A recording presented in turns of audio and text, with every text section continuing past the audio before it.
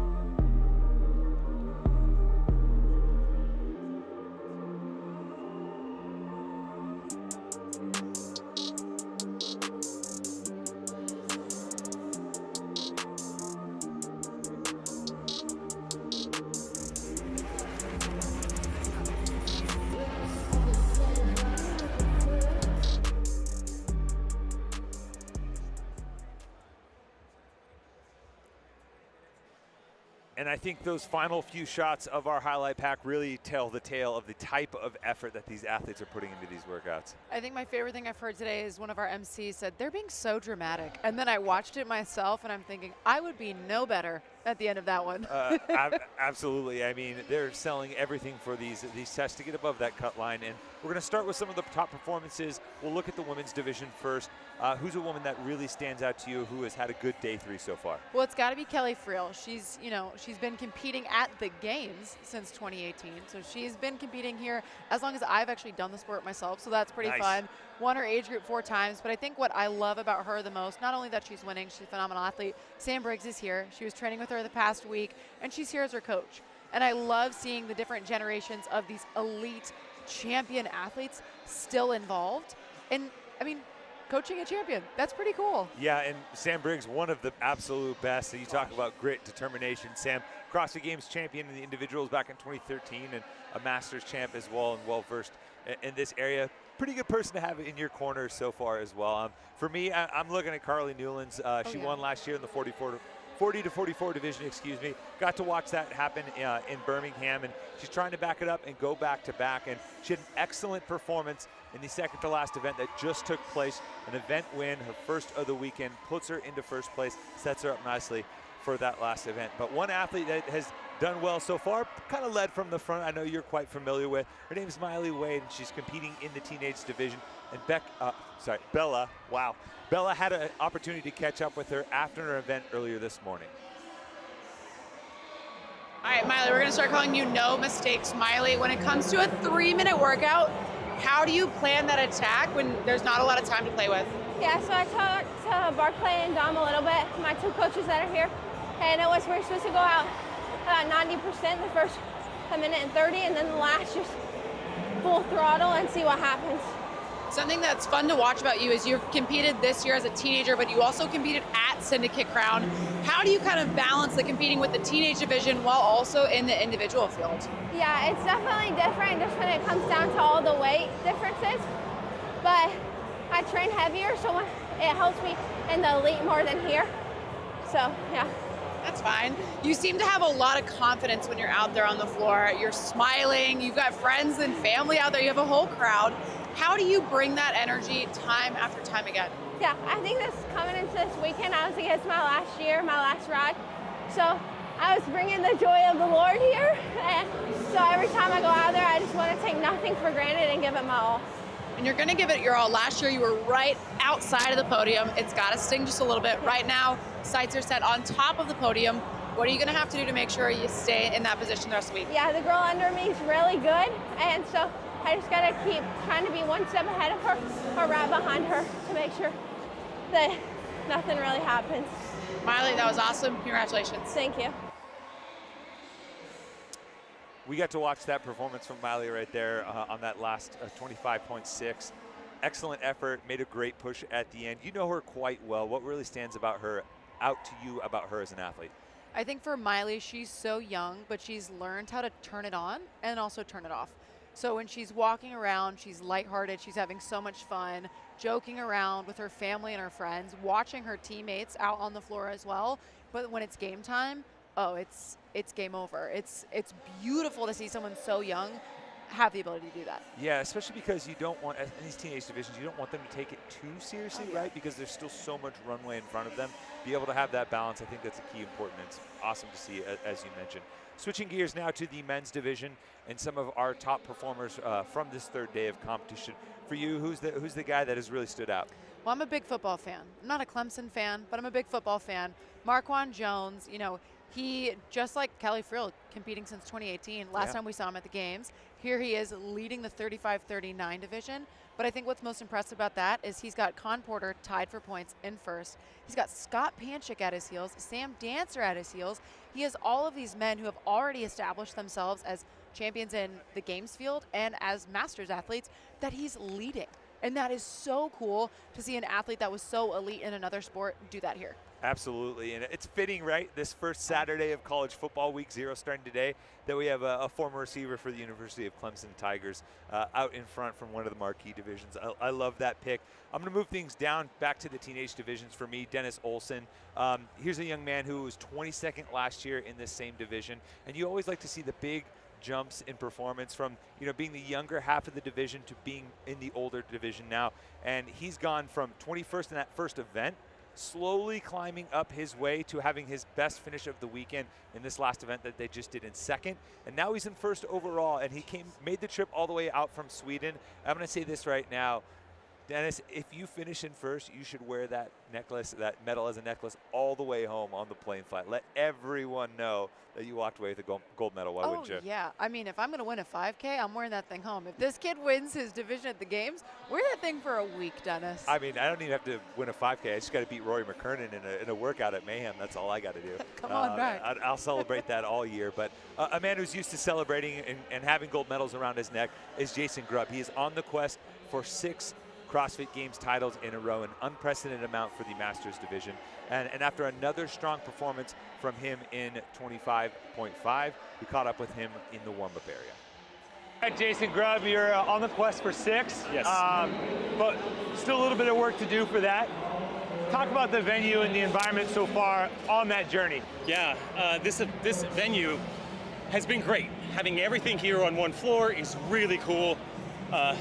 You know, we have our booth right at the entrance, so it's like home. Like, this feels like home. I hang out at our booth, I come in and do the workouts. The warm-up area is within 50 feet of the workout floor, which is great. And having the stands right there in your face is extra special. So for me, yesterday, or whenever I hit a clean and jerk max, lifetime max, I'm holding the bar overhead, staring at my kids in the eyeballs. And that was, I mean, it's great. It's so intimate. And the crowd noise feels like you're in a stadium because it's full in front of you, and that's what we love. I mean, it's just really fun to come out here. No doubt, and like I said, you're chasing history, but the path so far with the programming has been anything but easy. I know there's been some really tough tests, and especially this last one as well. Can you speak to how you were able to kind of grit through those final double unders? Poorly, very poorly. So I tested this, so I know what my capacity is. I know I can do the handstand push-ups, I know I can push the echo bike, and I can normally do double unders just fine. I think I got a little excited on that last set because I had to catch up with my biggest competitor, and he was still way behind me. So I was trying to hurry into those doubles, but that last set was, it's weird to say max effort double unders. Yeah. But it was everything I had to get across the line and then get off my feet as fast as possible. No doubt, and you got one test left, realistically, on Sunday. Yes. Once we get through the day. For you, being able to set that record and continue that legacy, if you get 6, what does the future look like? I age up, brother. Yep. And so the future looks good. And that's not, I don't get to sit back, right? Yeah. I'm already looking at who's in the 50-year-old age group in front right now. Who's coming up with me? Like, those are all guys that know who I am and are gonna train to try to get Grub. And that's what I want. I mean, I want a good fight at 50. But yeah, that's the magic of age groups. I finish this, and I get to move up into a division and be the rookie, the youngest? The young guy. The young guy. So, I mean, I'm really excited for that, and I want to continue this legacy for as long as I can. I love the training, I love the lifestyle, and I love the sport. Yep. And obviously, so you still have to seal the deal. How do you prepare mentally for a final day type test when you're in the hunt? One at a time, man. Every single test is an all-out battle. There's no thinking in this workout about the next one. It's send everything right now, and I'll figure out the next one when I get there. And then I'll figure out the next one. And then I'll figure out the last one. That's why you're the champ. Thanks. Always great to hear from Jason, and you know, going to the final event today, he has set himself up nicely. He's in first place overall, just one more event to go for his division. But while we were back there, we ran into a familiar face, and we're joined now here at the pre-show by the competition director for the CrossFit Games, Adrian Bosman. Boz, great to see you. Great to be here. Thanks for having me. Great to have you, and I want to start because I have seen you running around everywhere. I think you may have covered just about every inch of this facility. So what's the scope of your role here this weekend? Well, we have a few people here from CrossFit HQ in a support role, so I've been here all week. Johnny Mack on our logistics team has been here, Anthony from our ops team, a couple other people floating around. And really, we're just here to be Swiss Army knives, you know, like Bob and Joe and the pit crew, Brock and their team. It's their show. They're doing a great job. I mean, we've got 4 competition floors running concurrently today. It's no small task, and it's going great. So our job really is to be here as utility players. So what do you need? You need us to help with some equipment stuff in the back? We're there. You need me to grab a mic and get up on the stage and do a brief? Happy to do it. So really just here to support the event any way we can. I like that because I saw you with the handstand push-up wall. You were working that driver. Yep, working on it. It's fun to be able to insert yourself into the event like that. It's been a while. You know, back in the days when things were a little bit earlier, it was not uncommon for people to have those kind of cross-department roles like that, and I don't get to do that quite as much anymore, so it's been a blast. Yeah. Boz, when it comes to the season of competition, last week or a couple weeks ago, we were in Albany. Feels like last week. I know, it does. It definitely does, that turnaround time. You know, we saw the community and we kept saying we're so back. How do you do a temperature check for the age group division at a competition like this so shortly after? Part of what I've been really enjoying, you know, seeing that my role is not so focused on any one thing here, I've been trying to make as many touch points with the athletes as I possibly can and just get a check, you know, how you doing? How are they treating you? How's the body feeling? What's the event been like for you? And I got to say, the attitude here is overwhelmingly positive. It's been great. I mean, you can see it out here. There's this event going on in front of us, and we've got cheering squads, and their crew is rolling deep. I mean, I've talked to so many people that have an athlete in the field, and they're like, yeah, we showed up with 11 of us to cheer on our guy, you know? So very, very cool to see that. I mean, to be perfectly frank, it feels really good to come off of a successful games into another event like this where the motivation and the vibration is so high, you know? And I know there was some media release kind of talking about how the age groups really represent part of the core of CrossFit. Sure. In terms of the athletes that are out on the competition floor and, you know, not necessarily being full-time professional athletes and kind of, I don't know, maybe being a mirror to, you know, what happens in the box as well. But for you on the competition floor, is there a division that always kind of stands out to you, good or bad? Because I know I look at some of them and I feel bad about my fitness. Oh, well, I mean, there's that aspect, but it's not about me, you know? Yeah. No, I think the older divisions are so much fun. Like, I love, you know, seeing the 60, 65, and 70-year-old athletes. They are hilarious. Like Tom Ackerman, every time I see him come off the floor, he's like pumping his chest at me, and like he's like, "You see me take that field?" You know, I'm like, "Yes, I did, Tom. I got you." You know. Yeah. And so that's really cool. I talked to a lot of athletes who they had some trepidation about the pistols yesterday going into it, and came off the field ecstatic. They're like, I didn't think I could do that many reps, and like I PR'd on what I thought I would do and things like that. So those divisions are really always awesome. And to kind of circle back around to what you led with there, you know, talking about the core of CrossFit, I'll give you one, man. I was just out there eating lunch, and I bumped into somebody, thought I recognized him, wasn't quite sure. Graham Holmberg's dad. So we caught up for a little bit, you know what I mean? And so it's cool. We're talking about the good old days in Carson, and you know, just catching up. And so it's amazing to see things like that come full circle. Like, this is somebody who I've known, not well, obviously, but have brushed into many, many times over the years. Haven't seen him in a few years, and here we are. So it's great to see that sort of thing in these divisions. Yeah. Just a lot of history. Well, I like that you say golden age, but I have a question about that. So some of these athletes that are competing weren't alive in the golden age of CrossFit. So how do you introduce them and kind of share the history with them without being like, hey, by the way, it used to be so freaking cool, and you have no idea what we used to do? No, I mean, I don't think it's like that. I don't know if I said golden age, but I guess like anything that is around long enough will have the benefit and the drawback of nostalgia. And nostalgia is a funny thing because nostalgia is always there, but sometimes it's more prominent in the people that weren't there. And you're like, it's weird. You're nostalgic for a thing you didn't experience, and so it can kind of get overhyped. Long-winded way of saying that, like, this is the new way for these athletes, and this is the new thing for them. And, like, I don't have to convince them of any history because they're living it right now and making it for themselves.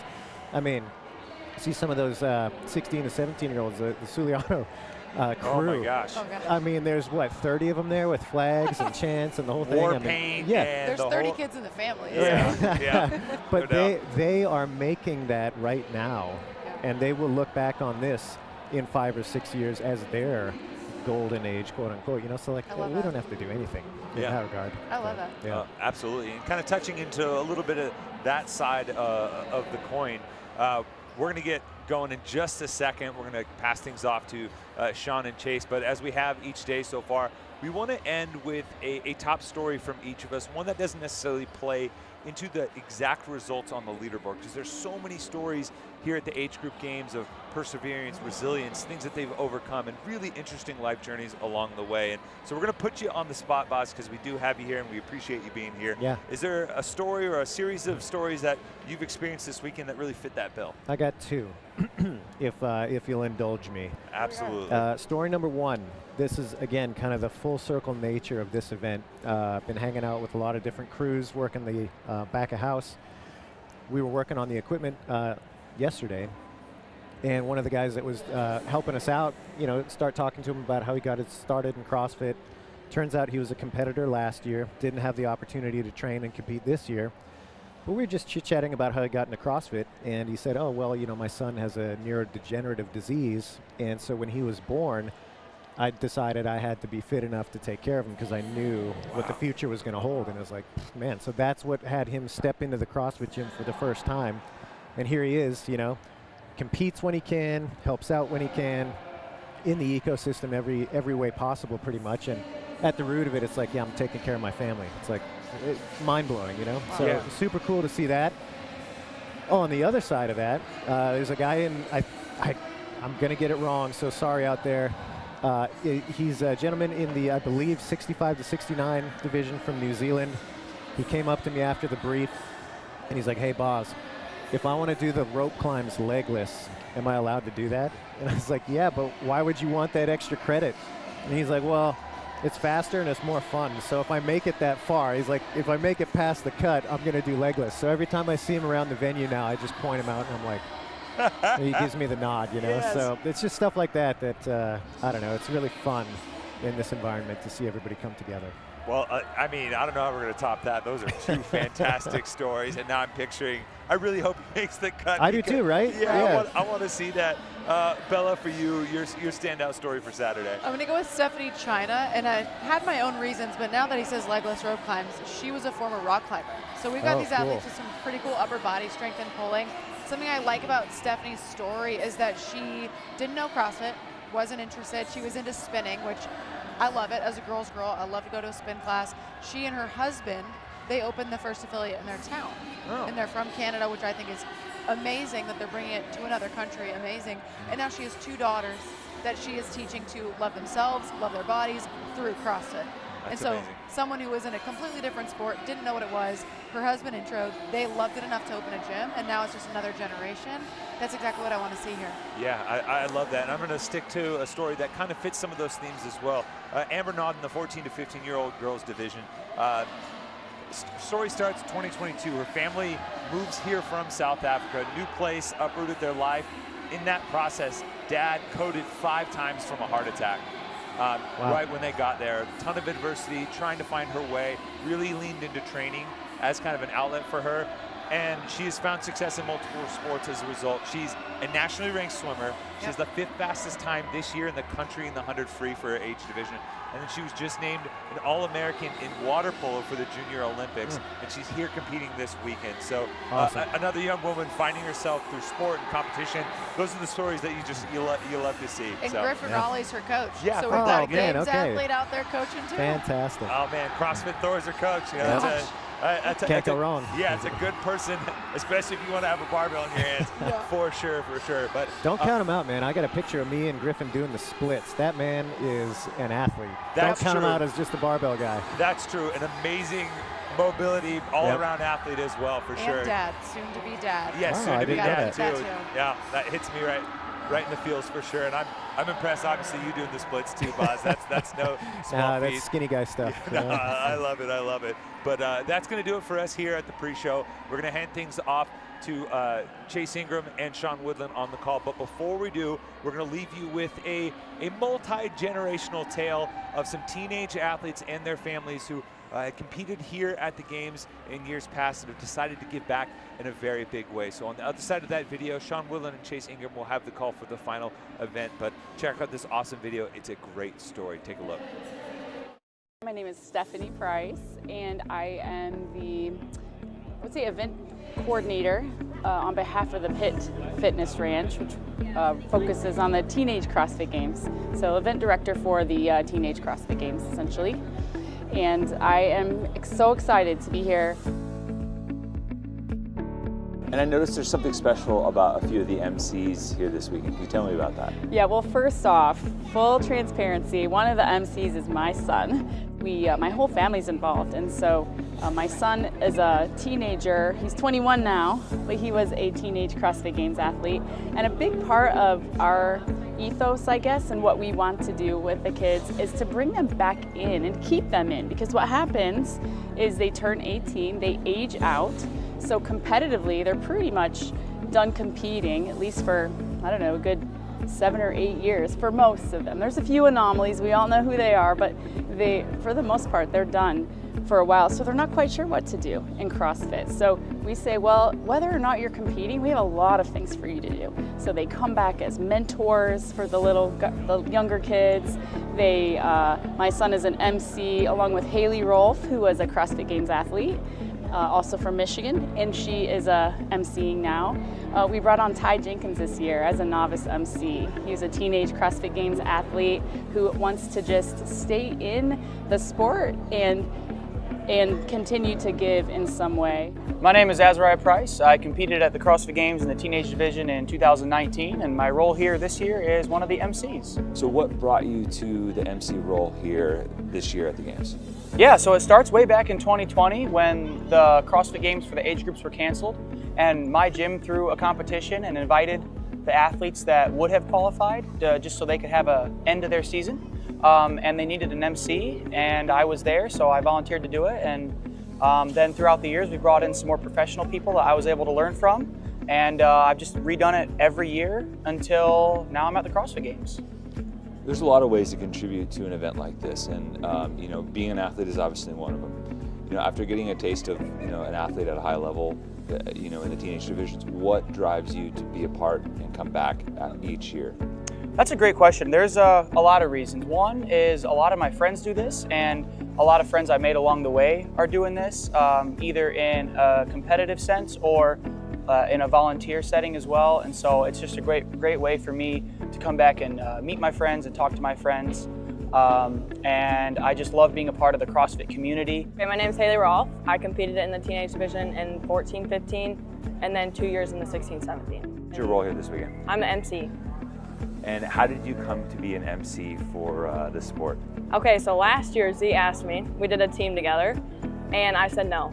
And then my gym owner convinced me, and I was like, okay, I'll give it a try. And then I came and had so much fun, and so I came back. So, having been an athlete, at an event like this, what are the parallels between being an MC on the floor and being an athlete on the floor? I think it's just so fun to give back and be able to I remember being in that moment of it felt so real, and then being able to step out and be an MC and watch them go through their emotions, and then just I don't know, get to highlight the really cool moments but not forget about the people who maybe aren't always in first place too. And so I think it's just fun to give back to the community that gave to me. Hi, my name is Ty Jenkins. I competed for 3 years as a teenager in 2021, 2022, and 2023. I won the title for fittest teen on earth all 3 years. And then this past year, in 2025, I took 15th at the CrossFit Games. I mean, you're coming off just an awesome season, right? Like hitting a lot of goals that you hoped to as a young teen in the sport. What brings you back here in this role as an MC? So last year, I was here at the Pitt Games as a mentor in the back. So helping, there's 14-year-old kids back there, just helping them know how to address a workout, know how to warm up, make sure they're eating between events. A lot of the things that I wish I knew when I was their age. And I love giving back to this division because it's where I started. And without it, I wouldn't be where I am now. And so through that, I got invited back shortly after the games last year, and they said maybe take on some more responsibility. I had no idea what that meant until middle of this summer, and they said, do you want to be an MC on the floor? And I've never done anything like this, but I was very happy to be a part in any way that can help out this weekend because I want these teams to have the best experience possible, and the Masters. And so being out there on the floor has been so fun. I think having the competitive history makes it fun, makes calling the action so much fun because I know what the athletes are feeling, I know what they're thinking, and it's been a blast.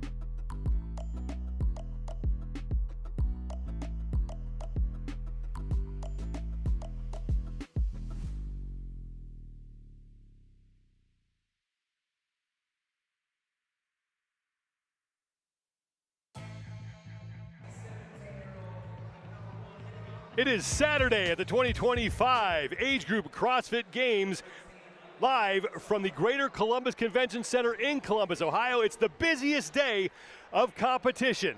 3 events here on day number 3, and we are about to bring you the 3rd and final event for the 16 to 17-year-old girls division. I'm Sean Woodland alongside Chase Ingram, and we have 4 athletes battling for 3 spots on the podium. In the overall standings, Miley Wade is trying to go wire to wire.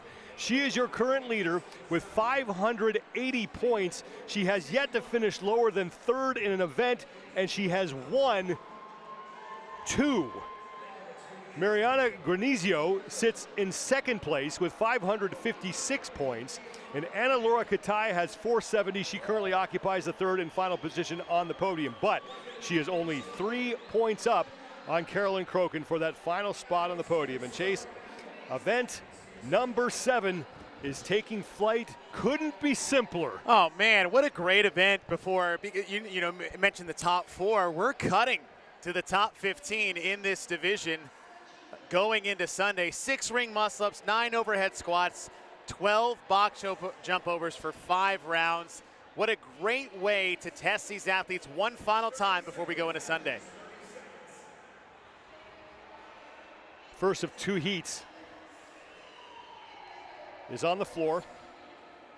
And the lane assignments will be on the left side of your screen.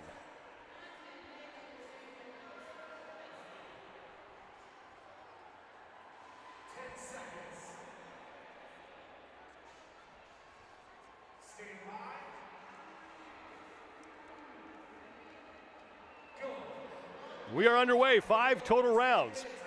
6 muscle-ups, 9 overhead squats, and 12 box jump overs. I mean, look at those individually. They don't seem too daunting. However, you do the math for 5 total rounds, and you have that classic rep scheme of 30 ring muscle-ups.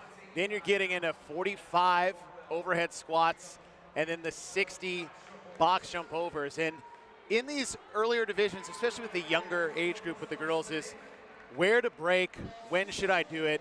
And a lot of times you look at the ring muscle-ups as your first one, is that if you break those intentionally, it helps control the event from round 1 to round 5, versus say something like the overhead squat.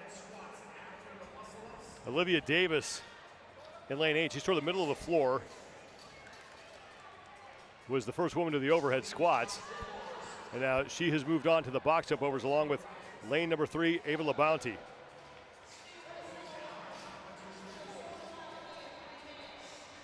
Let's look at Giovanna Pereira, you just saw, and that is Olivia Davis in lane 8.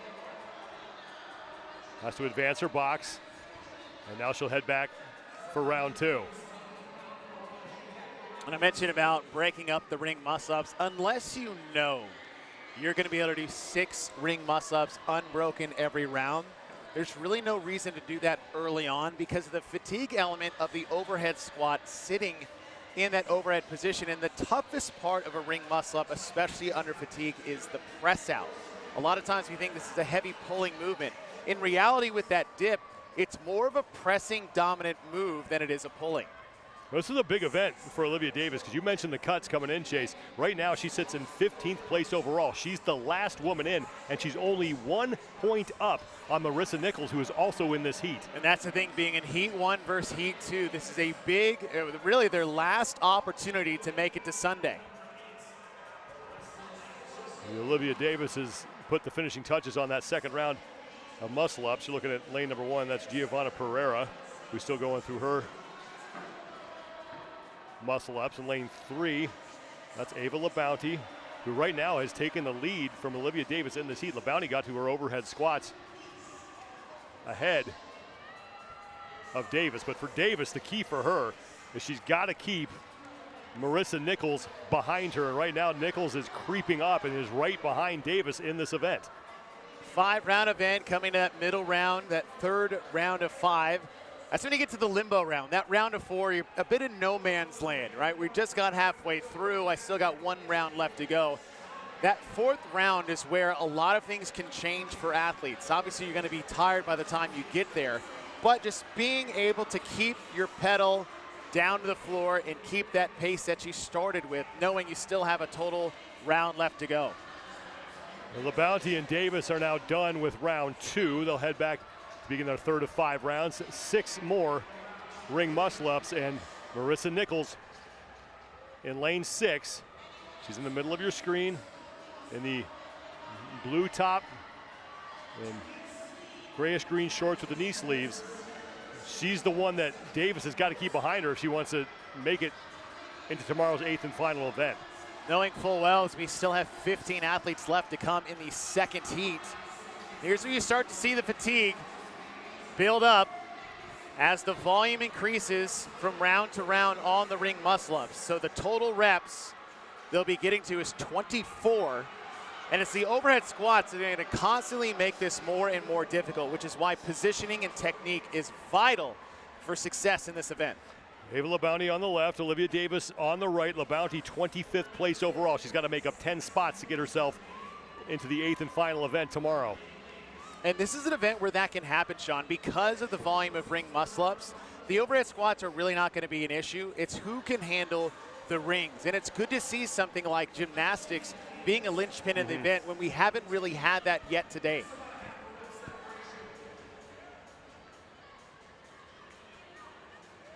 LaBounty continues to lead here in this heat. Olivia Davis continues to hold the lead over Marissa Nichols, who is now just getting to her overhead squats. Davis and LaBounty to the box jumps for the 3rd time. 12 reps here, then it's back to start round 4.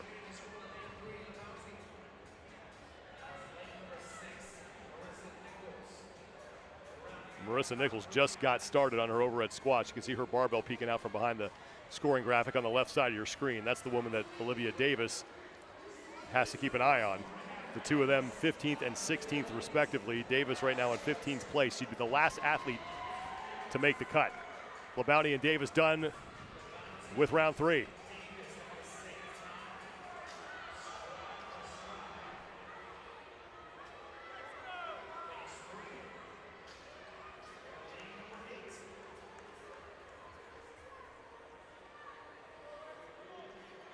Six more ring muscle-ups.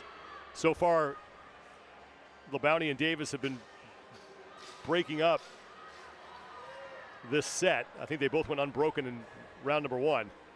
But Davis, I think, did 3 and took a break. And if you can afford that in round 1, you also need to make sure that you capitalize on that in round 1. Is it really worth the effort for the time saved? Say you had a 10-second break in round 1 if you took a break. Well, if you went unbroken in round 1, are those 10 seconds really going to help you in the first round, or saving a little energy, maybe having one less break in the later rounds?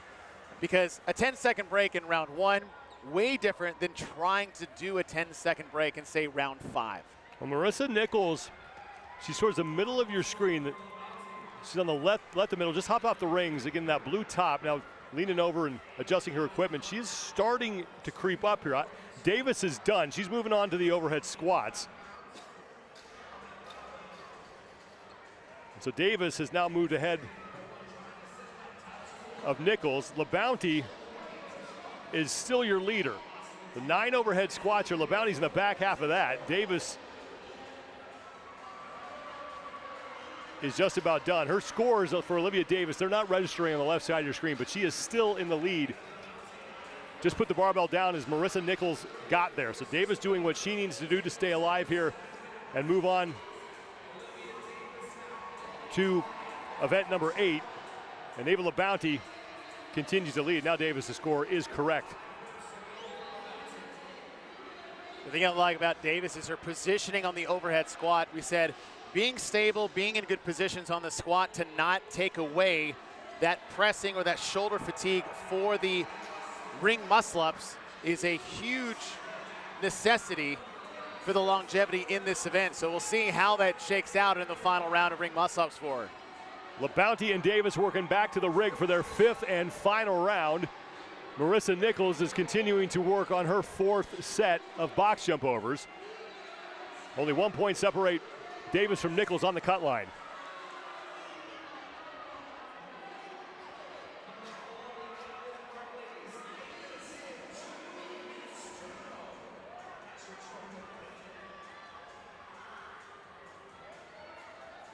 Davis in that prior round was struggling a little bit with the press out. It looks like she's gotten that corrected. She's right of center, just. That's that last bit of the lockout, and that one did not count. And that is what you are hoping does not happen at any point in time, because once that happens, the whole rep scheme and rest scheme goes out the window, and you have to be patient enough to rest until your body recovers. Ava LaBounty onto her overhead squats, looking like she's going to win the heat. Marissa Nichols, meanwhile, is getting to work on the rings as Olivia Davis is back up as well behind your leader on the screen, Ava LaBounty. LaBounty now to the box jump overs. 12 final reps here for Ava LaBounty, 25th place coming in, so she needs a swing for the fences here to try to get herself into the top 15 and into that 8th and final event tomorrow. Final couple reps for LaBounty, and she's going to do it. Ava LaBounty will take heat 1. If you've got the prowess on the rings, this is your event to make big moves with your last opportunity to make that final cut to 15. 9 minutes, 11.90 seconds. Meanwhile, Olivia Davis is putting the final touches on her 5th and final set of ring muscle-ups. She is done. She's still ahead of Marissa Nichols, although some athletes are on the barbell, but Davis is ahead of most of them. A lot of separation in this event. Now Nichols has just gotten to the barbell. She squat snatches that first rep. Nichols on the left, Davis on the right. 15 seconds to go before we hit the time cap.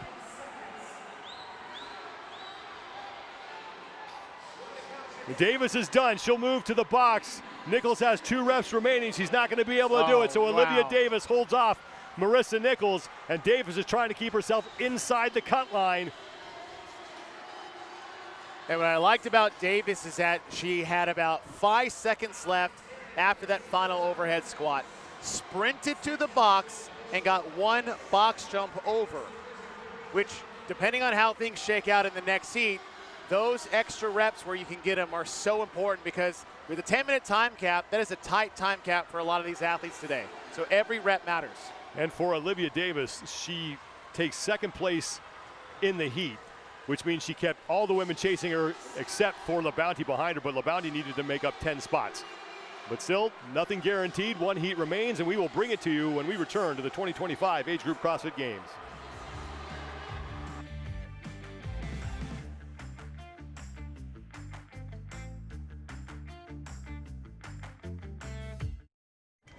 Strength, endurance, resilience.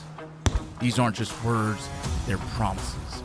Ones you make every day to protect, serve, and defend. You put in the work, now put it to the test. Because when the mission calls, you answer. Join the mission.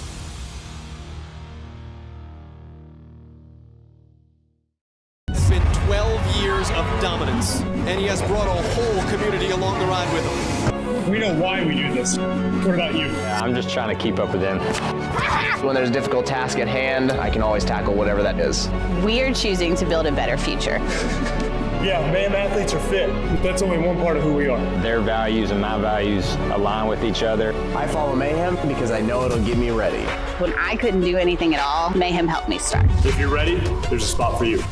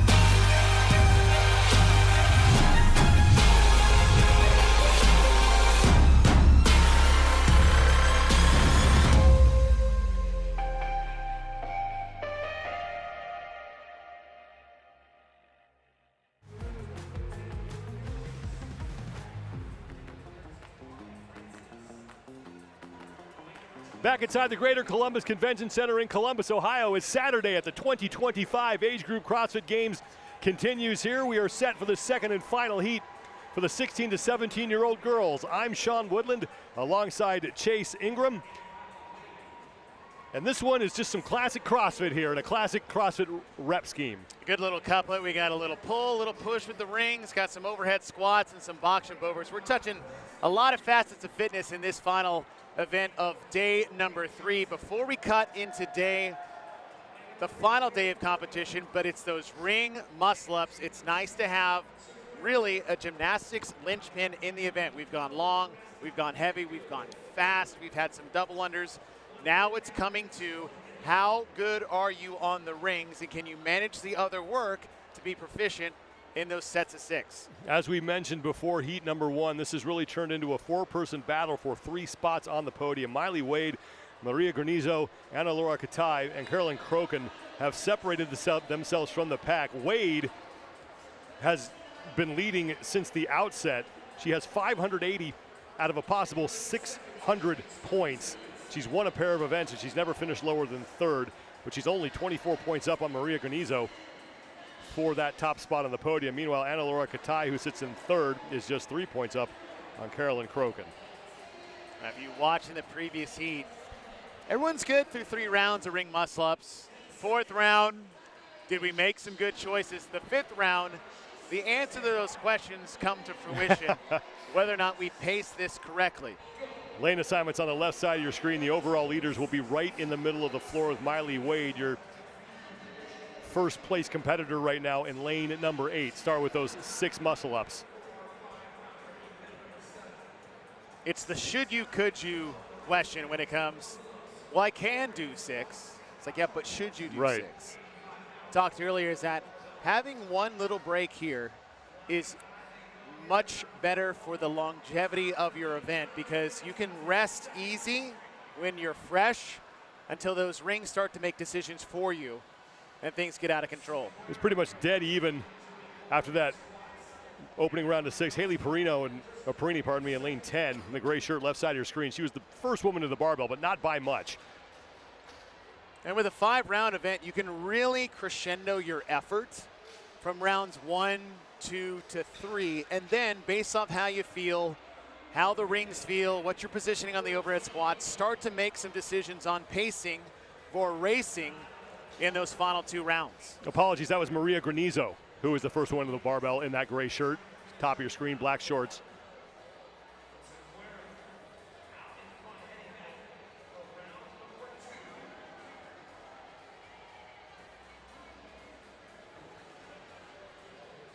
There's Leticia Sequeira from Made for CrossFit.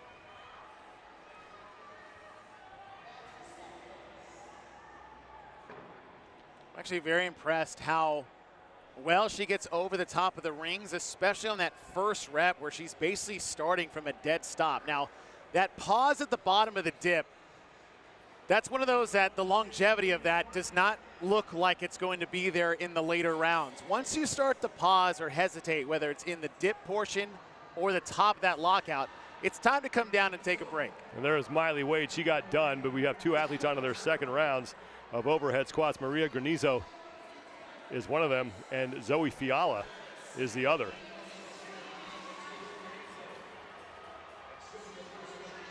That overhead position on our squat is so good, and that's such a benefit. 45 total overhead squats, but really those playing interference with the ring muscle-ups. That's Leticia Sequeira, who is currently sitting in 2nd place in the heat. The time to beat belongs to Ava LaBounty from heat number 1, 9 minutes, 11.90 seconds.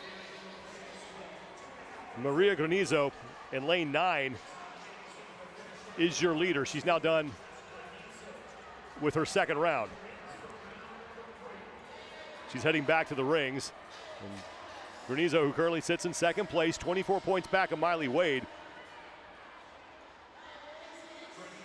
She's had a great competition as Granizo. She only has 1 finish outside the top 3. That was a 7th in the 1-rep max clean and jerk on Thursday. I mean, being such a niche event like that, where a lot of specialists can put in a would say a grenade in a sense on the leaderboard, depending on that skill set. And to get 7th in that, that's a good place to be if that's your worst finish in the weekend. Granizo is really starting to separate herself from the pack. She's back to the overhead squats for the 3rd time. Nice good overhead position. And things you look for is those are those shoulders rotating back and forth? Is there any instability there? How's that elbow lockout? Is there a lean forward? And in that position that she's in, as you can tell why she's leading this heat so far.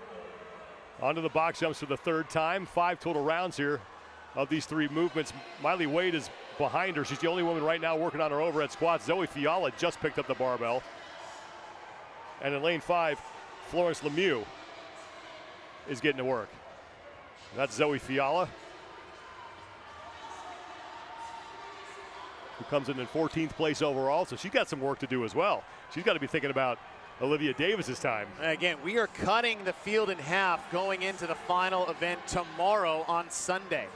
This is their last opportunity to make that final event. Granizo's now down with 3 rounds, done with 3 rounds, under round number 4. She's back on the rings, middle of your screen, or left of center in the gray top.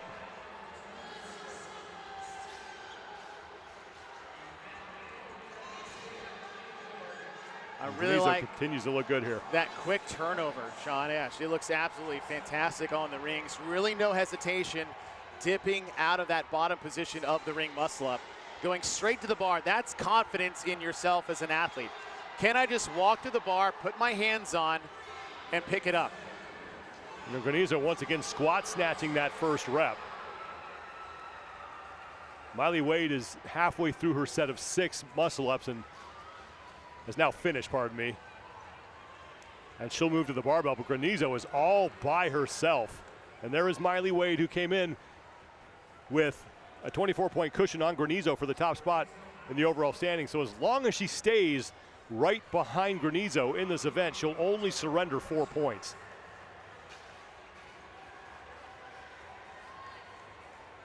And Granizo's now through 4 rounds. Advances her box and heads back to the rings for the final time. Well ahead of the pace set by Ava LeBounty, who has the top time from heat number 1 at 9 minutes, 11.9 seconds.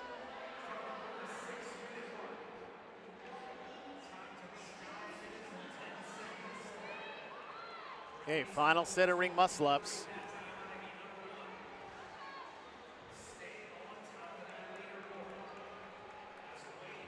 She went unbroken pretty much every round so far. Only had a little struggle in her last couple of reps in the 4th set.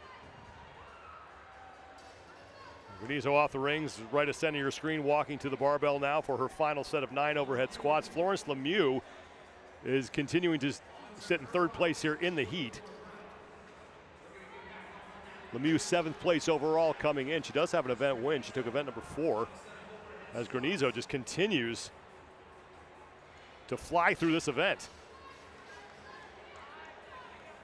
Miley Wade on the left is on the rings, just getting started on her set of 6. She's got 3 reps remaining as Granizo is now done and has 12 box jumps to go before she's going to pick up another event win.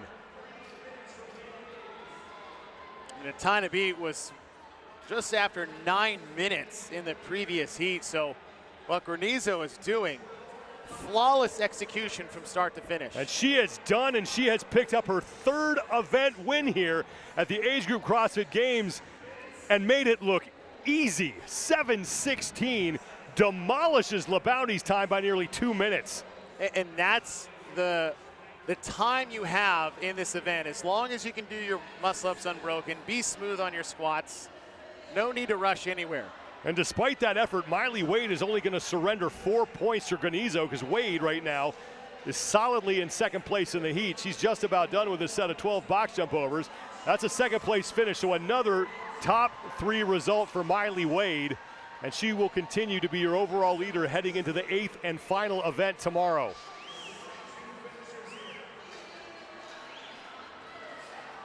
Florence Lemieux should be the next woman to finish. She's on her overhead squats. Middle of your screen.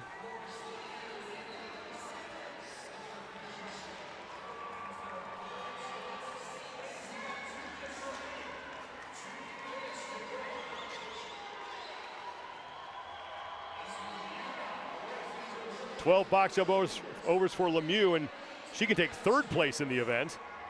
Because again, LeBounty's time from heat number 1 currently sits as the third best mark, and that's 9 minutes, 11.90 seconds. Lemieux's gonna have no problem beating that. Now, Of course, Lemieux was in. The question was, for LeBounty, can she make up that distance from the position that she was in? You're gonna get a top 4 time in this event. What are the other girls between you and that 15th place position doing in this heat?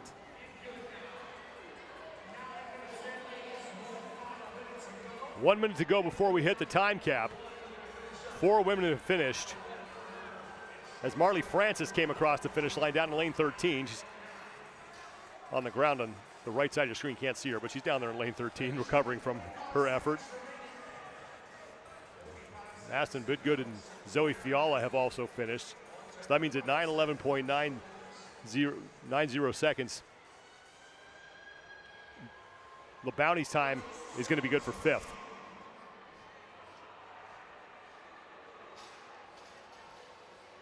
And the more women who finish this event, the better it is for Ava LeBounty's chances of making the cut line.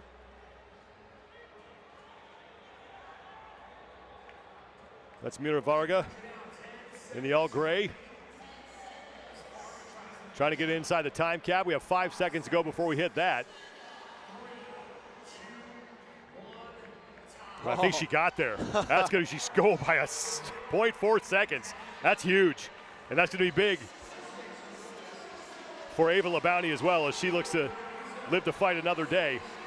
But it's Maria Granizo who wins her 3rd event of the competition, 7:13.80 seconds, picks up 100 points. Miley Wade will continue to be your overall leader, once again finishing inside the top 3. 16 to 17-year-old girls are done. When we come back, the 50 to 54-year-old women will be up next here at the 2025 Age Group CrossFit Games.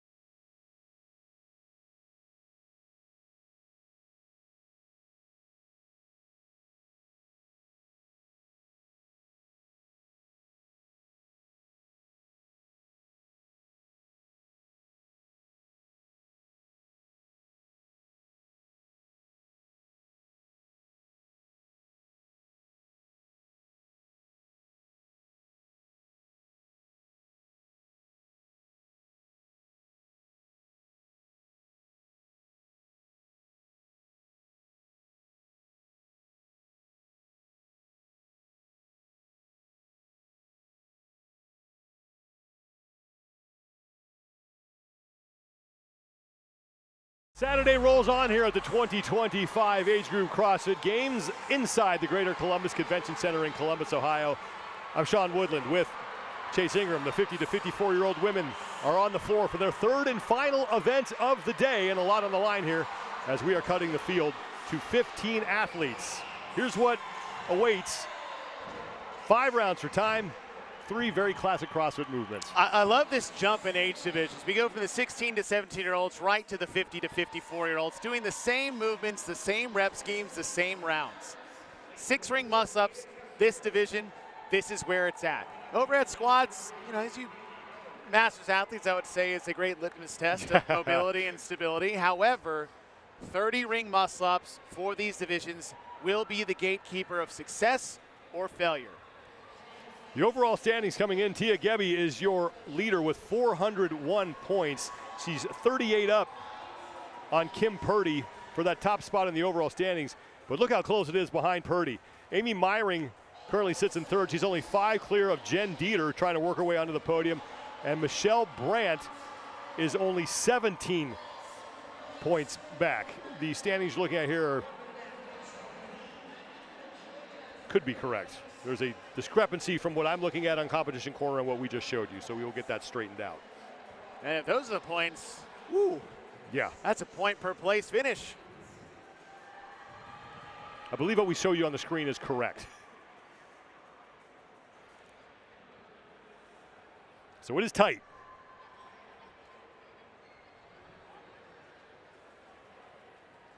Managing your ring muscle-ups, breaking up early is going to be key. Unless, listen, if you're a savant on the rings, by all means, use that to your advantage. But if it's something you need to manage the whole way through, managing it more early is better than scrambling for rep schemes and pacing and how to rest late.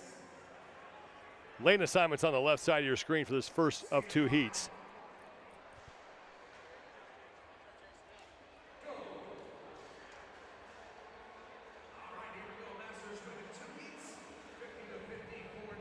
Get a good idea of where everyone's at when it comes to the rings themselves for this division, 50 to 54. Same rep scheme, same volume that we saw on the 16 to 17.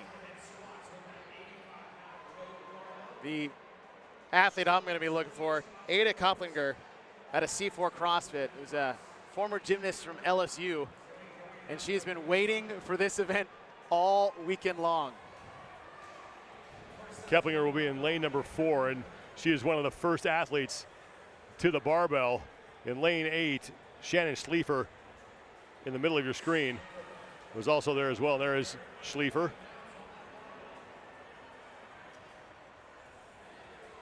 And Keplinger is just about done.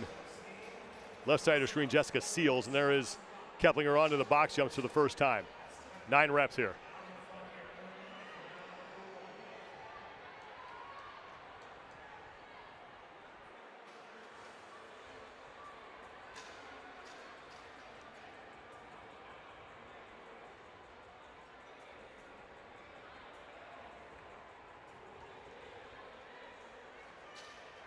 I mean, in this, I would say in this division and any other one that we have coming up is that you're going to see a wide range of skills and abilities and finishes from 1st to 30th.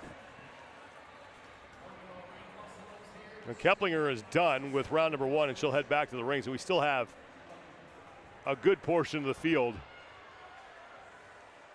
on their first round of muscle-ups. It is one of the long-standing affiliate owners in Texas from C4 CrossFit. One of the longer ones in the country. Keplinger is through 4 of 6 on the far left side of your screen, right next to the scoring graphic in the blue top. She's your leader right now in the heat. 2 rounds of unbroken so far. Keplinger back to the barbell. Shannon Schliefer is the woman you're looking at on the left. Currently sits in 3rd place. And then down in lane number 12, Monica Mergliano is in 2nd.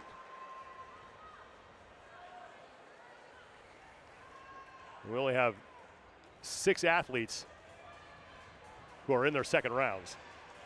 This 10-minute time cap is, this may be an AMRAP for a couple of these divisions coming up, and that does change the way you approach this as an athlete, because if you're going to go slower maybe on the overhead squats because of the weight, maybe because of the difficulty of the movement, the box height is a little bit tougher if we don't have the same spring in our legs as we do the 16 to 17-year-olds that are doing this. So if you have the ability to really push the pace on the rings and use that to your advantage, knowing full well you may not have it to even come back to the 5th round. Could change the way you approach this entire event. And Keplinger continues to lead. She's got a 6-rep cushion right now here in the 2nd round of box jumps over Merigliano and Schleifer, pardon me.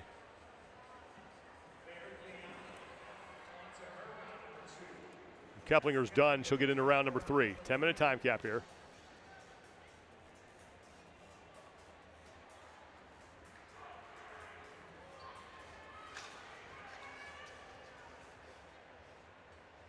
Did 6 in a row the first 2. Last 2 reps of the 6 looked a little tough. We'll see what Keplinger does on this 3rd set. That's Monica Merigliano back to the rings for the start of her 3rd round.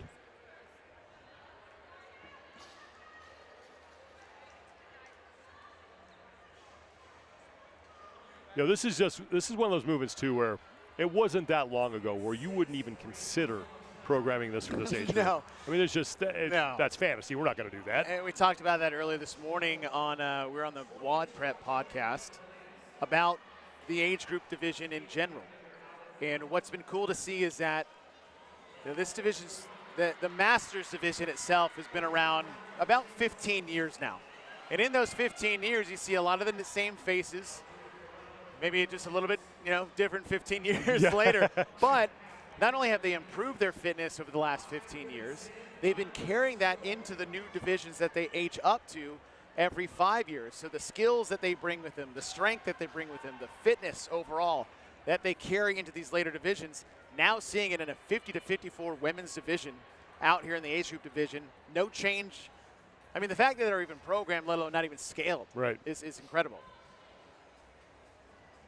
Keplinger, 1 rep to go on her 3rd set of 5 on the overhead squats, and now onto the box for the 3rd time for 12 more. We're more than halfway through the allotted 10-minute time. Shannon Schleifer back on the barbell, middle of your screen. She's on round 3 as well.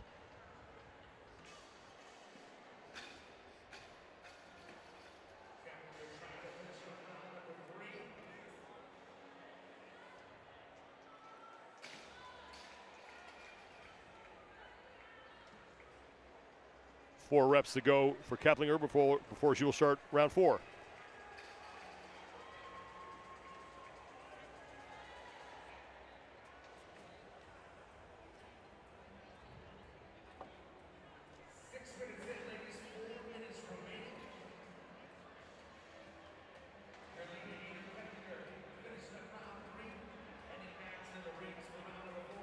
Keplinger now into round number 4. She's all by herself.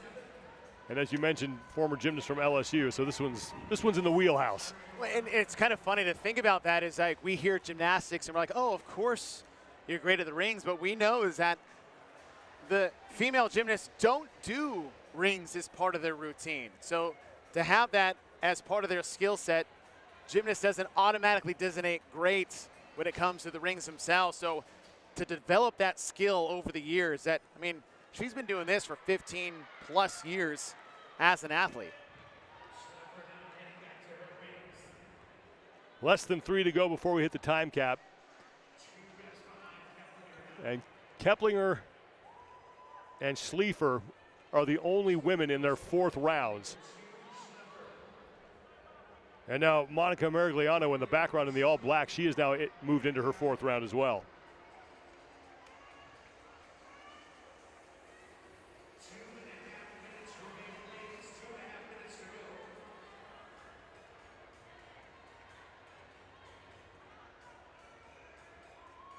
Schleifer looks good on those muscle ups. And she is now taking the lead from Keplinger. Shannon Schleifer has moved into 1st place here in the heat, ahead of Keplinger. And she's been pacing it out a lot the first 3 rounds. Ada went unbroken in the first 2, forced to break in the 3rd one. Still broke in the 4th, but had to rest a little bit more. Keplinger now getting to the barbell, and as we were watching those muscle ups, it was really the press out where Schleifer was able to take the lead. Keplinger was struggling a little bit with that lockout, but Keplinger didn't have the problems with that. Now she's in first place here in round 4 of 5 with just about 90 seconds to go before we hit the time cap. So 12 more box jump overs before Schliefer will get into round number 5, the last round here in this event. About 90 seconds. So that last set of ring muscle-ups is going to be the differentiator between these two. And Keplinger onto the box jump overs.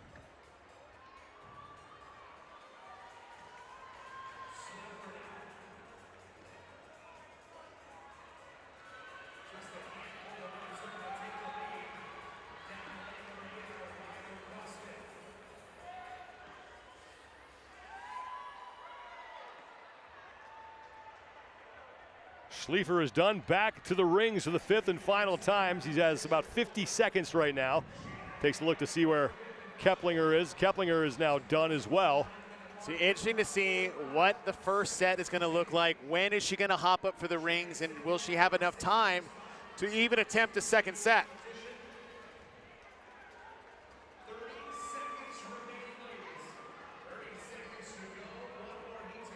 Schliefer is in the middle of your screen, the gray and the black, and then the light blue top on the left. That's Keplinger. Schliefer on the left, Keplinger on the right now. Ooh. And there's that labored press out that we saw in the last round. Schliefer is starting to struggle as well, too. Wow. But she's going to get through that set. That is 6 in a big for row. Shannon Schliefer. Great effort for her as she gets through 4 rounds and 6 ring muscle-ups and put on a late charge to set the top mark of 114 reps completed.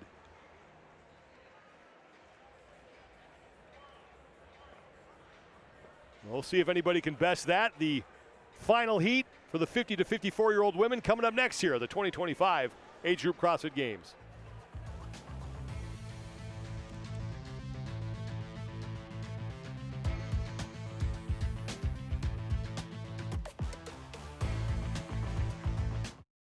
People always say, when the dust settles, that's when I'll make my move.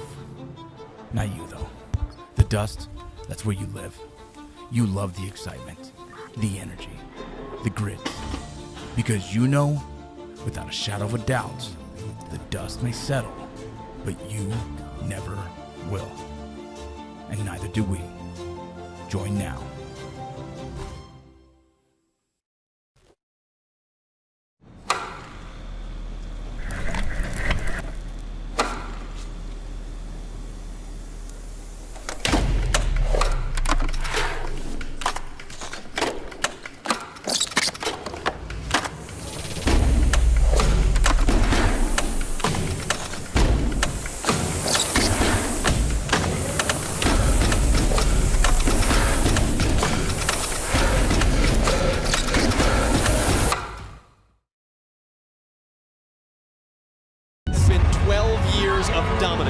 And he has brought a whole community along the ride with him. We know why we do this. What about you? Yeah, I'm just trying to keep up with him.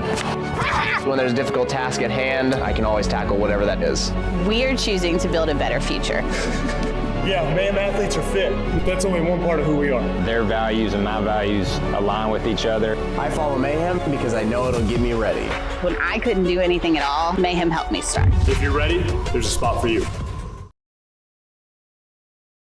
Maybe you were born with this fire, or someone stoked it in you. But at some point you decided, when others walk, you run. When they rest, you keep going. And when they give up, well, you're just getting started. Apply now.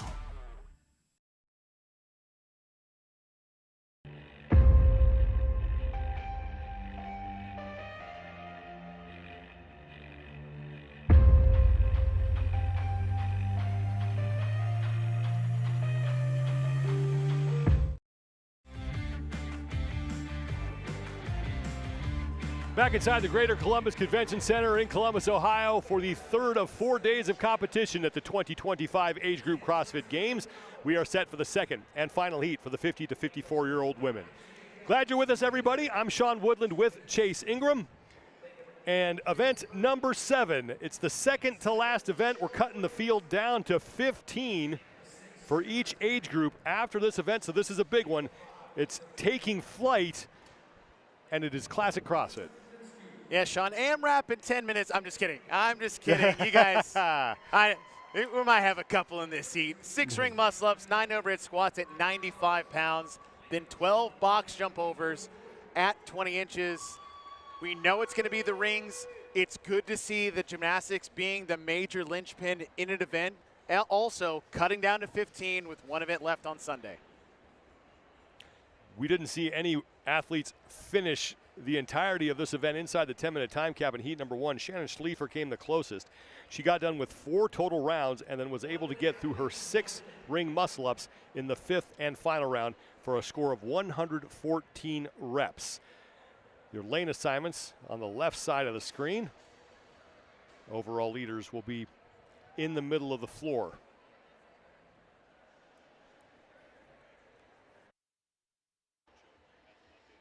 We saw a couple different strategies between your top 2 females in the previous heat. Some of it was unbroken early. The other was break it up early. And then the last round, Scheffler was able to do 6 in a row on the final set of rings to put her ahead in the last minutes of the event. Pace your muscle ups. Pace them early. You can always go unbroken later, right? The unbroken does not pay off early. This isn't a sprint. Yeah, you don't lose it in round, or you don't win it in round 1, but you can't lose it. We are underway. Second and final heat. We'll see if anybody can beat the 114 rep mark set by Shannon Schliefer in heat number 1.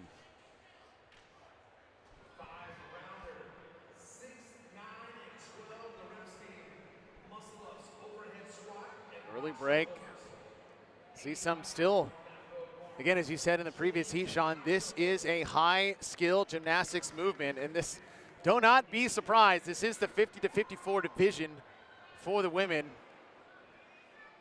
And now this is really setting the bar going forward in the age group division. Is that, listen, if you're going to want to make the games and be successful, this is a tool you need in your tool belt. Ro Moray down in lane 15 was the first woman to the barbell. Left of your screen in the blue and the black, that's Jen Dieter. She was second to the overhead squats. 9 reps that need to complete here. And then in lane 11, Stephanie China. She's on the right side of the screen, light blue top and black shorts, wearing the exact same attire as Jen Dieter on the left. Dieter now to the box jump overs. And Ro Moray in lane 15 is there as well. One thing I like about Dieter's pace on the left side of your screen is that she's taking her time. There's no real rush to race back to the rings using the box jump overs as that means to get ahead of anyone. If you want to separate yourself from the pack in this event, then it's going to come down to the rings. You can do the overhead squats unbroken, just make sure it's good positioning. You're not wasting energy, you're wasting movement. But you don't need to sprint these box jump overs, especially in the first 4 rounds, just to race back to the rings before you've had a time to recover. Dieter is done with round 1, heading back to the rings. Ro Moray and lane 15 at the other end of the floor also going back to the rings. And Stephanie China at lane 11. They're your top 3.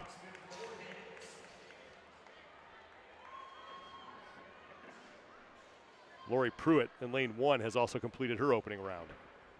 So start of round 2 here for Jen Dieter.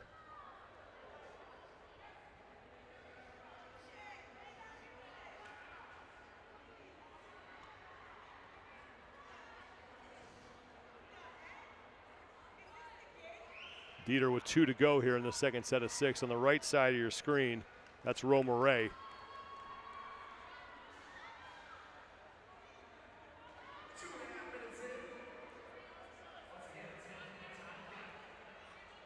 Dieter is done, back to the overhead squats. 9 reps at 95 pounds. Singles. And I think in the first round, Ro was the first one to the barbell. And now getting reduced to singles. With Stephanie China stepping up to the barbell on the right side. Dieter's barbell continuing to move. It's just peeking out there from behind our score graphic, and now she is done with those 9 reps and will move back to the box for 12 more box jump overs at 24 inches. She's moving well, and for these, let's say, older divisions for the men and the women alike, is that using the box jump overs as almost a means to recover and get your body set for the rings, because you just did overhead squats, and you can see the toll it's going to take on the shoulders, on the triceps, and those are the 2 things you need the most to be successful dipping out of the ring muscle up. The box jump overs is straight lower body. Give yourself some time for your heart rate to come down. Give yourself some time to shake out the shoulders and the triceps to get set for that next set of ring muscle ups. Jen Dieter has now completed 2 rounds as Stephanie China puts the finishing touches on her second set of 12 box jump overs. Lori Pruitt and Lisa Menketti are 3rd and 4th respectively right now in this heat. Again, Shannon Schliever has the top score, 114 reps from heat number 1. She got through 4 total rounds and then was able to complete her 6 ring muscle ups in round 5.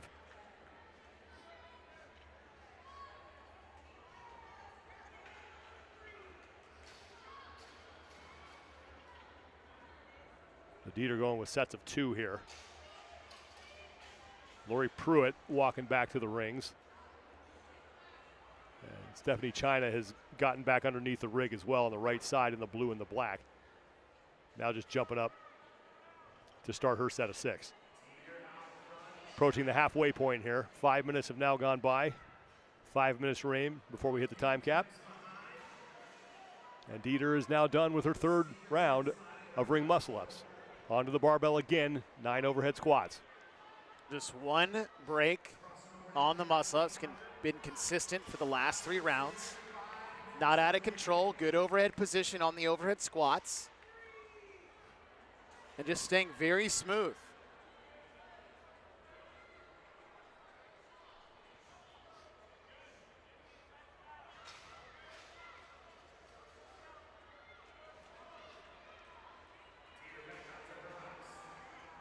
Twelve box jump overs here to close out round 3 for Jen Dieter. Approaching the 6-minute mark. 4 minutes will remain once we get there. You're looking around. And for her, is that you know what the best score was coming in, or at least you should if you take yourself competitively seriously at all. It's like, all right, listen, nobody finished in the previous heat. It was just the 6 muscle ups into the final round that I really needed to get through. So I'm just going to take my time. Nobody else is next to me on the competition floor other than 1 other athlete. So Dieter just almost completely and totally relaxed out there on the competition floor. Dieter into round 4, all by herself.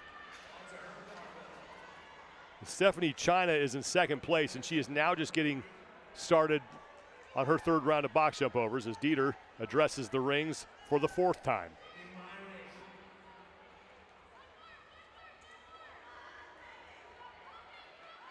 The Dieter going with 2 and takes a break.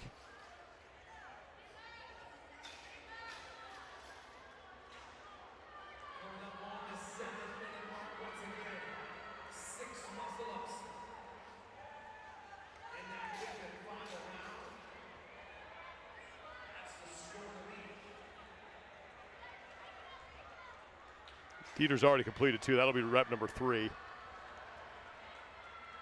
Once again going with sets of 2 as she did in the last round. Less than 3 minutes to go before we hit the cap. And the bigger picture, as far as the battle for the podium is concerned, Jen Dieter is doing just fine right now because the women that she's competing with are well behind her at this point. And in a position like this is that first is first, no matter how much you beat someone by or not. And even that, as long as you're ahead of the other athletes trying to chase you down in this heat that are around you, you're doing exactly what you need to do going into Sunday. Dieter to the barbell for 9 overhead squats at 94. Ooh. Now that was more of a technical miss than it was a weight miss.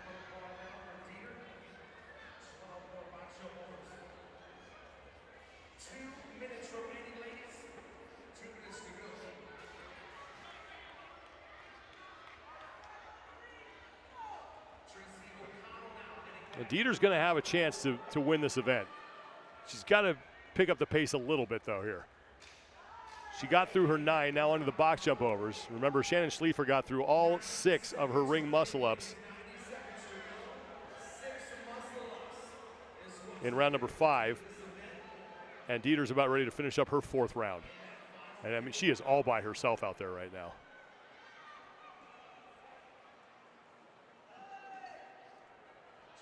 All the other competitors are back on the rings. Now here's the thing. She's been doing sets of 2. Scheffler did an unbroken set of 6. And they're about 10 seconds apart in terms of pace. So Dieter, who has just been pacing this out the entire time, if she wants the win, she doesn't need the win, but if she wants the win, she's got to get 6 and an over. Oh, you can tie for it. She's got to get 6 ring muscle-ups if she wants 100 points. 40 seconds to go for Dieter. And she has pretty much guaranteed herself a spot inside the top 3 in this event. So it's set of 2 for Dieter. 30 seconds to go. Let's see how impressive Scheffler was that ripped off 6 in a row in this final set in the previous heat. Fails the second one, but this is still. Now, what was Ada's score? I think she got through 3. Yeah. So now it's at least tied for second, and if she can get this, it's a big rep for Jen Dieter. Oh. Just can't pull through, but in the bigger picture, Jen Dieter's doing just fine, and she'll be in great position heading into the 8th and final event tomorrow. Gets through 111 reps. Shannon Schliefer's going to win the event with 114. The 50 to 54-year-old women are done for the day. Action continues when we return. It's the 45 to 49-year-old women up next here at the 2025 Age Group CrossFit Games.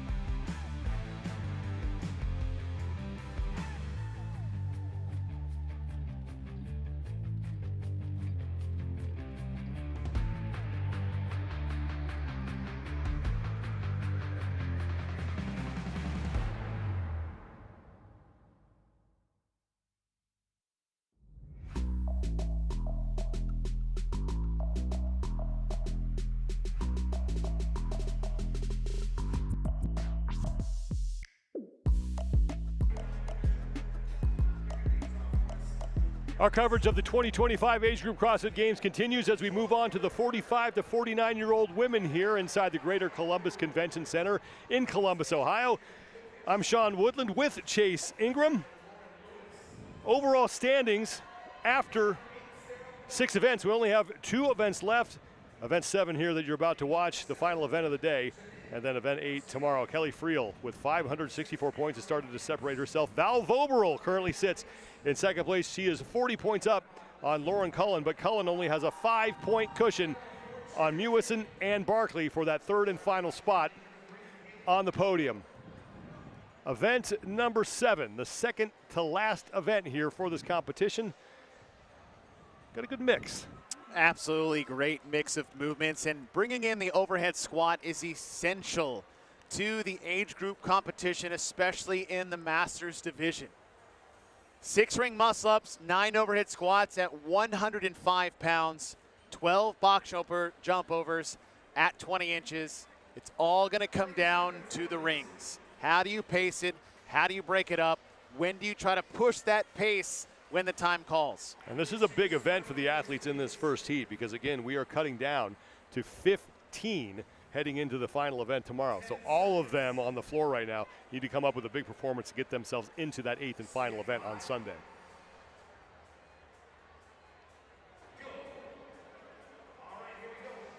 Heat 1 underway. Lane assignments on the left side of your screen. Start with those 6 ring muscle ups, and the weight on the barbell has now gone up. We have 105 pounds on the barbell for the overhead squats. Talking about confidence in your ring muscle up ability. We saw 10 run to the rings and 2 walk reluctantly to the rings. Walking a mile. It's like, why waste more energy when I'm just about to? 2 women are done, Haley Keller in lane number 3. And down in lane 12, I believe that's Erin Carter. She's on the right side of your screen, just out of view. Next to her, Pascal Bocarau is also onto the overhead squats. Is looking Carter and Bocarau. And so that's 3 athletes that went unbroken on the first set of 6, and we've seen it multiple heats now. The only reason you should be doing an unbroken set of 6 is if you think you can carry it all the way through for all 5 rounds. If not, breaking it up once, maybe even twice early, so you save that energy later in the event where it matters the most is the best approach. Haley Keller's on the right side of your screen. Bocarau's on the left. Those are your top 2, along with Erin Carter, who is your leader. Carter has 1 rep to go. She just completed that. She'll advance her box along with Bocarau, and they will head back to the rings for round 2 of 5.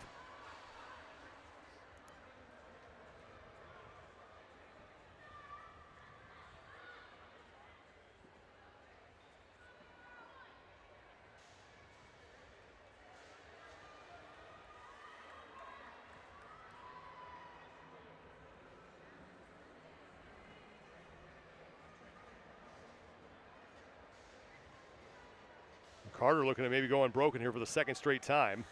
I think from a technical standpoint as a coach is that big elbow bend on the backswing is just, it's so much power lost on the swing through the kip. That straight arm position, think of it like a bow, right? Where the more you flex a stiff arm, the more you're going to get out of it. Bending at the elbow may feel more comfortable, but it's not actually helping you in the kip swing at all. Carter onto the overhead squats. That's Haley Keller onto her overhead squats. See that overhead position on the right side of your screen. A bit more of a bent elbow. You can see the shoulders moving. Maybe get a little lower in your squat to just help the judge out a little bit. But as we talked about, positioning being really what's being tested in the overhead squat. It's not the weight for the legs that's the issue. It's the weight sitting on the shoulders and the wrists that is going to compound with the ring muscle ups. Carter onto the box jump. She continues to lead here in round number 2 of 5. And Bocarau on the top of your screen is still on her overhead squats. She's got a couple reps remaining before she'll join Keller and Carter on the box jumps for the 2nd time. Carter with 1 more rep. She'll advance her box close out round 2 and head back to the rings.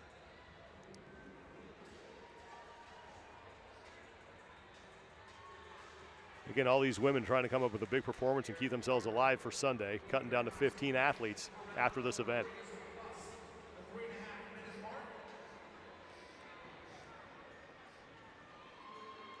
Two rounds of unbroken for Carter.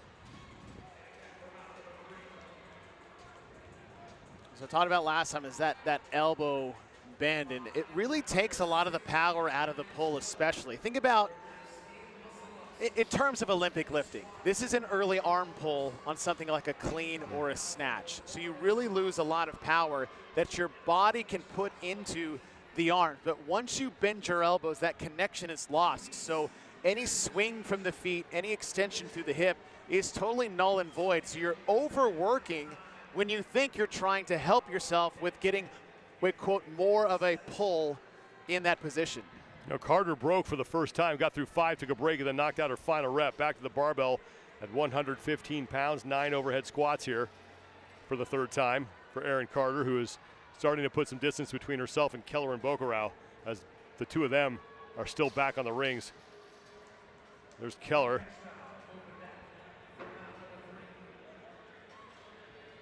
Final ring muscle up for her in this third round. She's done. Bocarau's halfway through her set of 6. She's on the left side of your screen. You can see her standing underneath the ring, shaking her arms out. Carter to the box now for her third set of jump overs.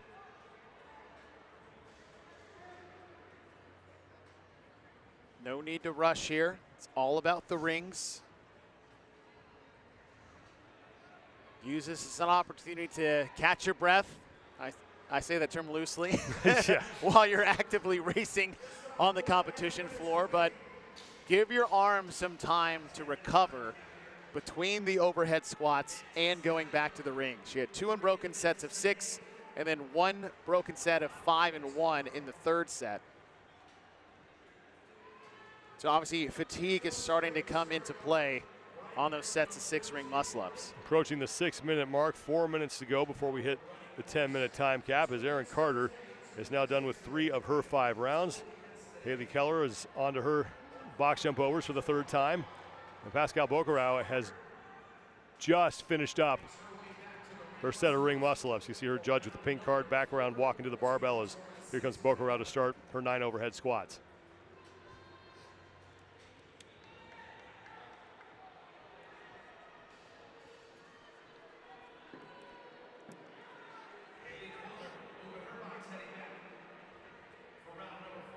So it was 5 and a break for Carter in round 3. We'll see what she does here.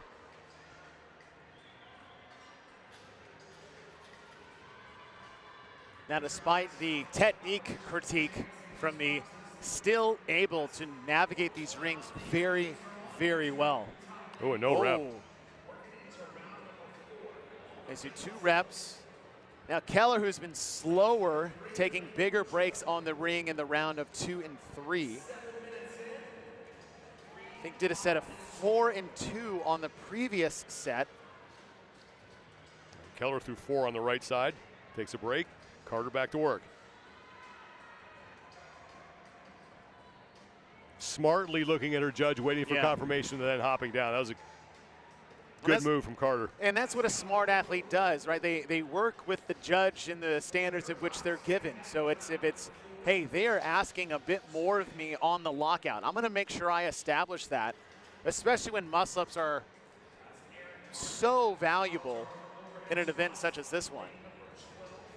And that goes for anything. Depth on the squat, body position, any movement that you're doing, understanding what your judge is looking for and asking from you is just as important as anything in this event.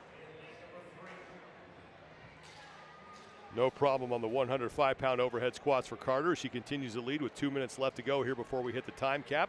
Looking to close out her 4th round.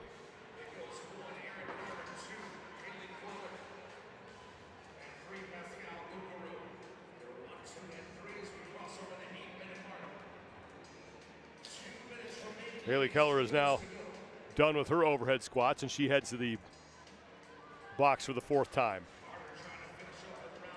90 seconds before we hit that time cap. Carter's got 3 reps remaining.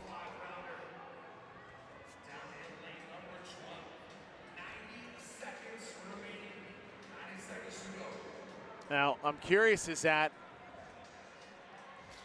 did Keller manage her rings enough to possibly make a move on the final set of 6? Carter got a no rep, which forced her to do an additional set in the last set of 6.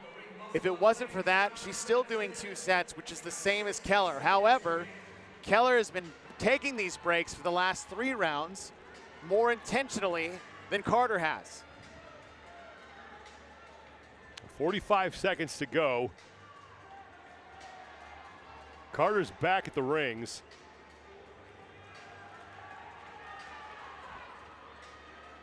She's down in lane 12. She's getting to work. She's on the right side there. She's through 2, now 3. And Keller is continuing to work now. A break for Carter, break for looks like maybe Keller. 3 or 4 for Carter. Carter has 4 down. Keller has 3. This is a big rep for Keller as Carter's getting back to work.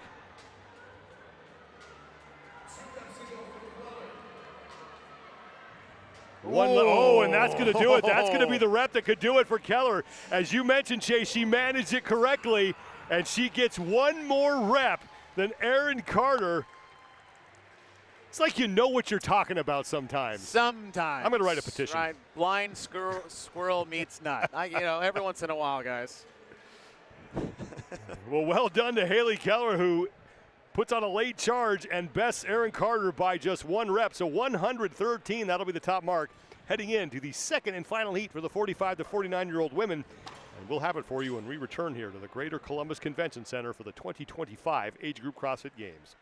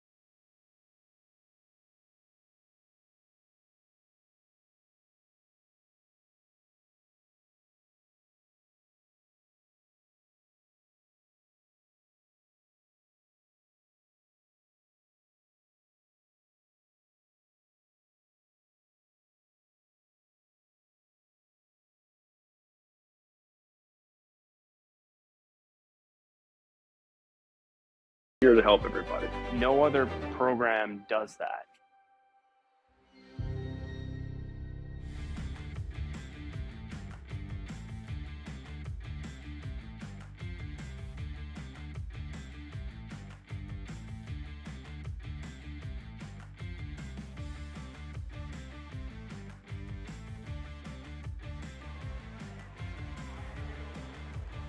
Second and final heat is set for the 45 to 49-year-old women as the 3rd day of competition continues here at the 2025 Age Group CrossFit Games. Thanks so much for joining us, everybody. I'm Sean Woodland with Chase Ingram.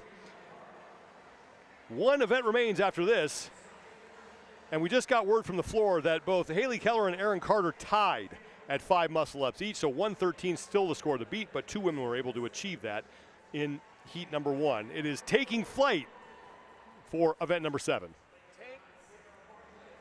Taking some advice, manage your muscle ups early unless you are a rock star on the rings. 5 rounds of 6-ring muscle-ups, 9 overhead squats at 105 pounds, and then 12 box jump overs. Use the box jump overs as an active recovery between the overhead squats and the ring muscle-ups. Unless you're hitting 6 every time without question and at max intensity, there's no reason to go unbroken in the first couple of rounds. Save some of that time, save some of that energy. We've seen it heat after heat after heat. Manage your work early, push hard late with what you got left. And we'll see if anybody heeds that advice, because it certainly paid off for Haley Keller. It did, yeah. In heat number 1, as she was able to tie Erin Carter for the top score at 113 reps. Now the overall leaders here will be on the floor for the second and final heat. And again, cutting down to 15 athletes after this event, and the women who are on the floor right now, relatively safe, but still want to make sure that they have plenty of room between them and that cut line after this event.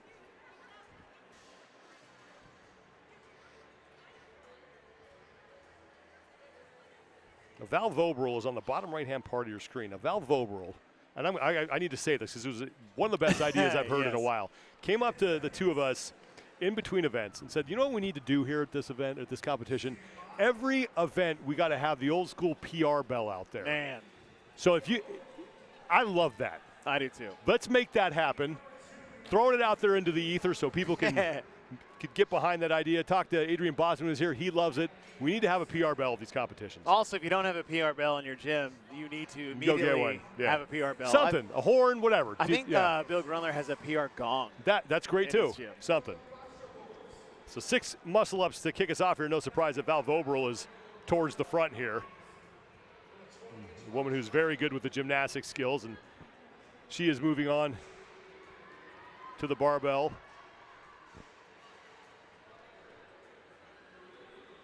Along with Angie Pommier.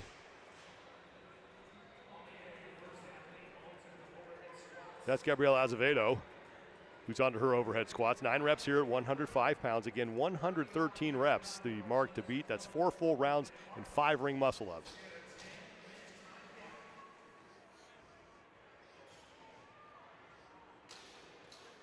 Box jump overs at 20 inches. Now, at this height, at this skill level, this isn't a height or a volume that's going to take anybody out of their rhythm or really put too much stress on them in the event. We said this is more of just a point of rest between the overhead squats and the rings. Vobril done with round number 1. And back to the rings for her second set of 6. Pommier right behind her.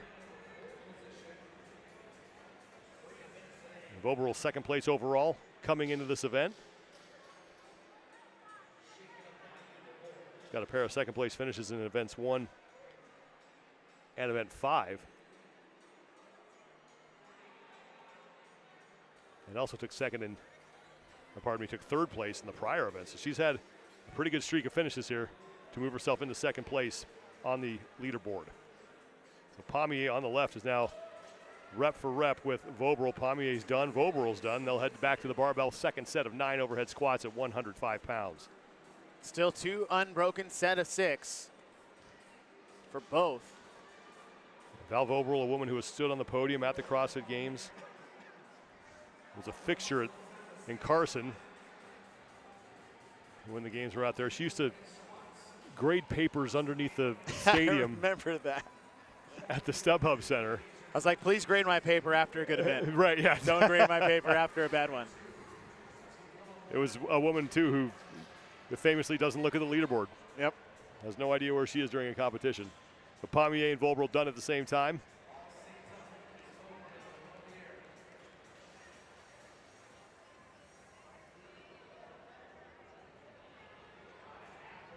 Gabriela Azevedo is still in third place. She just finished her set of 9 overhead squats for the second time.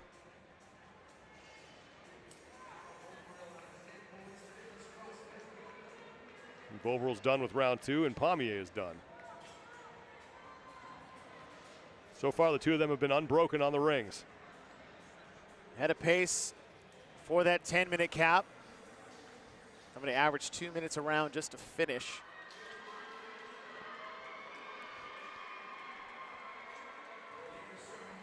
Vobril going to the chalk. Pommier taking her time before she hops back up to the rings. It's maybe the round where we start to separate on the rings. Well, this is where I think Erin Carter started breaking them up in heat number 1. She went 5-1, I think, on round number 3. Yeah, 5-1 is not an intentional break. No, yes. that was okay. I guess I cannot get the 6 that I wanted. Ooh, Vobril fighting through that one, but she does manage to do 6 straight. Pommier took a break after 4, so Vobril opened up a bit of a lead here. She moves to the barbell for the 3rd time. Yeah, as it stands now, because that last rep is definitely the rep that tells you, okay, this is the last time we're going unbroken on this round. Let's make sure we break at a time in the next round where we don't have one of those sticky press outs on the rings, because that just takes a lot more energy out of you for the same rep that you're going to get.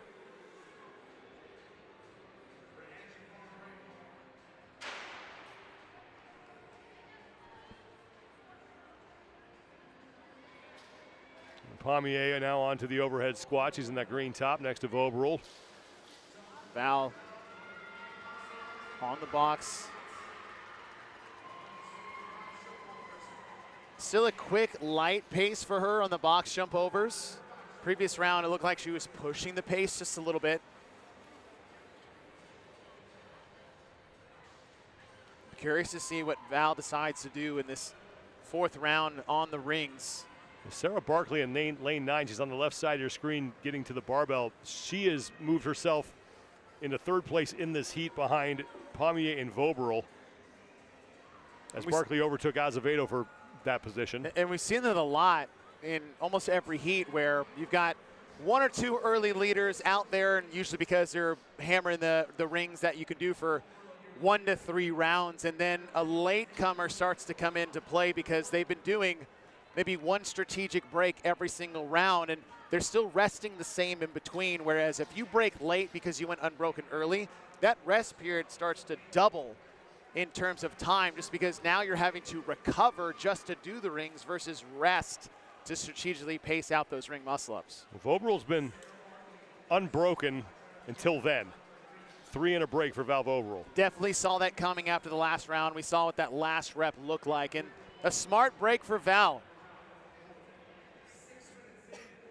And it was one of her strengths a lot, especially when she was competing at an elite level, is that she was, I mean, talking about her not looking at the leaderboard, that's just someone who's focused on themselves and not the people around them. The Pommier also knocked out 3 and took a break. She's on the left side of your screen. And now Vobril with 2. Right, so now you broke twice in a single set. How long is that second break going to take?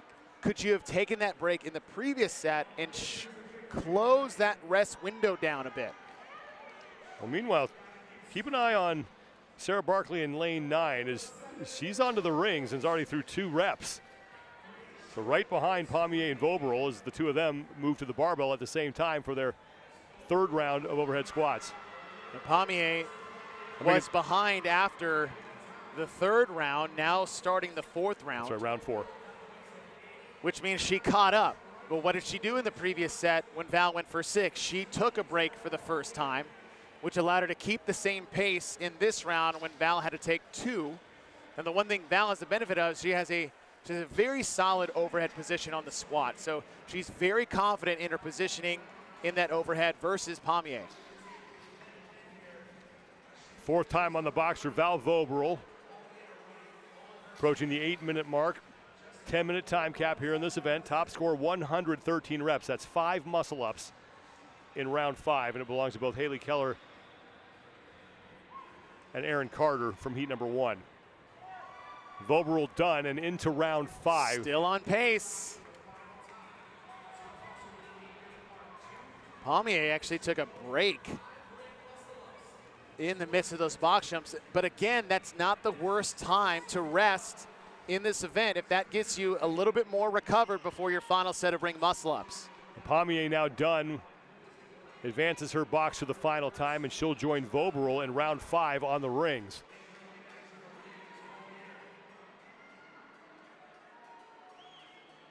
Vobril getting to work. She's through 1, 2 in a break for Val Vobril.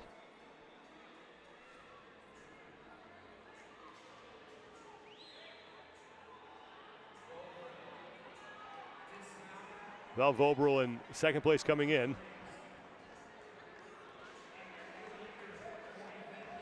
Oh man, gets through that one. You're gonna have look. Either you're gonna do the first rep looks very good. The second rep looks very different. Now am I gonna rest enough to try to get 2, or do I rest a little less to do 1 and 1? Where Pommier, who's been taking very strategic breaks early on, may give herself a chance to make a move on these final 6. And Pommier trying to close out, and she will do it. And now Angie Pommier has taken the lead and is your lead in the event as she has bested the 113 rep mark set in heat number 1. Val Vobril is done, and she'll join Pommier on the barbell. Now Val can get it back because Pommier is not confident in that overhead position as much as Val Vobril is. Now, Pommier got through 3 reps before, make it 2 before Vobril started. So 10 seconds left. I think Angie Pommier is going to hang on. Whoa. A bobble for Pommier. She's got 1 left. Vobril continues to work. Pommier trying to get to the box maybe for another rep, but she and Vobril are going to tie. Man, that's it. That's what it takes. But once again, strategic breaks pay off late. Pommier spent the majority of the event trailing, winds up tying. I mean, it was a mirror image from heat number 1. And think about what Pommier did. Yes, in the first 2 rounds she went unbroken, but around 3, 4, and 5 she took 1 break before Val did. Val went unbroken in the first 3 rounds. Probably should have broken that 3rd round, and then she broke twice in round 4, 3 times in round 5, and totaling that up, as she broke 2 more times than Pommier did the entire event. Well, Val Vobril was in second place by 20 points behind Kelly Friel, and she may have made that deficit up depending on when you start factoring in scores from the prior heat. So it will be an interesting day number 4 tomorrow in the 8th and final event. The 45 to 49-year-old women are done. 40 to 44-year-olds up next as our coverage continues here from Columbus, Ohio.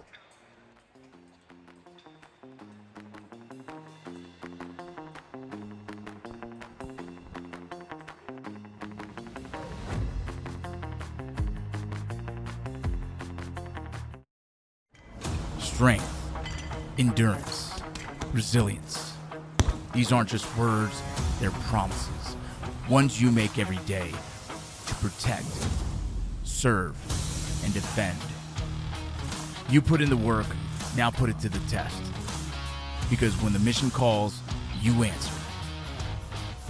Join the mission. It's been 12 years of dominance, and he has brought a whole community along the ride with him. We know why we do this. What about you? Yeah, I'm just trying to keep up with him. When there's a difficult task at hand, I can always tackle whatever that is. We're choosing to build a better future. Yeah, man, athletes are fit, but that's only one part of who we are. Their values and my values align with each other. I follow Mayhem because I know it'll get me ready. When I couldn't do anything at all, Mayhem helped me start. If you're ready, there's a spot for you.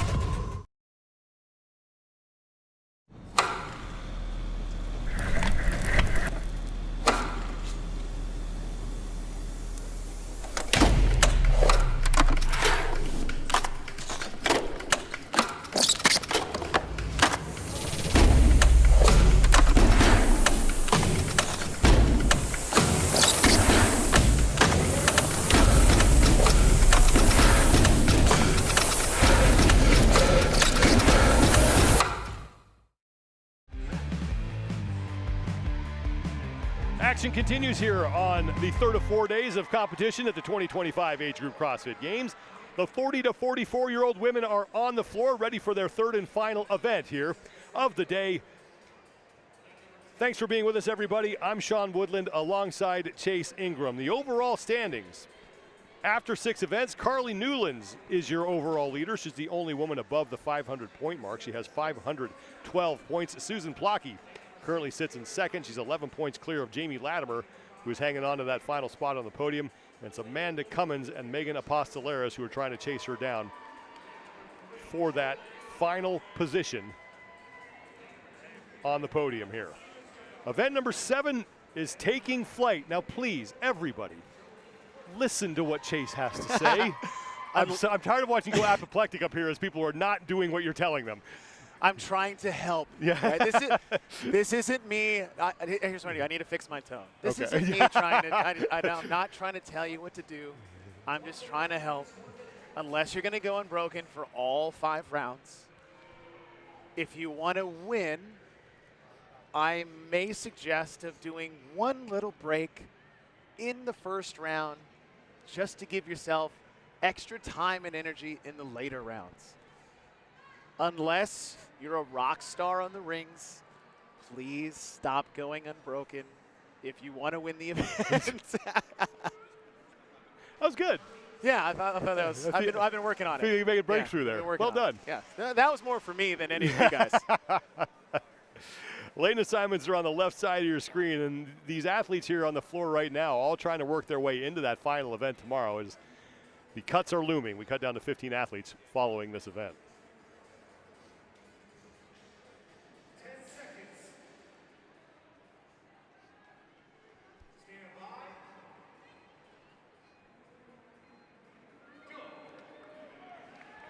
Underway, and Kaylee Lovelady and Vicky Finn are the 2 athletes we're going to be keeping an eye on because they are the 2 women who are on either side of that cut line. Right now, Lovelady, who will be in the next heat, she sits in 15th place overall. Vicky Finn is in 16th with 289 points.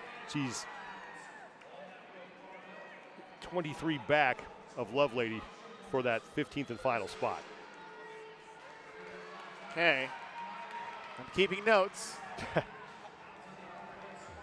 Carrie Mail first to the barbell. She's on the left side of your screen in the yellow headband. Okay, Christy Barr, yes, you went unbroken.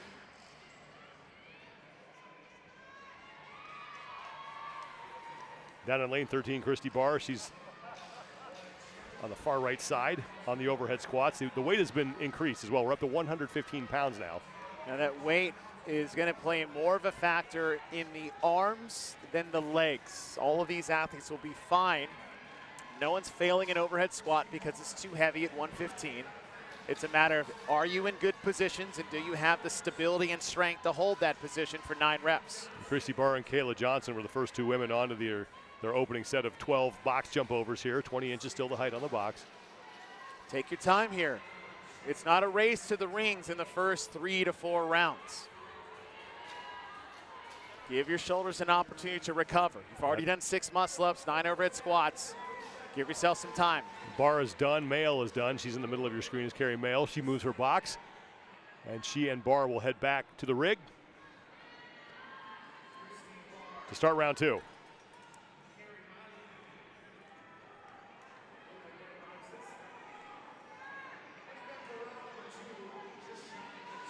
So much tighter here in this opening heat of the 40 to 44-year-olds than we've seen in the prior 2 age groups. Male on the left bars, male on the right, bars on the left. See, Male getting over very high. Now, if you have the ability to do that, it'll save you some strength in the dip. However, to achieve that, it takes a lot of power to get over the top and stay high in that receiving dip position. Both go unbroken. Right, making a check mark. I did like Barr. She had a great quick turnover, which allows less pulling, which you would need more to receive it as high as Male did. You can see Barr on the right side of your screen. It is that overhead position that seems to be much the more challenging movement of the 3 for her.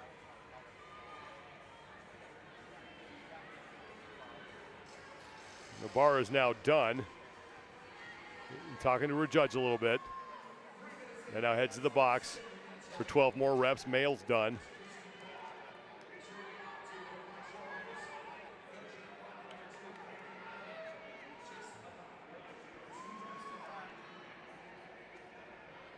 Karen Ross Seymundardar is in 3rd place right now. No, you see that name creeping a leaderboard, you're like, dang it. I need someone tag in Mags Jacobson.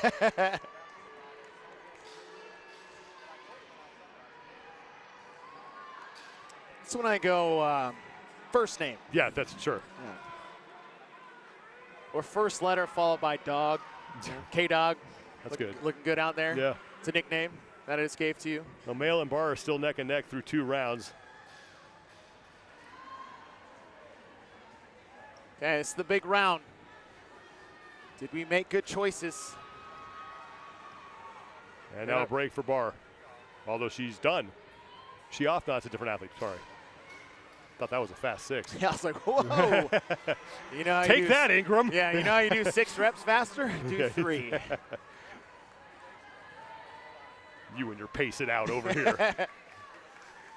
One of these times I will be wrong, and I hope I am. Well, Mail and Barr continue to go unbroken. And they are done. So 3 straight rounds of 6 unbroken muscle ups back to the barbell. Which we've seen.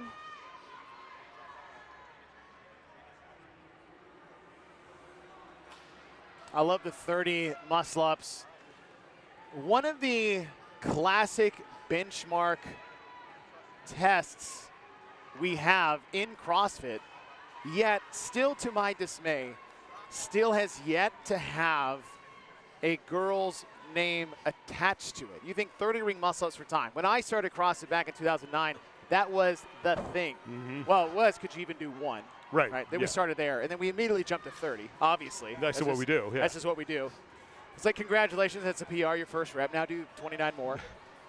But it is such a staple event. We had it at the CrossFit Games in 2018. I'm surprised we still don't know. We still don't have a girl's benchmark name for that test. Briggs is on the table, by the way. I think it should be Sam. Yeah, Samantha. Well, 30 is, and I've said this before, is 30 bar muscle-ups per time is Sam, 30 ring muscle-ups per time is Briggs. Like it. If you look at her competition history, and she's here actually this weekend coaching, I think she's coaching Kelly Friel, is that she has the highest winning percentage of any athlete that involved ring muscle-ups or bar muscle-ups in the history of the CrossFit You got Games. that from Barclay Dale, didn't you? Of course. You think I can just didn't pull come out up with stats that? like Come that? on. But Mail is done slightly ahead of Barr as they are now into round number 4. This is not me rubbing my hands together waiting to see what the rep scheme is about to be. Well, Mail is in 19th place overall with 235 points, so she really needs to come up with a solid result here in this event to get herself on the right side of that cut line. Still high. Remember, this was the this technique was all the rage about 6 or 7 years ago. So 2 more for Mail, trying to go unbroken. Oh, and she will get it. Oh, that's close. That's close. All right. You got me for 1 more round. Ball just needs to break the plane. By the way, it's not like I'm cheering against you. I am actively cheering that you do well. And Barr is done as well with her set of 6. Didn't get to see whether or not she went unbroken. And this is a piece of the puzzle when it comes to going unbroken or not, is that we've rested 30 seconds just to pick up the barbell.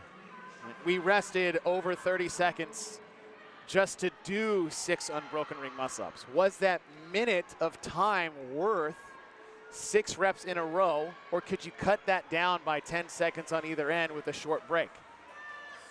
And 2 leaders in this heat on the screen. Carrie Mail on the right. Christy Barr on the left. Onto the box now for the 4th time for Mail.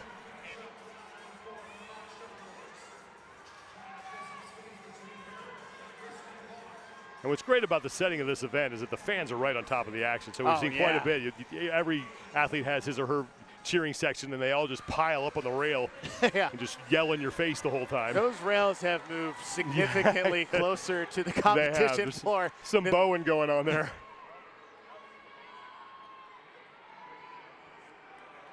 The Mail is done, and she is now into round 5. So done at 8:15 with this round. We've seen other athletes in previous heat right around the 9-minute mark that they were done in their respective events.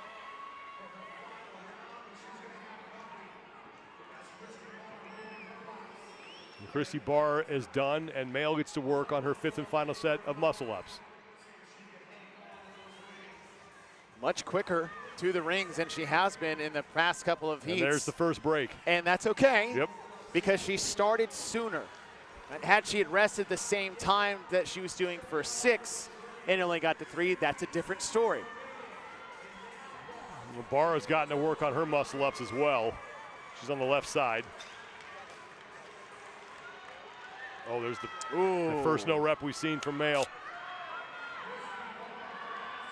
Barr got through 3 and she broke. Okay, so still has 2 for Mail. So 1 remains. Smart move. 30 seconds before we hit the cap. But once again, this thing is coming down to the 5th and final set of ring muscle-ups. Mail gets through. She'll make it to the barbell. Barr's got 1 left. Ooh. And just couldn't hang on. Still has an opportunity to get at least 1.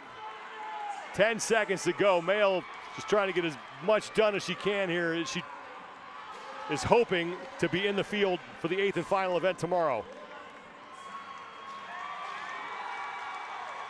119 reps for Carrie Mail to set the mark to beat, heading into the 2nd and final heat for the 40 to 44-year-olds. We'll bring you the action after this quick break when we come back to the 2025 Age Group CrossFit Games.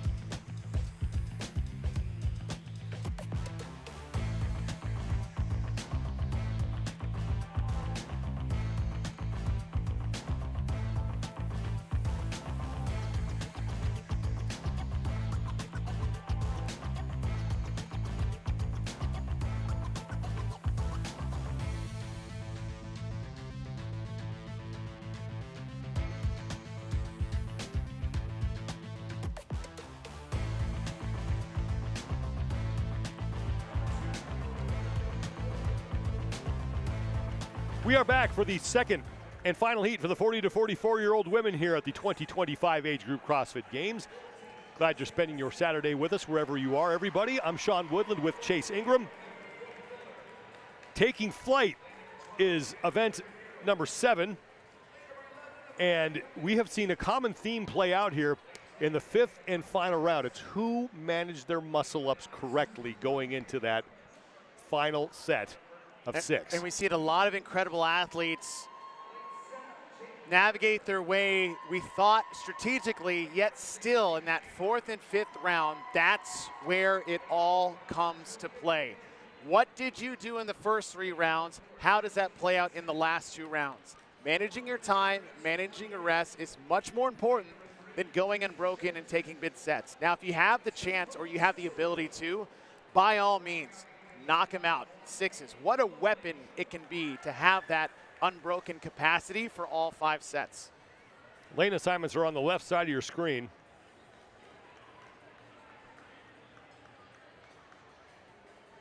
Carly Newlands is your overall leader. She'll be in lane number 8. She has 512 points. She's 32 clear of Susan Plocky, who sits in 2nd. Jamie Latimer currently sits in 3rd. 31 points clear of Amanda Cummins for that final spot on the podium. And again, all the women in this heat relatively safe when it comes to the cut line, but some of them have some work to do to keep themselves in a spot to compete in the 8th and final event on Sunday.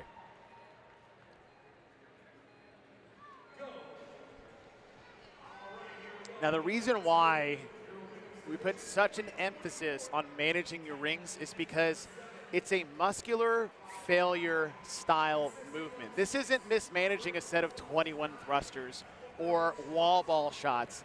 When the ring muscle-ups go, they don't come back. So there's a cost benefit when it comes to pacing out your rings. Sheena Hammer is the first woman done.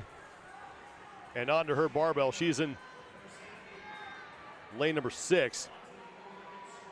And Jamie Latimer was there with her. Latimer's in the long black pants, army green top in the middle of your screen. Sheena Hammer is in the bright yellow top. Fails that last rep. Again, no one's failing a rep because of strength. It's all about positioning and stability for the overhead squat. Rebecca Voigt-Miller and Sheena Hammer get to the box for the first set of 12 here at the same time, and now they're joined by the majority of the field. Sheena Hammer, one of those women that's got to do some work here to stay on the right side of the cut line. She was 13th place coming in. Only 18 points up on Kaylee Lovelady for that 15th and final spot. Saw her have a decent event in the sprint chipper with the GHDs and sandbag carries yesterday. So far, doing fairly well, and her muscles look really good. And this is the thing, if you have this, because we haven't had a real gymnastic test so far. Yes, we've had toes to bar in the long chipper, we had burpees over the bag, but we haven't had a movement from a gymnastic element that will make or break your event. So this is a good test for those that have this skill set in their bag.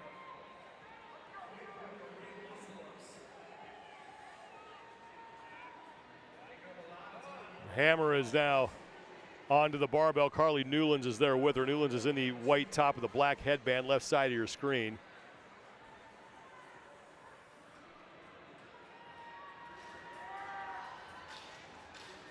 Megan Apostolaris also. Wow, Hammer took a break on that set of 9.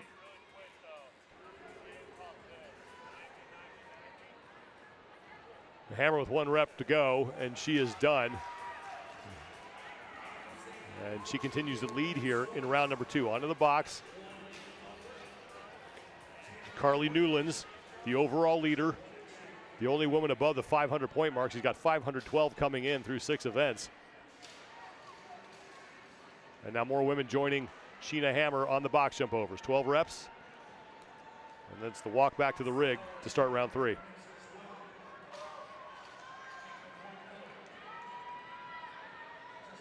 Hammer in the yellow, unbroken for her first 2 rounds. Muscle-ups are very quick. She looks like doesn't have any issues coming out of the dip position. The funny thing is that she's broke twice, one each round on the overhead squats. which could actually be part of her strategy. She's so good on the rings that she's saving herself a little bit on the overhead squats that actually might be the harder of the two movements for her.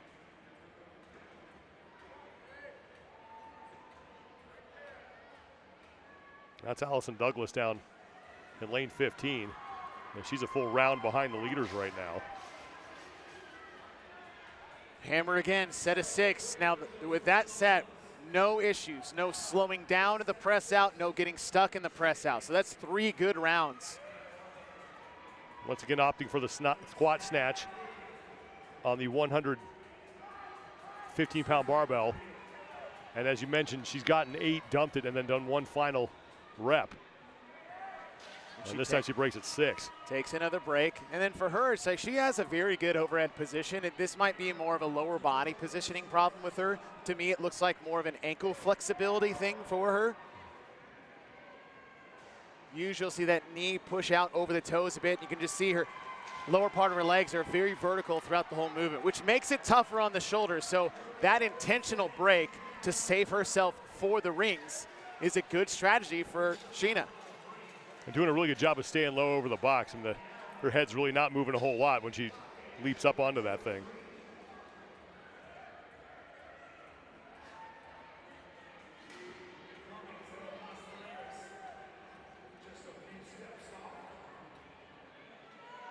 Andrea Pinheiro in lane number 12. She's in the all black. She and Carly Newlands, who's in the black headband, white top. Newlands, your overall leader. And Megan Apostolaris is also trying to put some pressure on Sheena Hammer.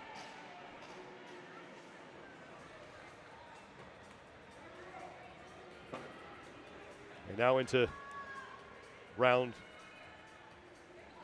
4.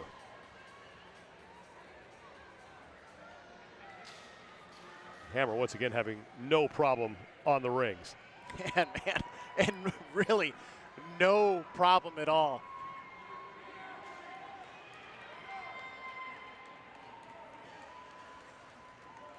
And she'll head back to the barbell. She broke after 6 in round number 3.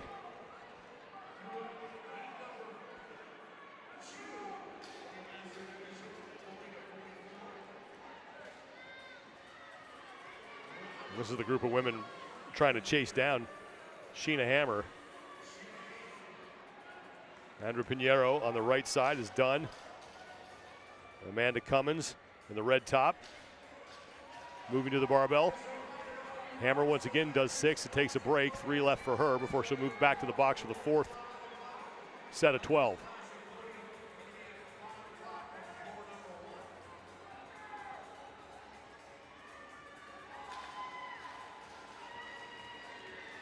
Sheena Hammer 13th place overall, trying to give herself a lot more breathing room when it comes to that cut line.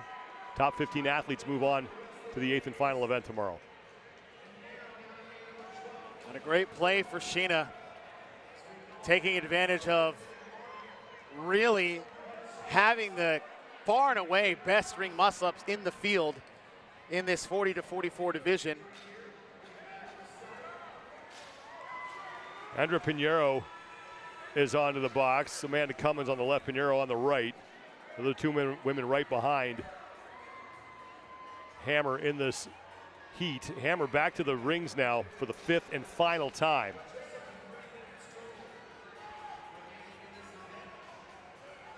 No sign of fatigue, no sign of slowing down for Hammer. So strategic in those breaks on the overhead squats to allow her to do this.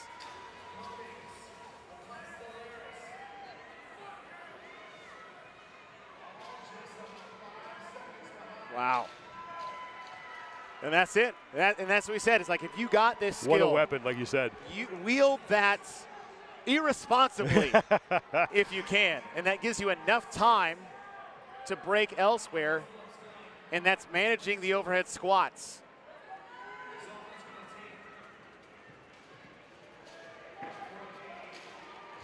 Apostolaris on the right side is going to join Hammer on the barbell. Now, depending on when Pinheiro picks up the bar, if Hammer breaks again, she's not out of the woods yet. Well, Hammer hasn't broken. She's trying to stick with this. She's the past 2 rounds gone with 6 and then dumped it, and she gets through 9 unbroken. It's amazing what managing your rest does. Oh, yep, can't rebound. Man, slow down a little bit, slow down. Yeah. It is, and that's an athlete who has taken the time to figure out what their skill set is, what is needed in this event to be successful, and execute the plan correctly. Pinheiro is onto the box as well. She's in the background in the long red pants and black top, but she's not going to have enough to catch Sheena Hammer, who's going to take the event win. 8:56.30 seconds. And we will be seeing her on Sunday. And a good event on Sunday. You've got rope climbs, snatches, wall walks, and what we've seen from her in a gymnastic capacity. That's a good event for Sheena Hammer. First event win of the competition. Pinheiro came across. Amanda Cummins, who you're looking at now, will be the next woman to finish.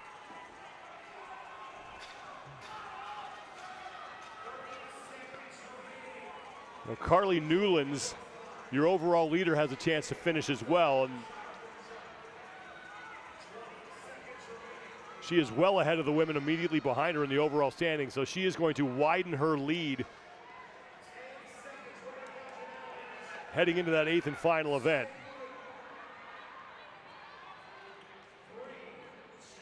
Apostolaris got in, Newlands got in. So 5 women complete all the work inside the time cap, but it's Sheena Hammer. 8:56.30 seconds, picking up her first event win of this competition and guaranteeing pretty much that she will be back for that 8th and final event on Sunday. That's going to do it for the 40 to 44-year-olds. When we return, the 35 to 39-year-olds take flight here at the 2025 Age Group CrossFit Games.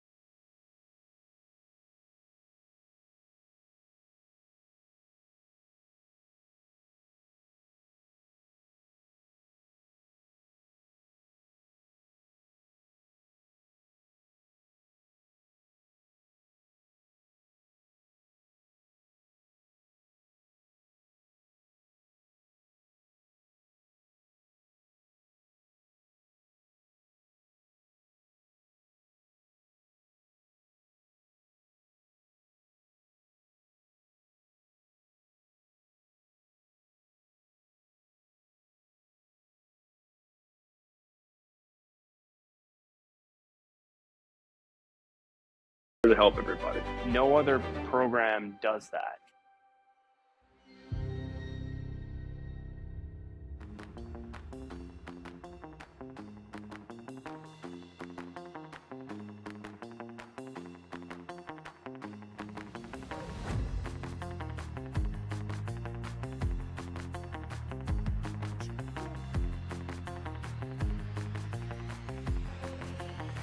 We are back inside the Greater Columbus Convention Center in Columbus, Ohio, as the 35 to 39-year-old women take the floor for event number 7 at the 2025 Age Group CrossFit Games, the second to last event that they will face here over 4 days of competition. Your overall standings for this division: Carolyn Klutz has the overall lead. She's 24 points up on Carolyn Prevost. Both of these athletes competed in Albany at the CrossFit Games. Klutz on a team, Prevost as an individual.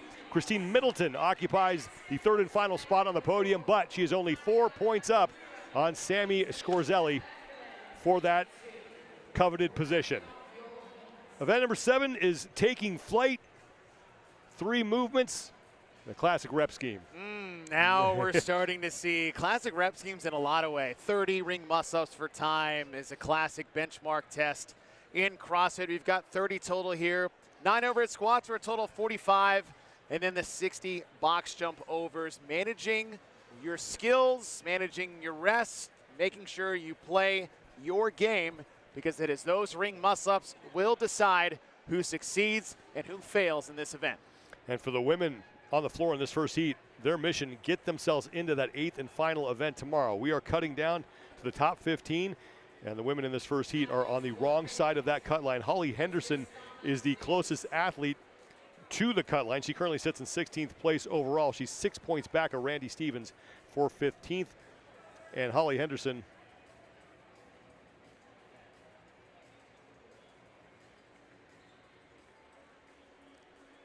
looks like she's going to be in the next heat. But still, all these athletes trying to work their way onto the right side of the cut line. And they haven't reseeded today yet, so they're keeping their same positions coming in from this morning. The only event or only day that we've had 3 scored events, so a classic moving day scenario on Saturday before the final event tomorrow. I started with 2 events on Thursday, had 2 on Friday, as Chase mentioned, 3 today, and then 1 final on Sunday.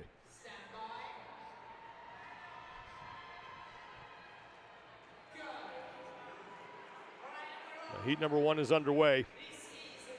And it's been pretty apparent early on here in these prior heats with the other age groups who has it and who doesn't.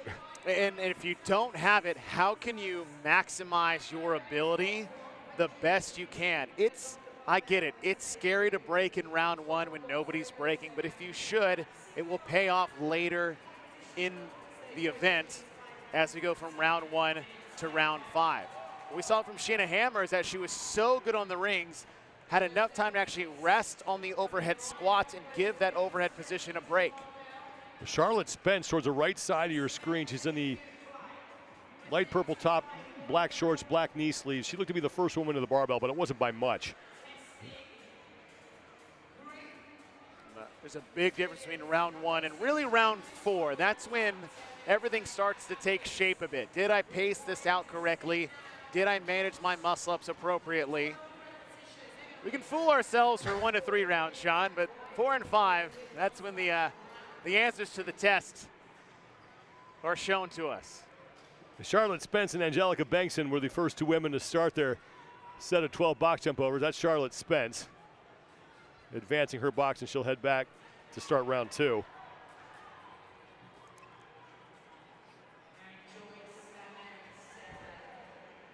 Pretty even after this opening round.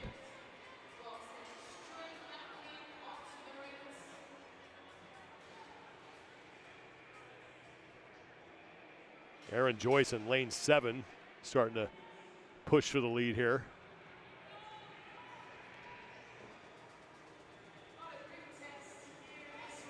Curious how that set was going to go. That third wrap, that dip out looked a little shaky, and that was just more of not being in the best position for her. But a good recovery to close out the last 3 reps. Spence and Bankston lead the way to the barbell here in round 2. Aaron Joyce, left side of your screen in the pink knee sleeves. She's on to her second round of overhead squats. Emily Moore in there on the left in the blue top, white shorts onto the barbell. And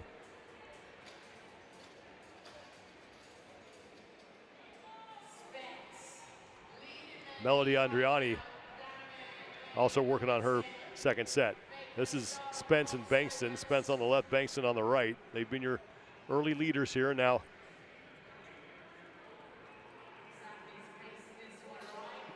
Joyce is on to the box jumps in lane 7.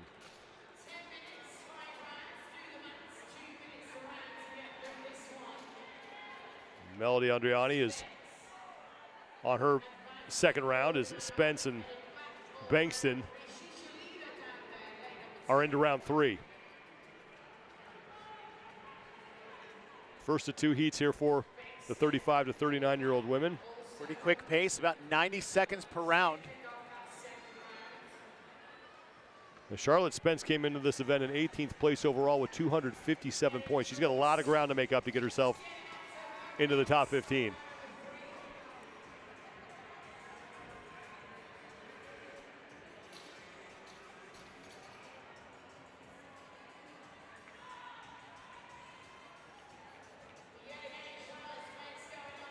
Spence continuing to lead unbroken through 3 rounds now on the muscle-ups. Bankston next to her is closing out her 3rd set. Spence gets right to work on that 125-pound barbell. Yes. I had to take do that math for a second. Do that quick color math.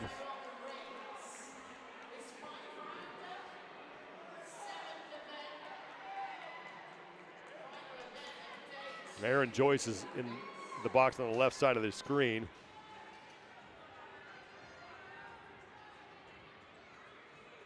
Joyce on the right side of the cut line coming into this event, 11th place overall with 338 points. So she's just looking to avoid a disaster here, and she should be safe heading into Sunday. Spence and Bankston back to the box for the 3rd time.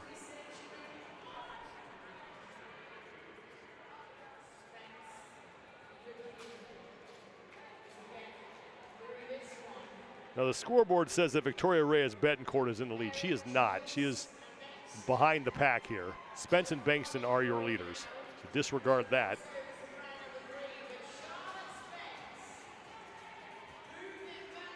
Well, Spence is now done with her 3rd round. She moves into round number 4. Bankston starting to fade back a little bit.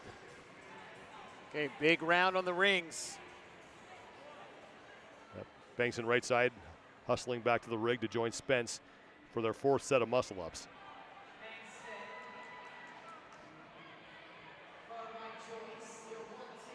Just looking for the speed of the lockout from that turnover dip position to the top. That's just your indicator of that fatigue level. I tell you what, other than that 2nd round of ring muscle-ups, those have looked better and better as each round has gone on. Charlotte Spence has gone 4 for 4 on the rings. And now to the overhead squats, trying to put some more distance between herself and Angelica Bankston, who's right next to her in lane 11. Oh, that was close.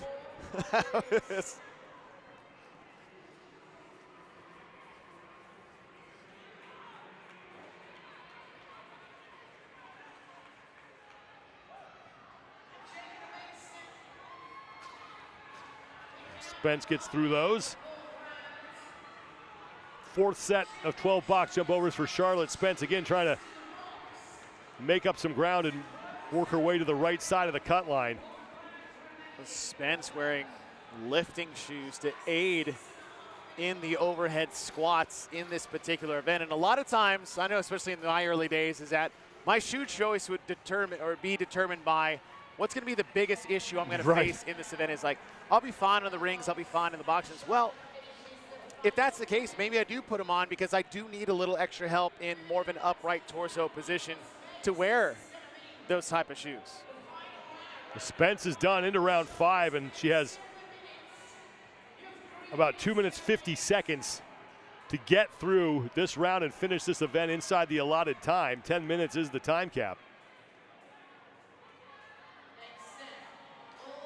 Now Bankston is now done. Spence has yet to start her 5th and final set.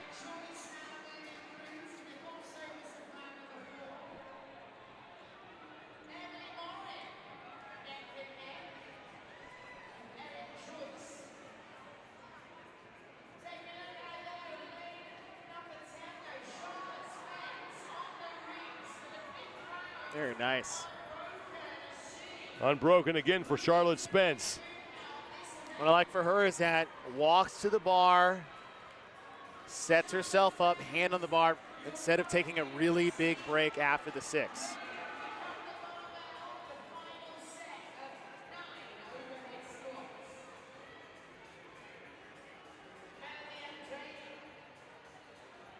Again, the time for Victoria Reyes Betancourt is not a thing. That didn't happen. little malfunction in the scoring there. She is not finished. Charlotte Spence is your leader on the floor, and now she's got 12 reps. And I'm sure Victoria's a wonderful person. Yes, this is a technological issue. Right. It has nothing to do with you.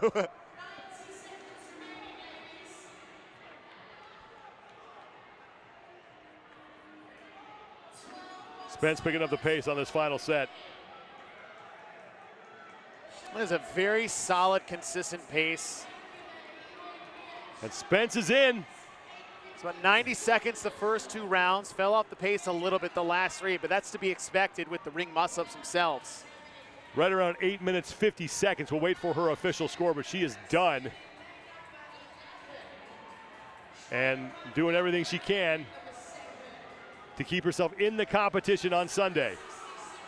Bankston is now done with her overhead squats.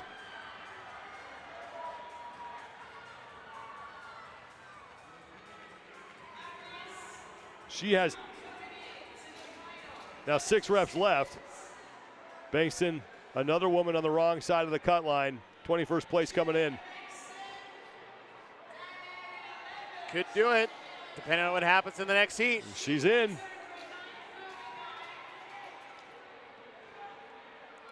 So Charlotte Spence, again, that her score is not right. She was in around 8:50. Bankston's looks to be correct at 9:37.90 seconds.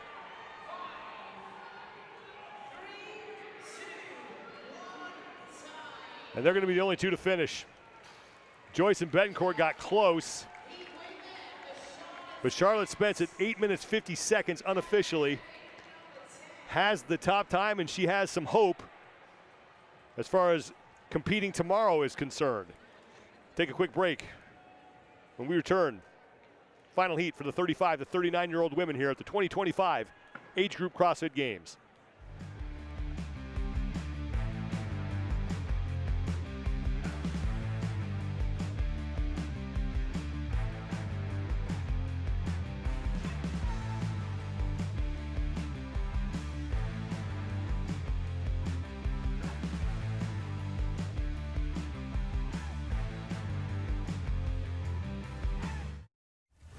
Maybe you were born with this fire, or someone stoked it in you. But at some point you decided, when others walk, you run. When they rest, you keep going. And when they give up, you're just getting started. What makes you compete is why you'll thrive. Apply now. It's been 12 years of dominance, and he has brought a whole community along the ride with him. We know why we do this. What about you? Yeah, I'm just trying to keep up with him. When there's a difficult task at hand, I can always tackle whatever that is. We're choosing to build a better future. Yeah, man, athletes are fit, but that's only one part of who we are. Their values and my values align with each other. I follow Mayhem because I know it'll get me ready. When I couldn't do anything at all, Mayhem helped me start. If you're ready, there's a spot for you.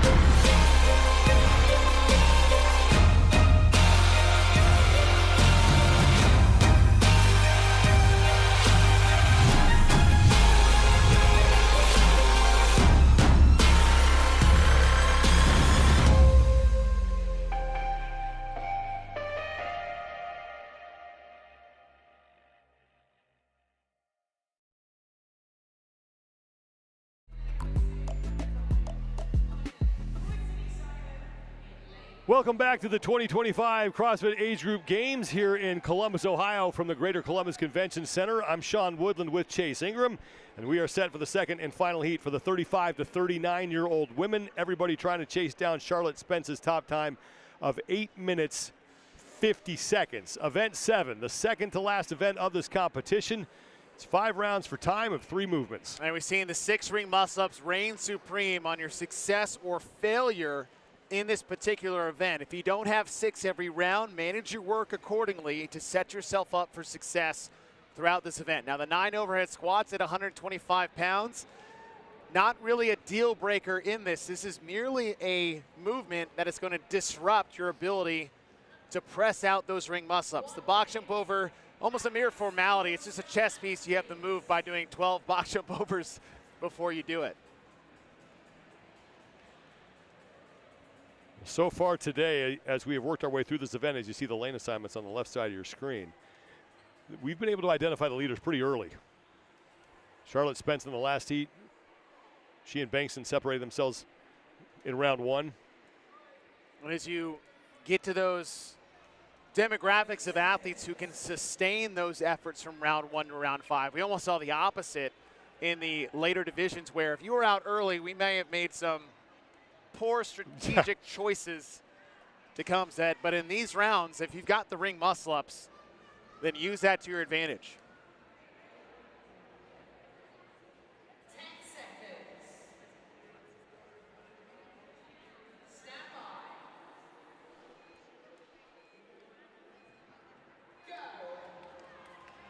The second heat for the 35 to 39-year-old women has begun, and again it's Charlotte Spence who has the top time of 8 minutes 50 seconds. Overall leaders are on the floor. They're in the middle lanes. Carolyn Klutz currently occupies the top spot on the leaderboard with 564 points. She's 24 up on Carolyn Prevost.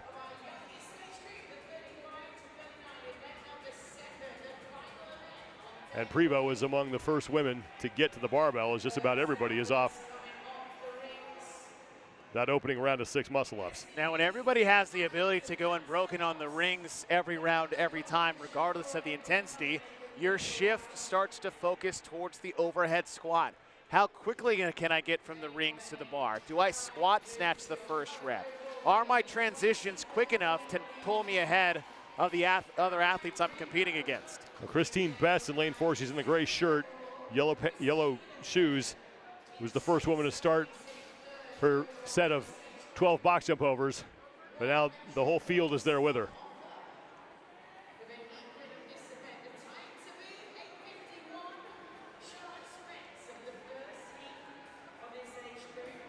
Best advances her box.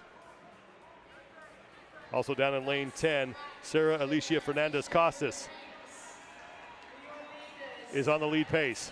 Man, but not a lot of separation here after round 1. 7 athletes all within 5 seconds of each other.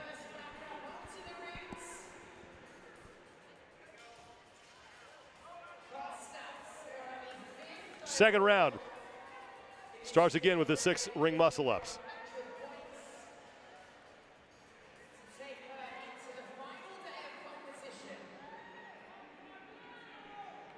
Sarah Alicia Fernandez-Costas on the right side of your screen, picking up the barbell. Middleton, Christine Middleton there, squat snatching that bar in the dark green shorts, or gray shorts, pardon me. We know the weight's not an issue for Middleton. She's known very well for her ability with a barbell. Fernandez-Costas is done with her second set of 9. She came in 5th place overall, 468 points. Probably 466. So she is within striking distance when it comes to the top 3. Gotta look close to the edge of that box.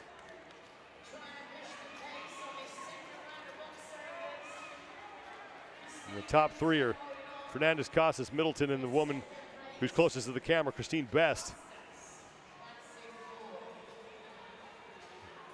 Now Fernandez-Costas is done with her second round, and she's moving back to the rig to start round 3. She's moving quick, a little jog in her step to get to the rings ahead of everybody else, which just shows she has a lot of confidence in her ring muscle-up ability. Middleton and Prevost are right behind her. Now Carolyn Prevost, remember, is in second place. She's 24 points back of Carolyn Klutz, and Prevost ahead of Klutz right now, but again, not by much. Not a whole lot of separation between the top 6 athletes right now. Third round as we really start to feel the volume add up a little bit on the rings. Not so much on the squats just yet, but it's leading into that fourth round, which is going to be a huge round for these athletes to possibly make a move on the other. Fernandez-Costas onto the overhead squats. Carolyn Prevost has gotten to the barbell as well, along with Middleton and Best. Christine Best on the screen, adjusting her barbell. Fernandez-Costas is done. Carolyn Prevost is next to her in that box on the right side of the screen.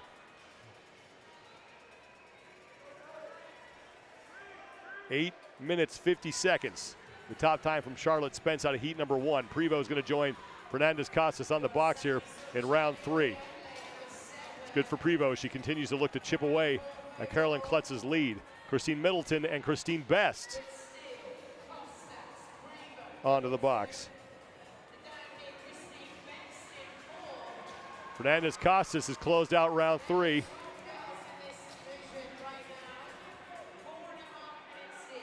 Prevost done as well.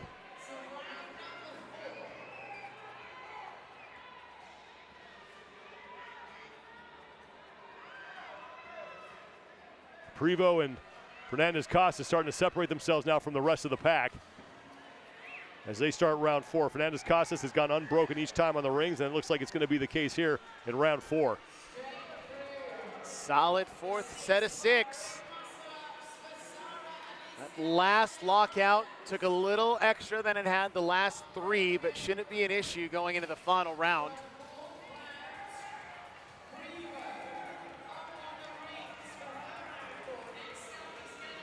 Both Fernandez-Costas and Carolyn Prevost looking to move up, or at least move closer to the women they're chasing in the overall standings with this performance. Fernandez-Costas again coming in 5th place overall with 466 points. 26 back of Middleton for 3rd.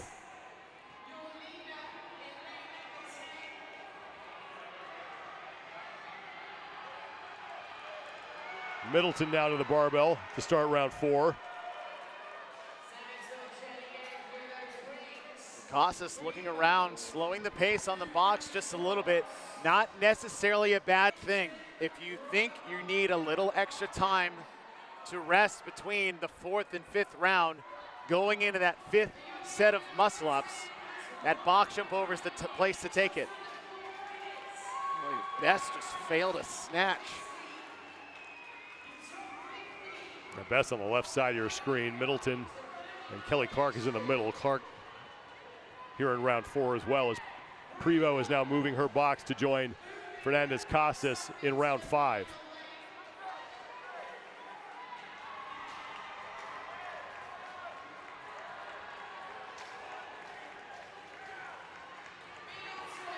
Nice. Costas unbroken the whole way through. Now we race. You're not coming back to the rings. Don't get out of control here.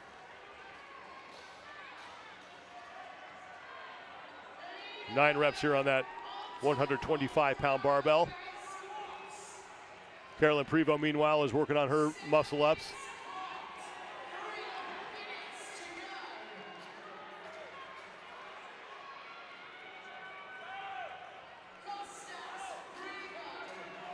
Fernandez-Costas is clear of the barbell, and now it's just 12 box jump overs standing between her and an event win.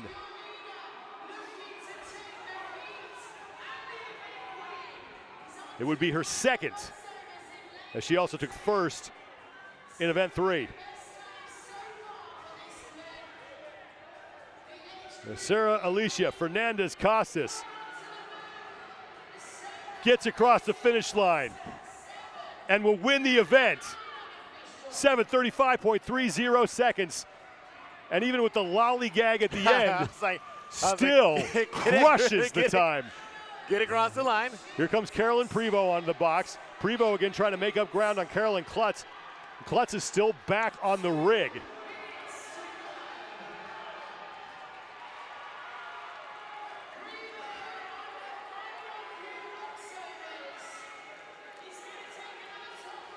And Prevost is in and continues to put the pressure on the overall leader, Carolyn Klutz, who is now getting close to finishing up her 5th round of muscle-ups. She just finished 5 and took a break. She's on the left side of your screen in the white top, just next to the scoring graphic.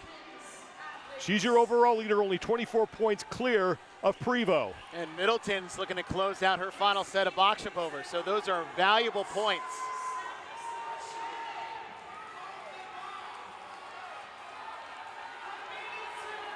Middleton is in. Now Prevost also looking to get some help in lane 7 from Sammy Scorzelli. Scorzelli is onto the box. Charlotte Spence's time is going to be a factor as well, so Prevost could be just a handful of points away from Klutz heading into the 8th and final event. There's Scorzelli, that's going to help Prevost as well.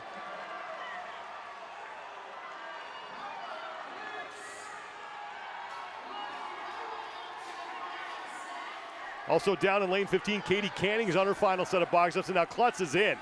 Might have been 2 or 3 times for the previous heat that got in between. But there is a chance that Prevost could be your overall leader heading into event 8 tomorrow. If not the leader, it's going to be super close. Final seconds here as Kelly Clark is across.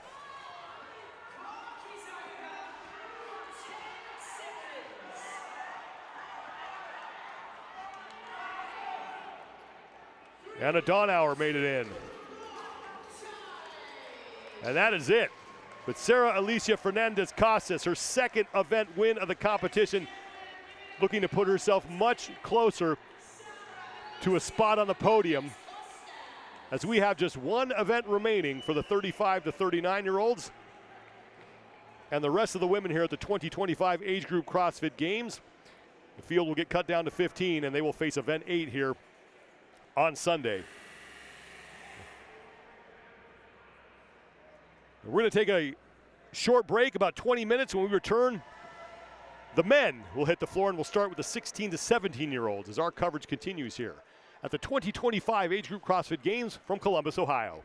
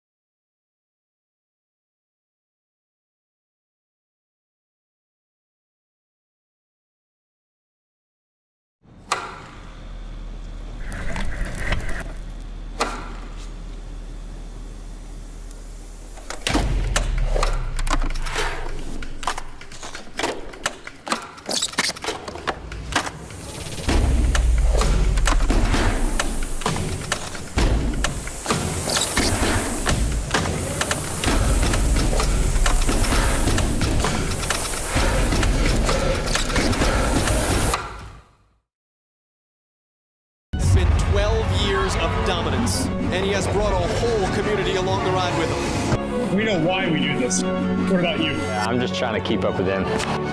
When there's a difficult task at hand, I can always tackle whatever that is. We're choosing to build a better future.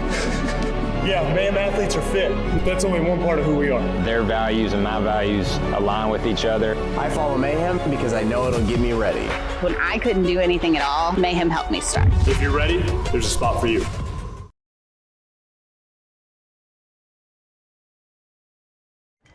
Strength, endurance, resilience.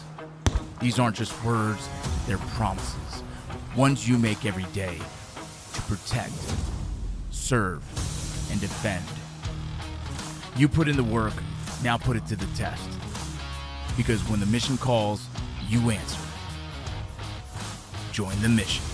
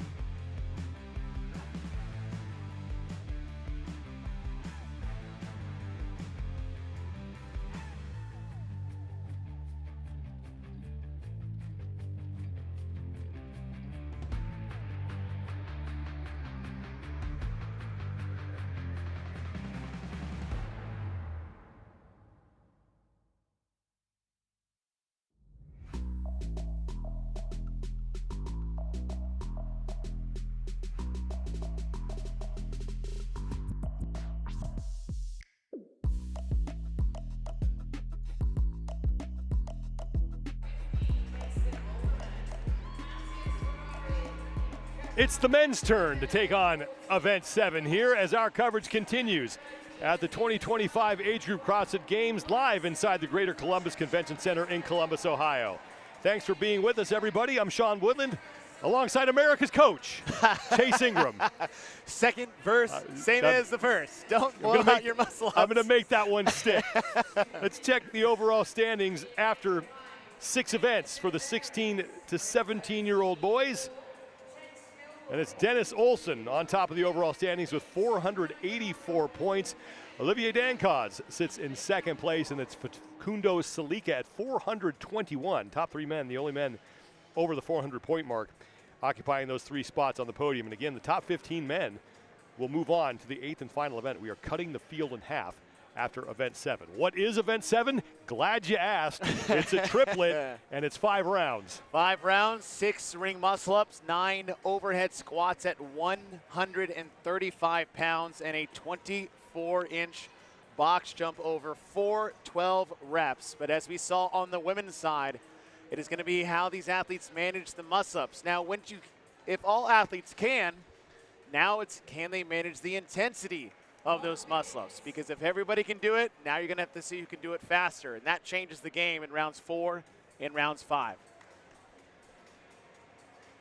First of 2 heats for the 16 to 17-year-old boys here.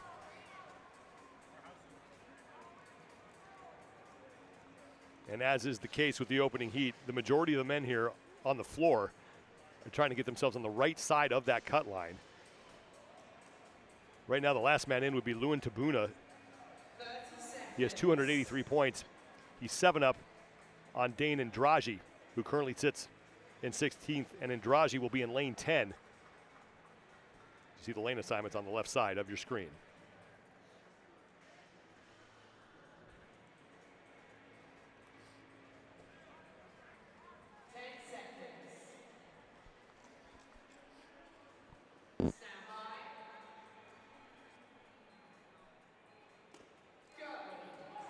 First of 2 heats is underway. 6 muscle-ups to kick us off here.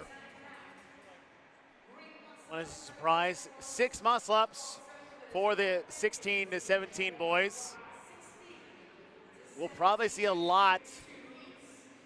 Who knew? Reckless abandon with teenage boys about pacing and strategy. There is no restrictor play here. Just about the entire field off the rings at the same time, and onto the 135-pound barbell for those 9 overhead squats. Now that is enough weight if you get a little squirrely, a little out of control. The race does not have to happen here. In fact, what you don't want to have is any kind of no rep or chasing your bar around because you can't stabilize overhead correctly. Caden Cleveland in lane number 1 was the first man to start his 12 box jump overs.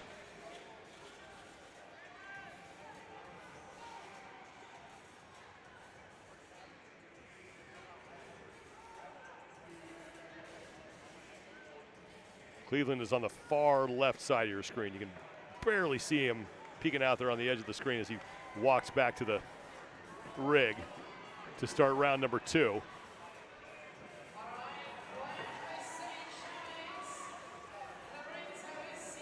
Second round, still everybody's feeling good. Still got a nice adrenaline dump. It's that 3rd and 4th round we'll start to see a bit more separation. Juan Jose Caneo Chavez is right behind Cleveland. And that last rep for Cleveland wasn't exactly the easiest last rep, so I'm curious to see, was that more of just, because you can get out of position on a ring muscle up just like you can an overhead squat. That ring might go from the middle of your palm to the edge of your fingers, and that'll disrupt the way you can turn over. Or is that a sign of fatigue after the second set of 6?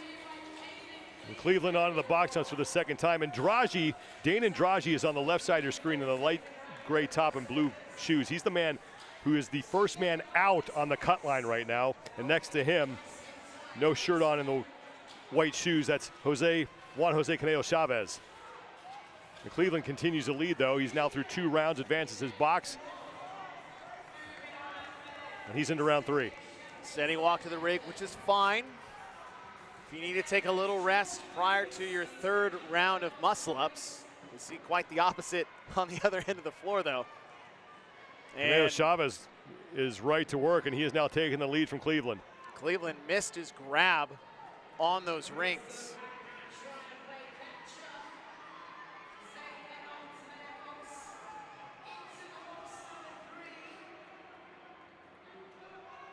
Canelo Chavez,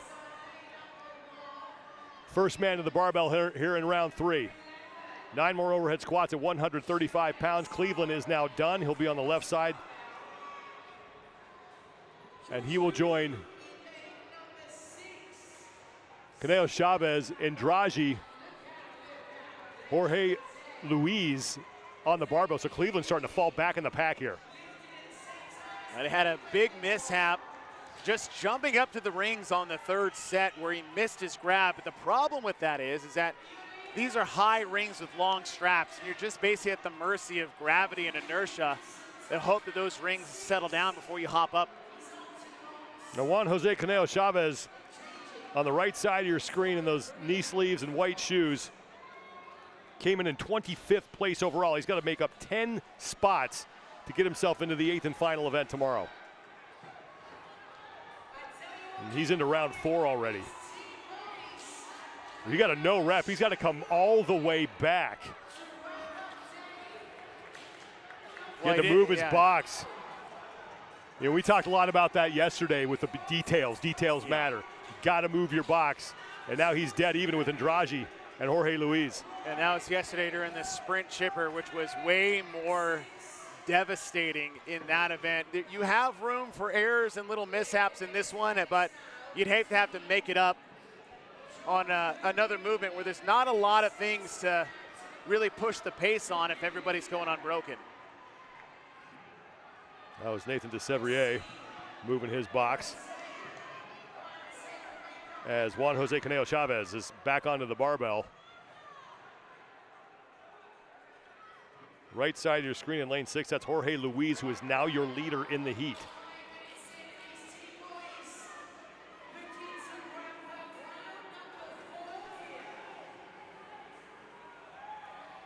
Jorge Luis, 22nd place coming into this event.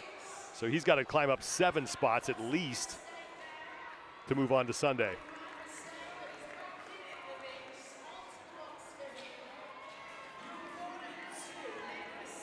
Canelo Chavez on the left, Luis on the right. Luis is now into round 5. Hey, big final set. These 6-ring muscle-ups.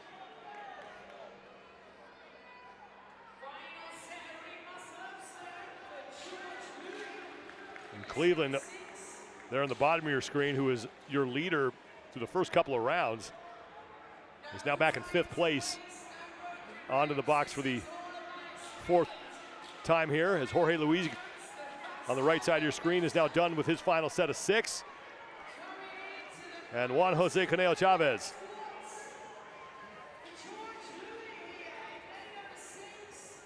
has 2 remaining.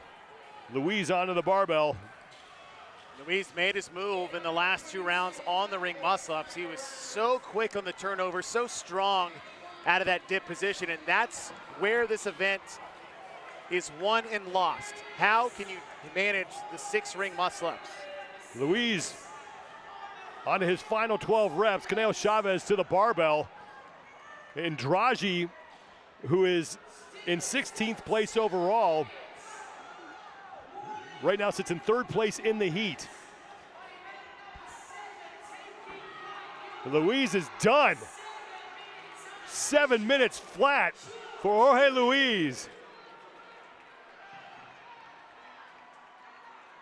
Canelo Chavez now onto the box, looking to be the 2nd man to come across the finish line in this opening heat.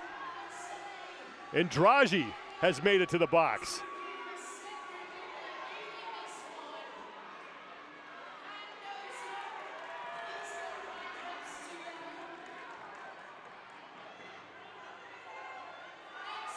Canelo Chavez is in.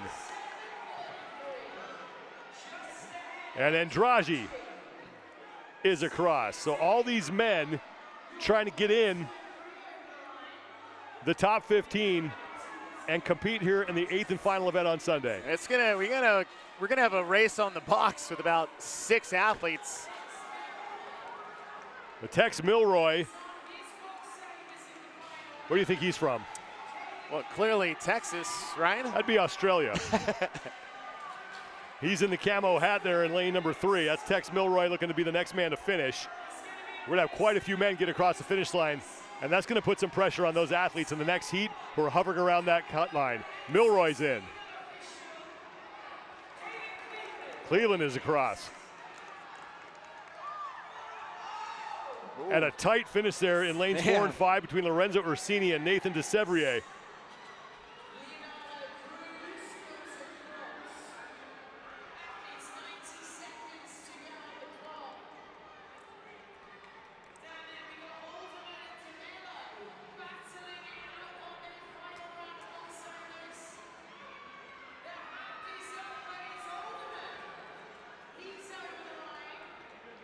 Dom Big made it in.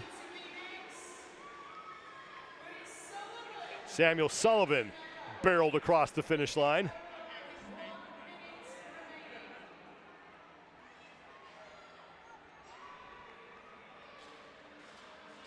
It's like 3 athletes are still out on the floor. Bobby Walsh, Aziz Al-Salah, and Maddox Metcalf.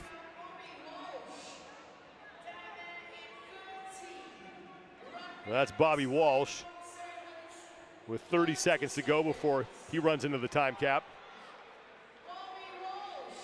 Aziz Al-Salah joining him on the final set.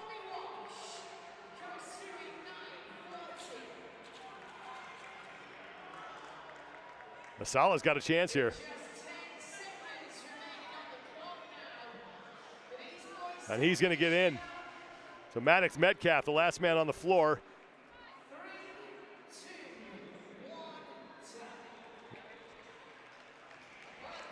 Only one man doesn't make it inside that 10-minute time cap. Jorge Luis, 7 minutes, 0.80 seconds. Trying to keep things interesting and give himself a chance to compete in the 8th and final event tomorrow. Final event for the 16 to 17-year-old boys coming up next here at the 2025 Age Group CrossFit Games.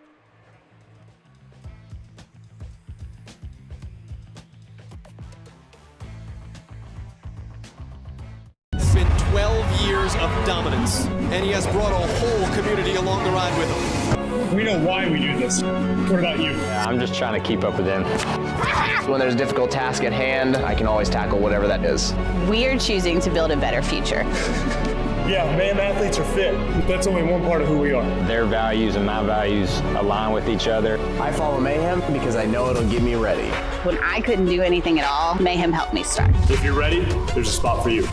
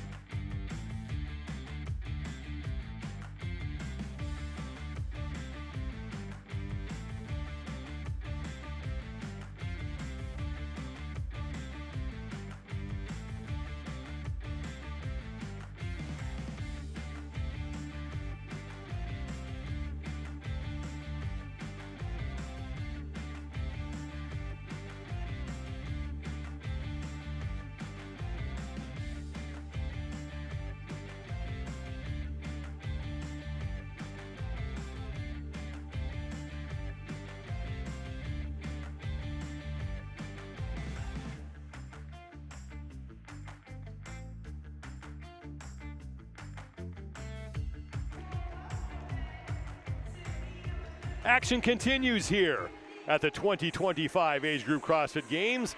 One heat is down, one remains for the 16 to 17-year-old boys in event number 7, taking flight. It's going to be a big one because some of these men in this heat trying to keep themselves in the mix and avoid the cut and make it to the 8th and final event on Sunday here in Columbus, Ohio. Thanks for being with us, everybody. I'm Sean Woodland with Chase Ingram. We had all but one man finish this event in the prior heat. It's 5 rounds, muscle-ups, overhead squats, and box jumps. And the challenge here is threading the needle perfectly between how you manage your muscle-ups, and then if everybody's good at those, where's the next place that you can separate yourself from the rest of the field? That could be transitions from rings to bar, or really box back to rings. And if you have the confidence to stay in sets of 6, do you have the stamina to shorten up your rest period in between movements? Jorge Luis has the top time, 7 minutes, 0.80 seconds out of heat number 1. The overall leaders will be on the floor here, led by Dennis Olsen with 484 points. He'll be in lane number 9. He's 29 up on Olivier Dancause for first, and Facundo Salica, who will be working out of lane number 6, sits in 3rd place with 421 points. The top 3 men, the only 3 men above the 400-point mark. So a lot of athletes come out a little too hot. We've said that a few times so far this evening on the first set of 6, and some of that has to do with just rushing when thinking that this is a max intensity style race. We've had a couple of those so far. Obviously the deadlift sled one they had earlier this morning, being quick on the handstand push-ups and the bike, but this is not what that event is.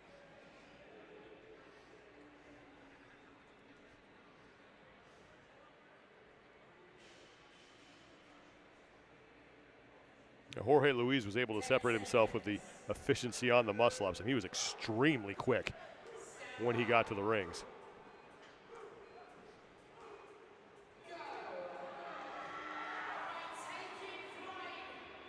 And right away, everybody stomps the gas. Yeah, of course.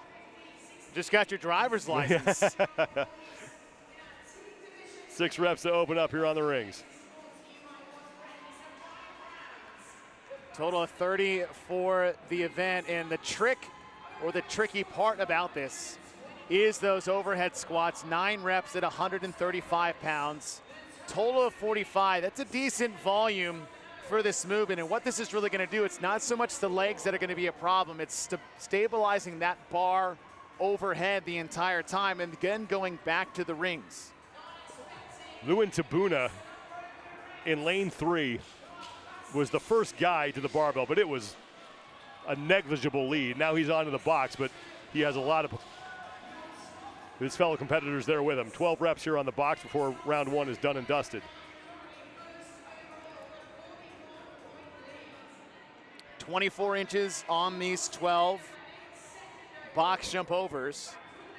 And this is not a place where you really need to sprint, risking maybe getting a no rep by coming off the box without stepping down, losing your footing on the box.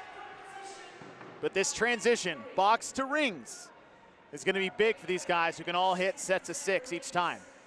Paul Martin Tiers in lane 1 and Evan Frago down in lane 13 look to be the 2 men to start round 2 first. But again, it is extremely close here in round number 2.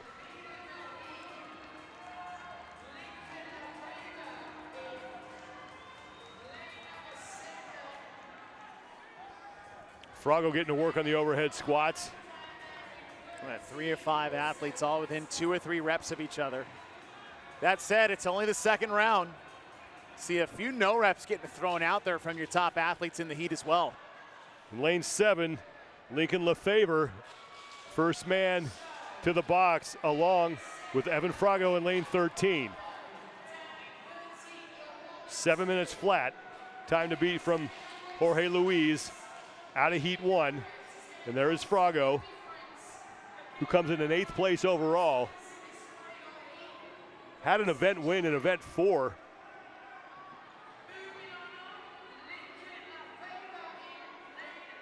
has 350 total points. Now, Lefebvre will be the first man back to the rings, but probably the closest heat we've seen so far today. At this point, we're into round 3. That middle round, you'll start to see a bit more separation, mostly from the athletes who can handle the rings better than the others. There's Frago, who's done. Lincoln Lefebvre onto the barbell. Frago getting to work as well. And now in lane 3, you got Lewin Tabuna in the mix. And the question was, how do you save time if everybody's good at the same thing? Well, another one of those is squat snatching that first rep, getting to the bar quick, receiving it in a squat, saving seconds where you can. Lefebvre and Frago to the box at about the same time. Frago has about a half a rep lead right now on Lefebvre. Frago's on your screen right now in the gray shirt. Lefebvre's a couple lanes down in lane 7.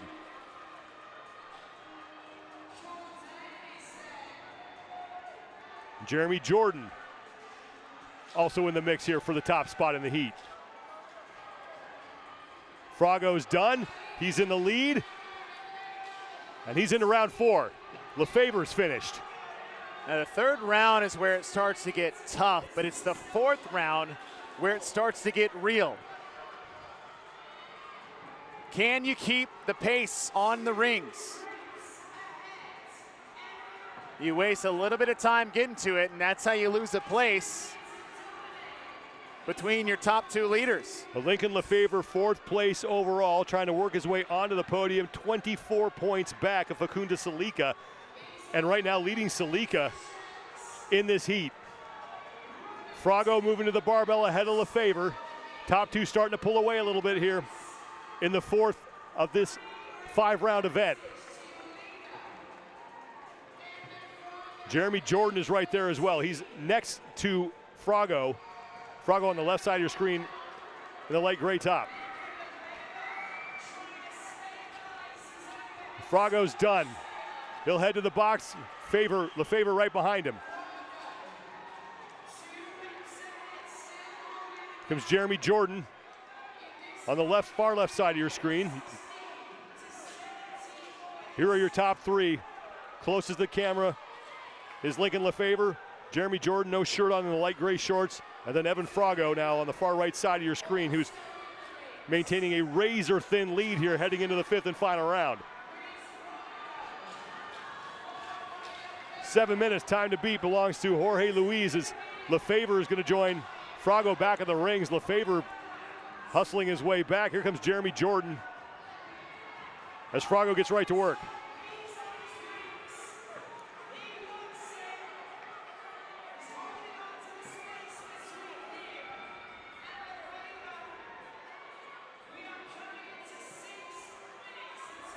Frago unbroken again.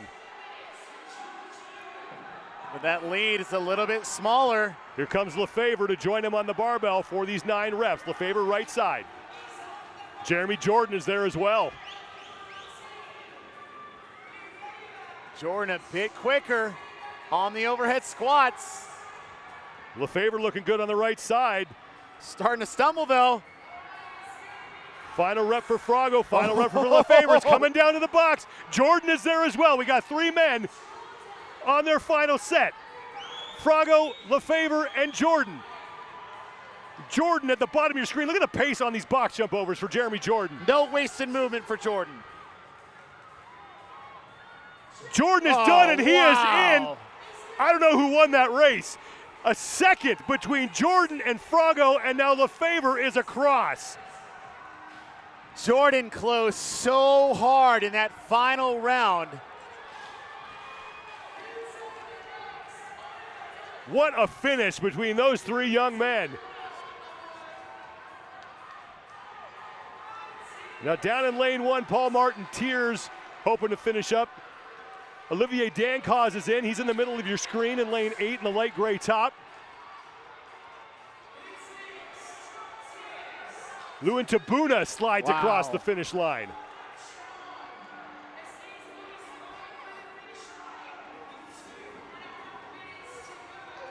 The top 3 times in this heat are the top 3 times in the event.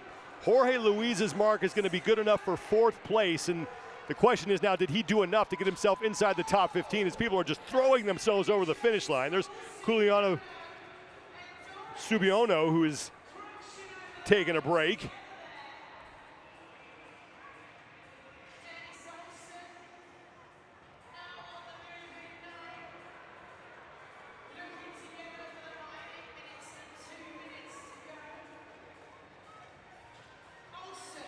Well, Kulani Subiono came in 7th place overall, so he's pretty much safe when it comes to the cut line. That's Ivan Cruz Lazarte.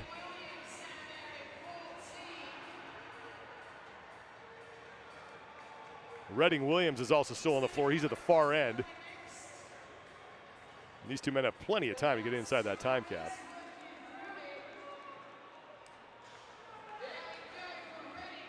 Williams is in, and Lazarte is in.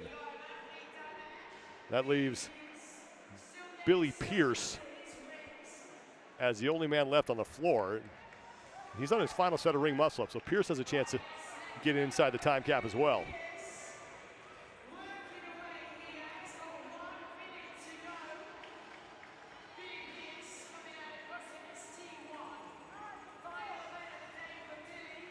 Well, Billy Pierce came in 21st place overall, so this is not boding well for him as far as making the cut is concerned.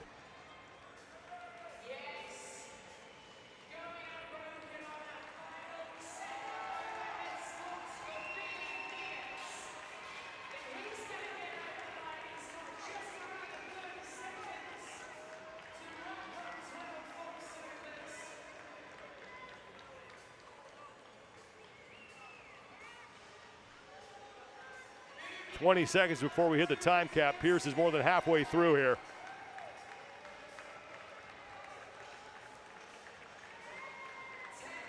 And he's in.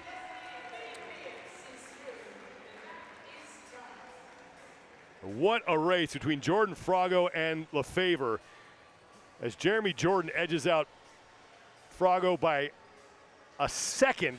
That was for the event win. And we saw the steady increase in pace from Jordan from round 3 to 4 to 5, where that late charge, and that might have been due to that slight pacing he had in the first couple of rounds. These kids still have those fresh out the box knees too. That doesn't that never hurts on the box jump overs. 16 to 17-year-olds are done. Take a quick break. When we return, the 50 to 54-year-olds are up next here at the 2025 Age Group CrossFit Games.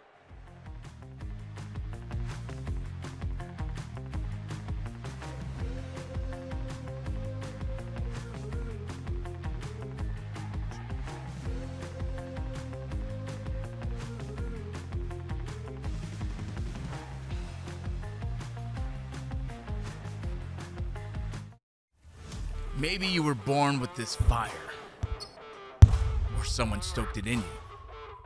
But at some point you decided, when others walk, you run.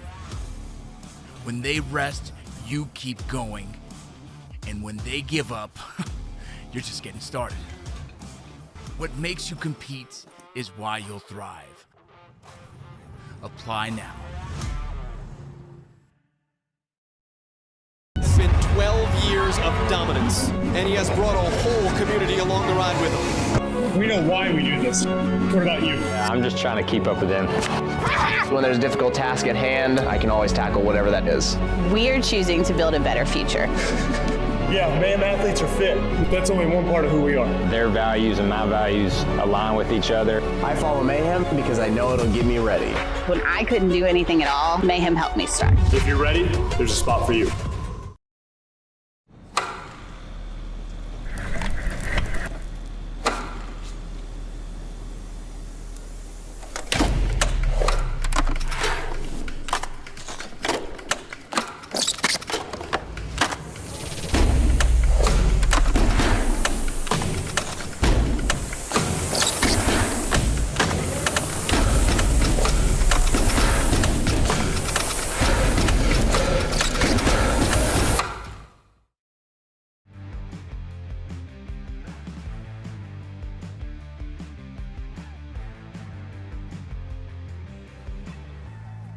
Action continues here at the 2025 age group CrossFit Games as the 50 to 54-year-old men are set to take the floor here at the Greater Columbus Convention Center in Columbus, Ohio.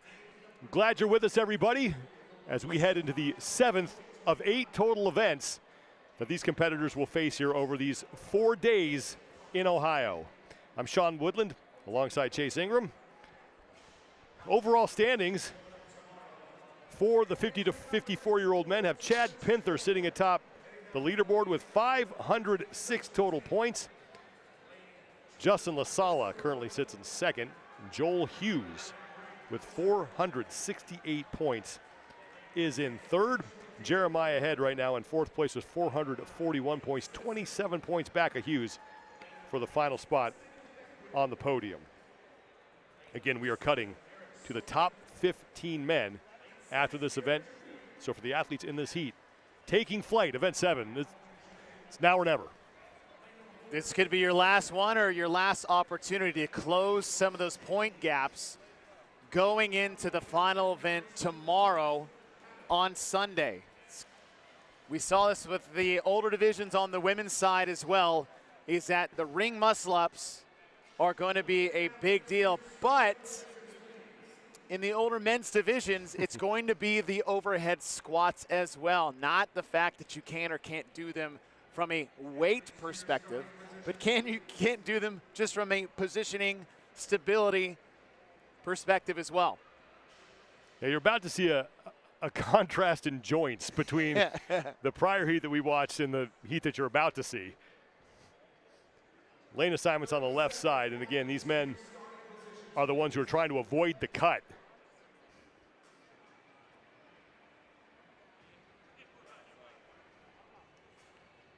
Xander Vanderveek is the last man in right now. He has 284 points. David Bozak also with 284. He's in 16th, but it's Vanderveek who's got the tie break. And both of those men will be in heat number 2. Which that's the place where you want to be if that is what is on the line.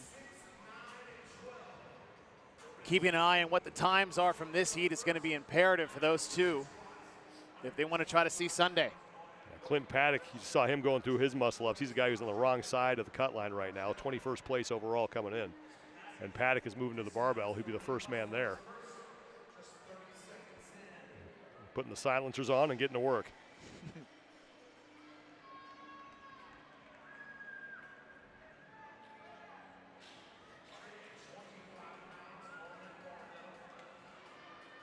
This is the shorter bars for the men, so that might be 125. That is correct. It is 125.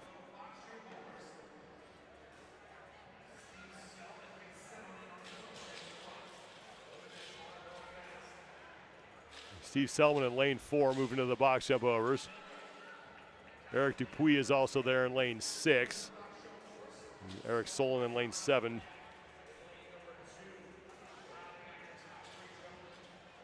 We talk jokingly all the time of the things that start to diminish as we age, and one of those could be strength, it could be skills development, maybe your aerobic capacity is not quite at what it was, but I think it's a very overlooked skill and staple of fitness, and that's explosivity and your ability to jump.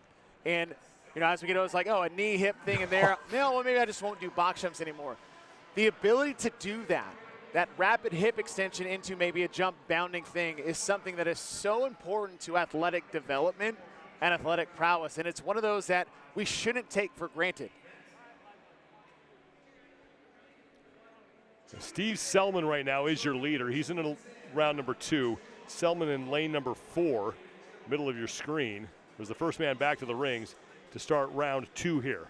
Yeah, I look at a 30-inch box, and I'm like, I need a ladder. I can't believe I used to jump on that thing. I just call that It's a running start, yeah.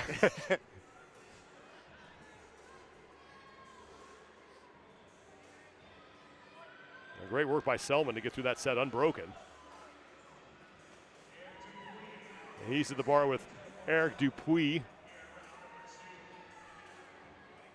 and Eric Solon as well. Look at that, is good positioning, good squats, good range of motion. Makes it so much easier to navigate that movement. Dupuy and Solon on your screen right now. Dupuy on the left, Solon on the right. And Selman onto the box jump overs. And Dupuy starting his second of 5 sets. Eric Solon, one of the guys you watch, he's in 18th place overall coming in. He's trying to work his way to the right side of the cut line, as is Steve Selman. He's 22nd place overall. And some of this pace is ability, but some of this pace is strategy. If the ring muscle-ups are going to be the biggest factor of who does well and who doesn't in this event, racing back to the rings as fast as you can when you could just utilize that rest. Why do box jump overs fast and then break when I can rest while I'm doing them? Eric Dupuy and Steve Selman, your top 2, both of them now into round number 3. 10-minute time cap here in this event. It's the first of 2 heats here for the 50 to 54-year-old men.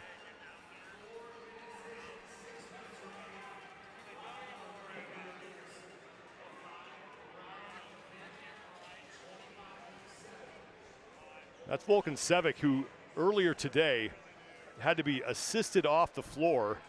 He was under his own power, but he was limping pretty badly after event 5. You can see he's got some tape on his right leg. So the fact he's out here battling through that, doesn't even look like he's putting much weight on the right. Oh, well, you spent a long time getting here. Might as well make the most of it while you are. Yep. Dupuy continues to lead. Solon is going to join him on the barbell as Selman is still working through his 3rd round of muscle-ups. The last person who can pass judgment on that is me.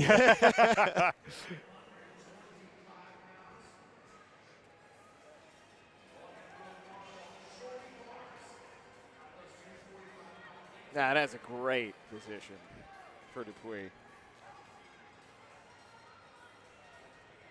I'm pretty jealous of that upright torso. Oh, man, I was like, seriously, it's great. Dupuy to the boxer, his 3rd of 5 sets of 12 jump overs. Selman is done.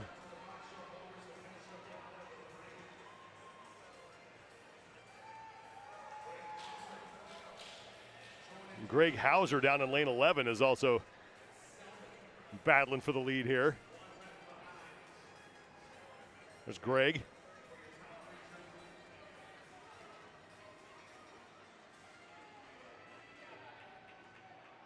Hauser 24th place overall coming into the event, trying to avoid the cut line as well. 4 minutes remaining before we hit the 10-minute time cap.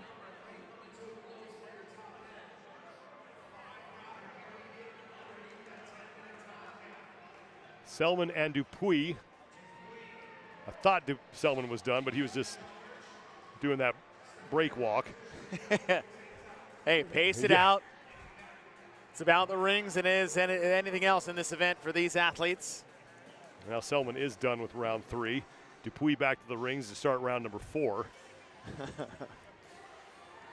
That walk gets farther and farther for me. I'm like, I'm just going to go there and come back. And then I'm going to go to the garage. And I'm going to go to the next town over. Yeah, sir, you'll have to move your box here. It's like, no. Just going to take a quick lap around the building, come back. So we get some chalk from the warm-up area. I'll be right back. Yep. Sir, you're doing box jumps. Yeah, I know. Makes you feel better.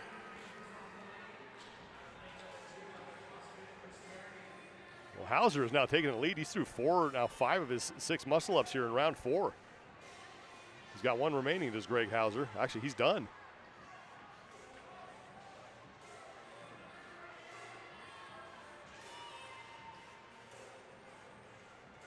Two reps, meanwhile, remain for Dupuy on the muscle-up. Starting to fail as now Hauser's pulling away. Hauser's got the barbell over his head. He's got 9 overhead squats here at 125 pounds. The power of pacing. I think he's getting hit with some no reps as Hauser. He's not hitting depth. And Dupuy's got 2 remaining here. Clint Paddock has moved into 2nd place. Paddock down in lane number 2, far left side of your screen. He's behind the graphic, but he is working on his overhead squats. Hauser's on the far right in the all black in the tank top. A couple reps remain for him here on this 125-pound barbell. And now a no rep again. He's been doing a lot of extra work as Hauser here on this set.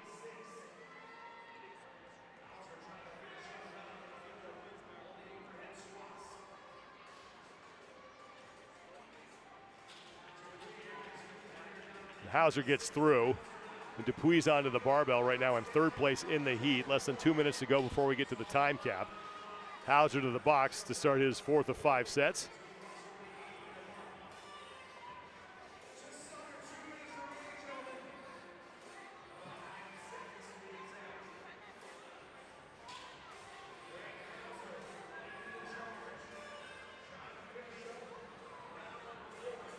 And Clint Paddock onto the box.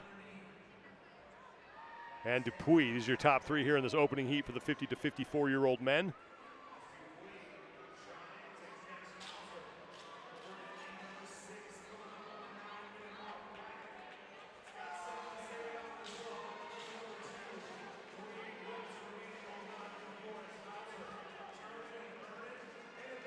Hauser into round 5. As Paddock has closed out his 4th round.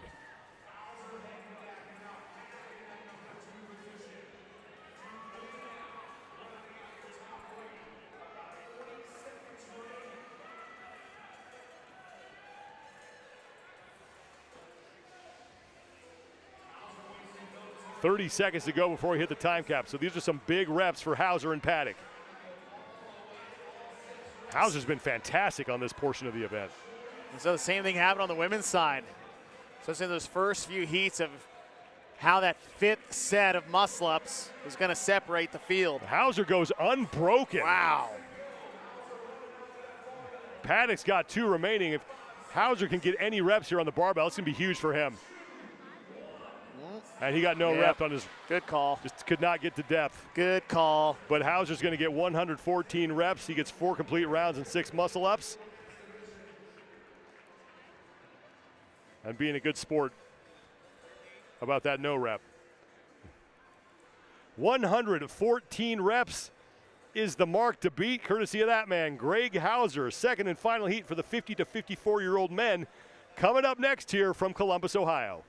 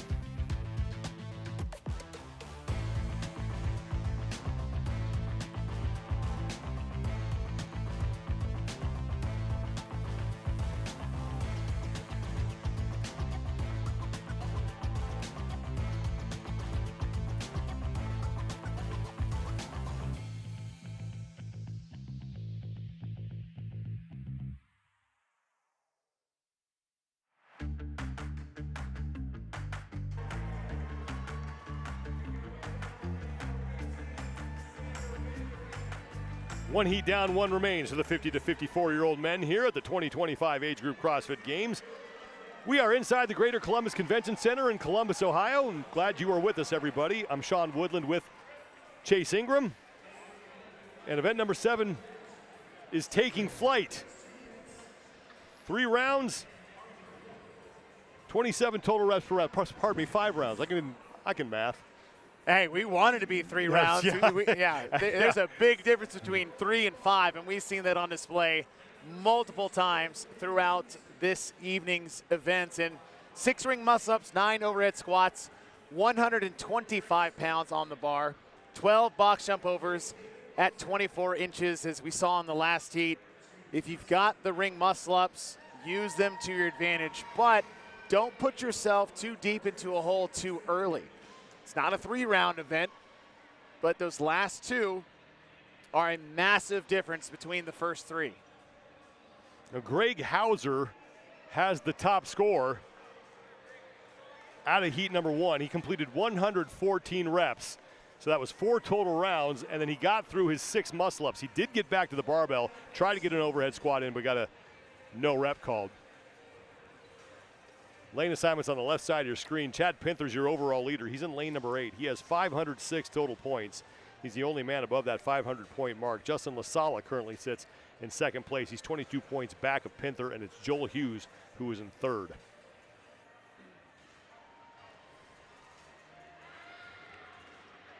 Really like this event being the one that decides the cut line. 30 ring muscle ups, and then putting in overhead squats in any Masters competition is an absolute must to separate the field appropriately.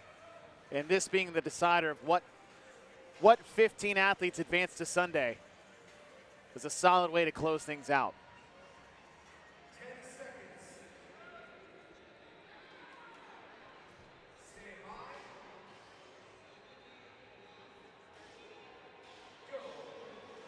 And we are underway.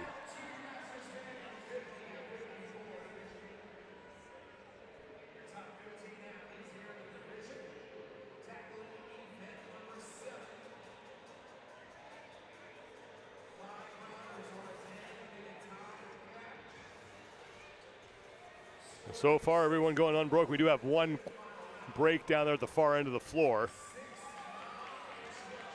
Lane 6 is Joel Hughes to the barbell first. He gets right to work on those overhead squats. And here comes the rest of the field right behind him. Joel Hughes, middle of your screen, no shirt, black shorts.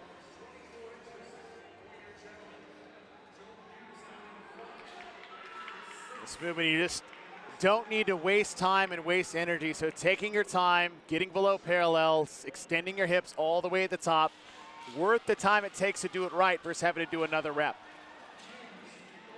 Hughes looking good on these box jump overs down there in lane 8. That's Chad Pinther, your overall leader. It's on the right side of your screen. No shirt. The Army green shorts. That's a quick round. Minute 14 seconds. Hughes back to the rings here.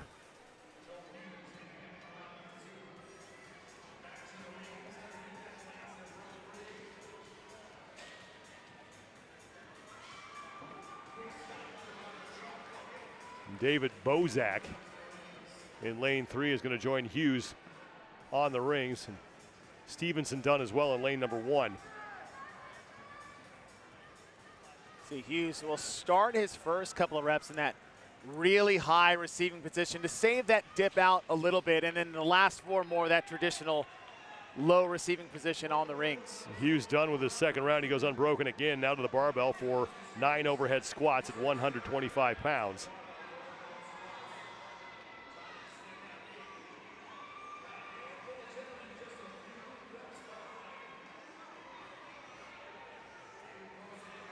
Bozak to the barbell.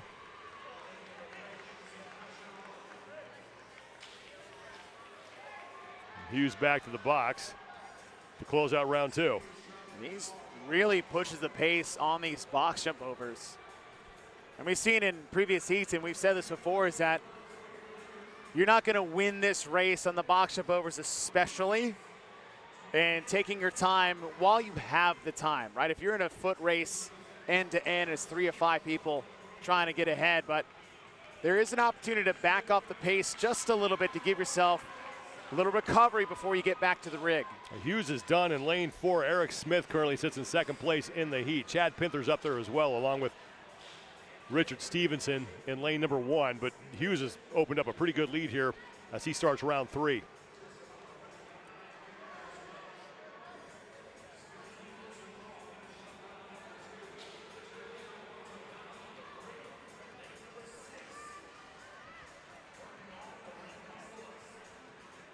Hughes in the background, looking to go unbroken here in round number 3. As that's Eric Smith moving his box up. Final rep here for Hughes. So far, so good. Got to think he had this one circled. Yes. I mean, this is ridiculous. Still got plenty of time, though. Taking that quick break before he gets to work on the 125-pound overhead squats.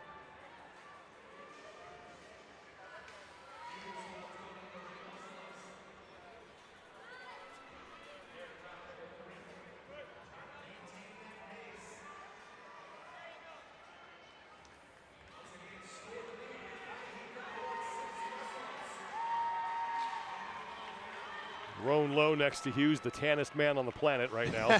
I mean, that person's got to be someplace, and I think it's Roan Lowe. Our process of elimination. I have not been able to not stare at that. I mean, you got the mustache and the muscles, and Roan Lowe's doing something right. Oh, it's CrossFit. I forgot. Eric Smith on the right side working through his third round of overhead squats as Hughes has closed out round 3, left side of your screen. And he's now into round 4. Score to beat, 114 total reps. That's 4 complete rounds, 6 muscle-ups from Greg Hauser out of round 1. Richard Stevenson, is still towards the front here. He currently sits in 4th place in the heat. Chad Pinther, your overall leader, is in 2nd.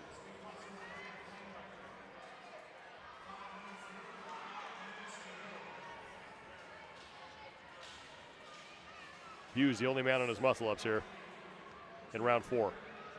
Big round to see if those first 3 were the right choice or the wrong choice. Now Pinther's done. And he's going back to the rings as Hughes goes unbroken again. There is Chad Pinther. Solid.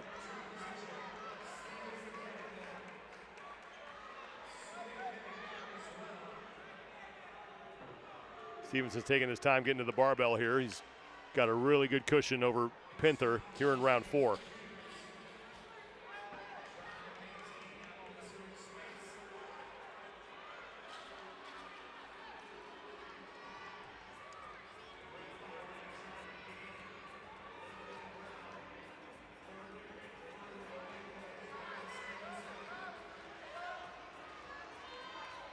Hughes with 2 reps left. And he's done. He is all by himself here in round 4. The only man moving to the box jump overs. As Pinther is on the barbell. Just started his set of 9. It's at the bottom of your screen.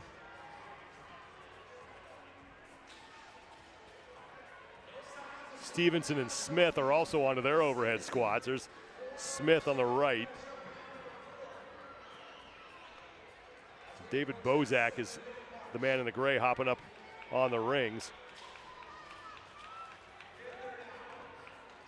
Meanwhile, Hughes is into round 5 at the 7-minute mark. Again, Greg Hauser had the top score coming in at 114. If Hughes gets these 6 muscle-ups and 1 overhead squat, he'll be the new leader in the event.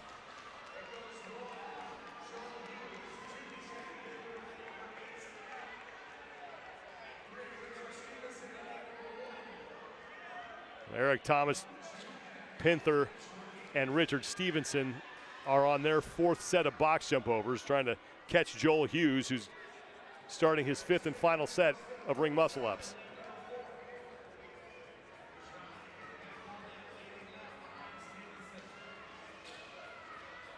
Hughes has been able to go unbroken this entire time. It looks like he's going to do it again.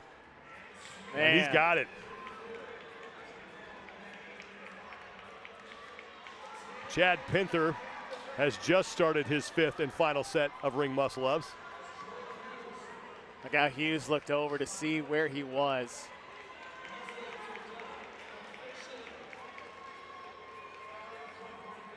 Pinther looking to go unbroken as well. Final rep for Pinther. Ooh, almost. Got a little squirrely there with the right arm, but is able to get it. Didn't see that, but keeping an eye on him as you watch Joel Hughes on his overhead squats. Final rep for Joel, as he is officially your new leader in the event. As long as he gets across the finish line, he's going to lock up 100 points.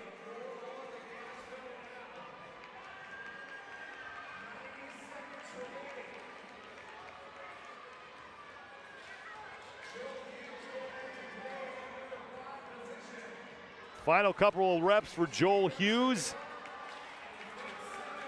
And an event win for Joel Hughes to close out day 3 of competition. It's his 2nd straight event win. Whoa. That's the momentum you want going into Sunday. Chad Pinther looking to be the next man to finish up. He's on his final set of box jump overs. Got 40 seconds to go before we hit the time cap, so Pinther's in. That'll be good for a 2nd place finish in the event. He'll get 96 points for that effort.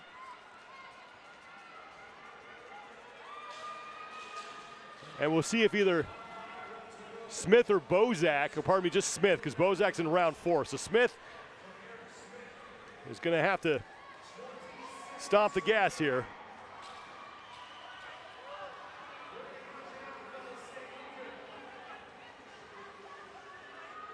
Bozak's in round 4 as Smith is just about done. And he's going to make it with a couple seconds to spare. Attaboy. Joel Hughes, 2nd straight event win. Another 100 points as he has, like you said, Chase, momentum heading in to the 4th and final day and the final event on Sunday. 50 to 54-year-old men are done. Coming up next, it's the 45 to 49-year-olds' turn here at the 2025 Age Group CrossFit Games.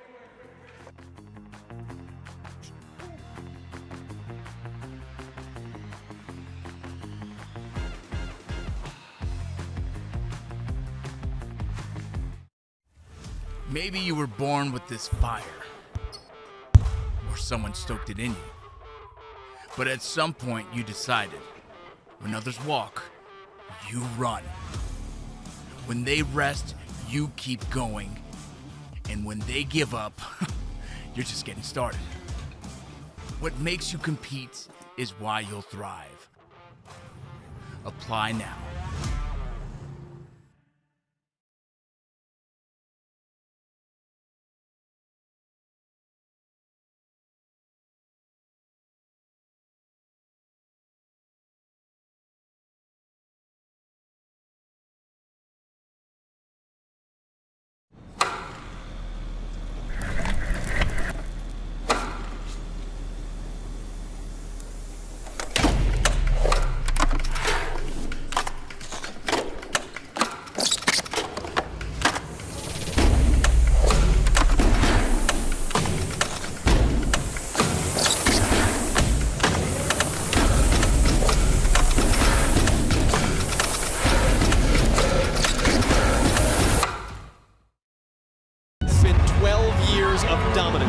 And he has brought a whole community along the ride with him. We know why we do this. What about you? Yeah, I'm just trying to keep up with him. When there's a difficult task at hand, I can always tackle whatever that is. We're choosing to build a better future. Yeah, mayhem athletes are fit, but that's only one part of who we are. Their values and my values align with each other. I follow Mayhem because I know it'll get me ready. When I couldn't do anything at all, Mayhem helped me start. If you're ready, there's a spot for you.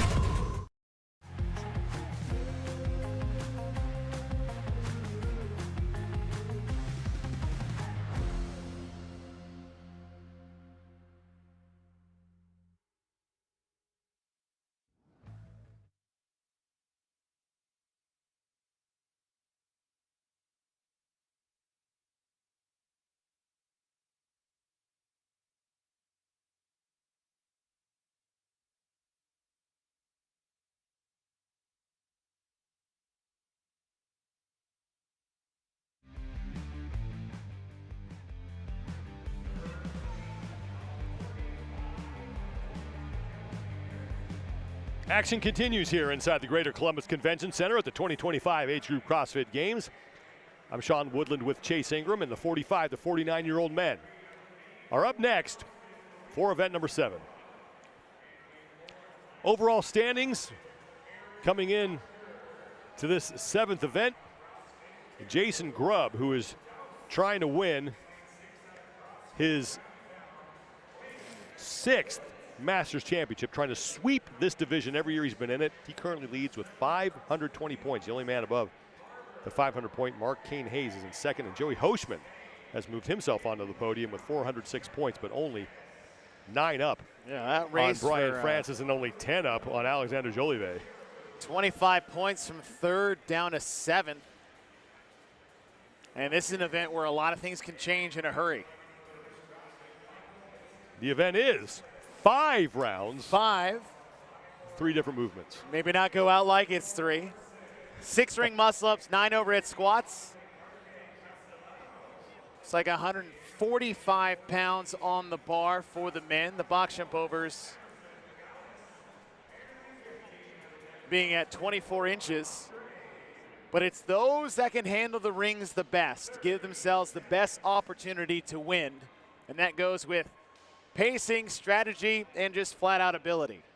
Yeah, we saw that in the last heat of the 50 to 54-year-old men. Joel Hughes, just because of the work he was able to do on those rings, unbroken every set, winds up winning the event. Took a lot of time on the overhead squats, fairly slow on the box after the first 2 rounds. He went out very quick in that first round.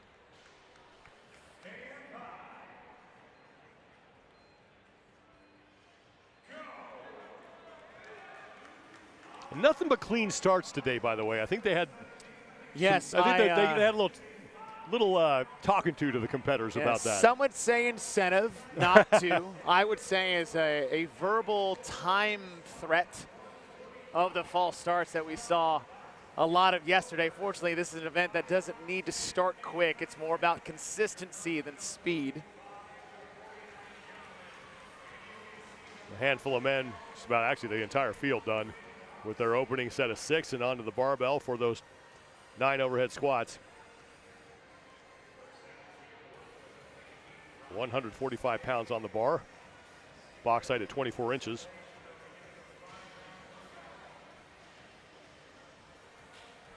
Bumping up the weight, keeping the box the same. Reps aren't going to change. Ryan Spade in lane 8 and Luis Pessoa in lane 3, the first 2 men to their opening set of 12 box jump overs.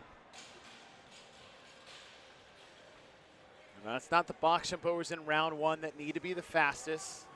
But neither do the overhead squats. It's all about positioning, making that overhead position easier so you do not pre-fatigue yourself round after round going into the next set of muscle ups.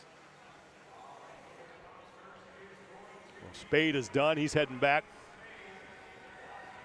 to start round 2. 15 men will move on to the 8th and final event tomorrow. And Ryan Spade is a guy who's hovering right around that cut line. He's on the wrong side of it. 17th place overall.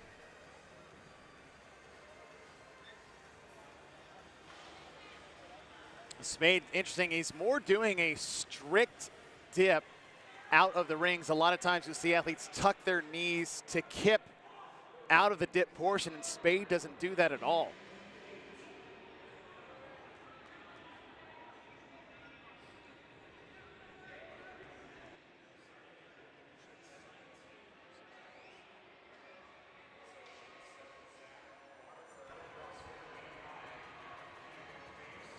Pessoa, Spade, and Barber, your top 3. Pessoa on the right side of your screen. As Spade on the far left side of your screen, being obstructed by our scoring graphic. Now onto the box jump overs at the exact same time as Pessoa.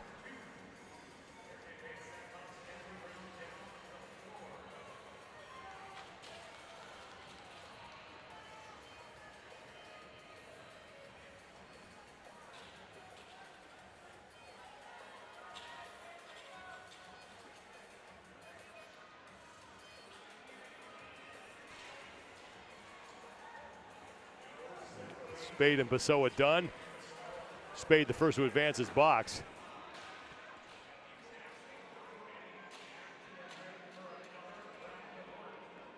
Ryan Spade is a large individual. Just thinking of him out there in the relation to all the rest of the competitors. I mean, that is a man who's doing some big gymnastics out there right now. Now watch his turnover. He's got good turnover on the left, but see how he keeps his knees in front of him? And that's just making the dip out more difficult without gaining that momentum you get. Usually you'll see athletes either throw the heels back because their momentum's coming through with their feet forward, and it's almost like a backwards kip out of the dip. He's just muscling through those. Pessoa onto the barbell here in round 3.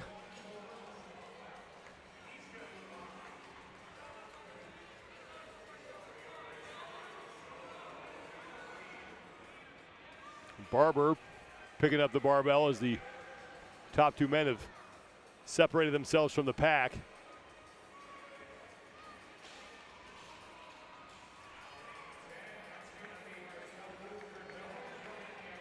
Marcel-Luc Verdon is onto the barbell as well. He's got no shirt on next to Ryan Spade on the left side of your screen.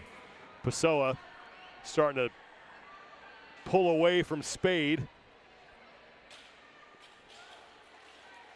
Halfway through this set of 12, here comes Spade.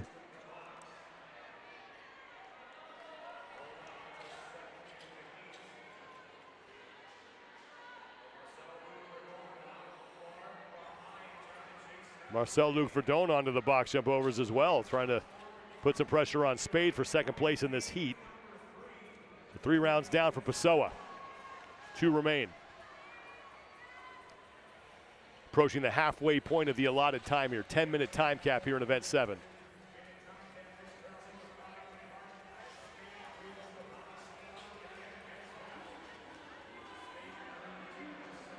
Spade is into round 4.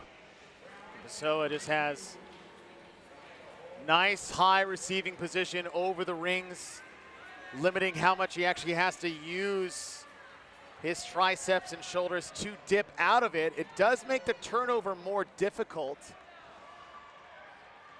but still able to hold on for another unbroken set of 6. Marcel-Luc Verdon is into round number 4, as is Zach Barber. Barber in the upper right-hand part of your screen, no shirt in the gray and white shorts. Pessoa left side onto his 4th round of overhead squats.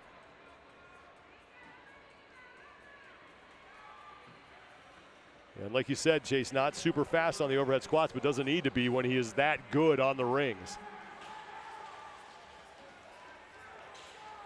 Which is good to see. We needed an event that had gymnastics as a big centerpiece of that. Obviously, we had the long run to start off Thursday, the heavy lift. Later that night, we've had power output, we've had weights, we've had GHDs, in a sense, little grinders, the skill of a pistol in that long AMRAP, and obviously the speed and power we had earlier today with the deadlifts and the sled sprint. But having gymnastics at the core of who does well or doesn't do well in this event is something we needed to have before we cut going into Sunday. Well, Marcel-Luc Verdon and Zach Barber have moved ahead of Ryan Spade, as has Shaka Dennis. So Ryan Spade, who was in second place for a good portion of this event, has now fallen back into 5th. And he's just getting to the barbell to start his 4th round of overhead squats as Pessoa is into his 5th and final round.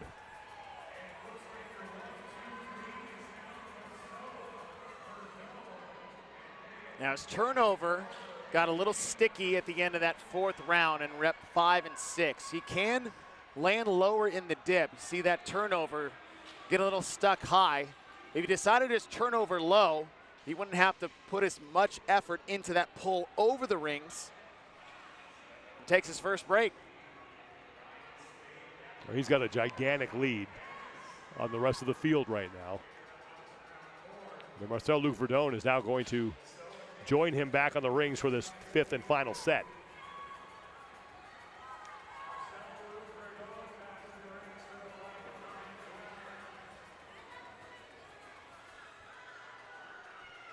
Pessoa gets through after taking that brief break. Back to the barbell for 9 more reps at 145.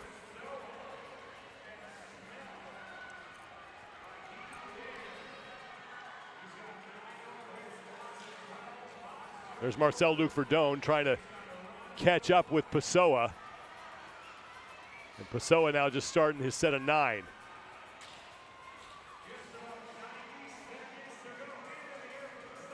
"90 seconds to go before we hit the time cap.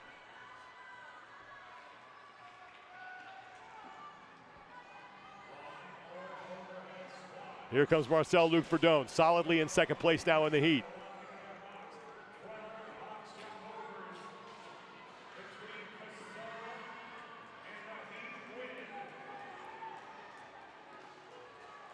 Final box jump overs for Luis Pessoa. Looking to set the time to beat with 1 heat remaining.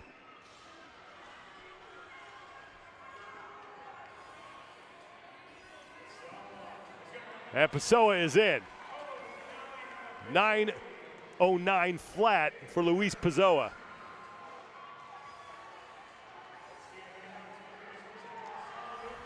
And Marcel Luc Verdon looking to get inside the 10-minute time cap.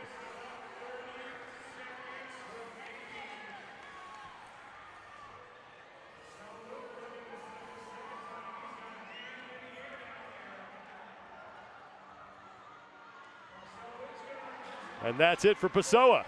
20 seconds remain before we hit the time cap.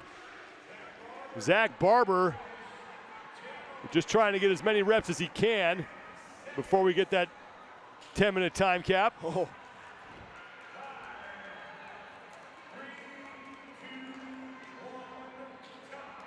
And that is it. Luis Pessoa, 9:09 flat, as Zach Barber is flat after that event. And I don't blame him. Great effort for him late in that event. Marcel Luc Verdon, the only other man to finish inside the 10-minute time cap. So 1 heat remains for the 45 to 49-year-old men. Quick break. When we return, we'll have it for you here at the 2025 Age Group CrossFit Games.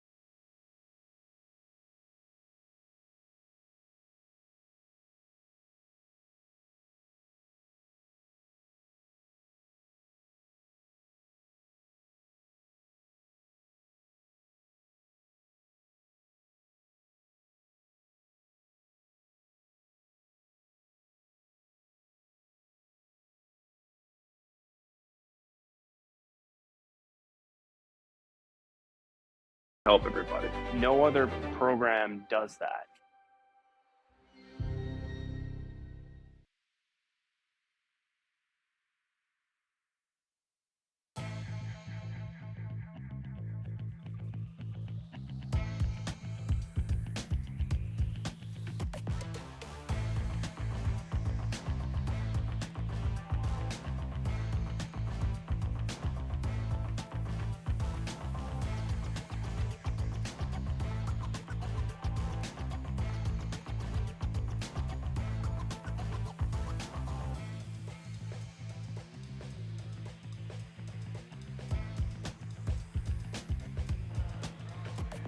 We are set for the final heat of the 45 to 49-year-old men here as event 7 continues at the 2025 Age Group CrossFit Games.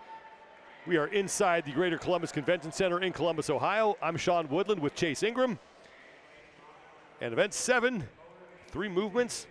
It's all about what happens on the rings. Last two heats we have watched, the athlete who has been most proficient on the rings has gone on to win the heat. And that's where this event is designed around, is how well you handle the 30 total ring muscle-ups, sets of 6, 5 total rounds, coupled with the overhead squat weight being 145 pounds for the men for 9 reps per round. And with your top 15 getting, 15 making the cut going into tomorrow, there could be a little parallel between how athletes perform in this event as well as the final event on Sunday.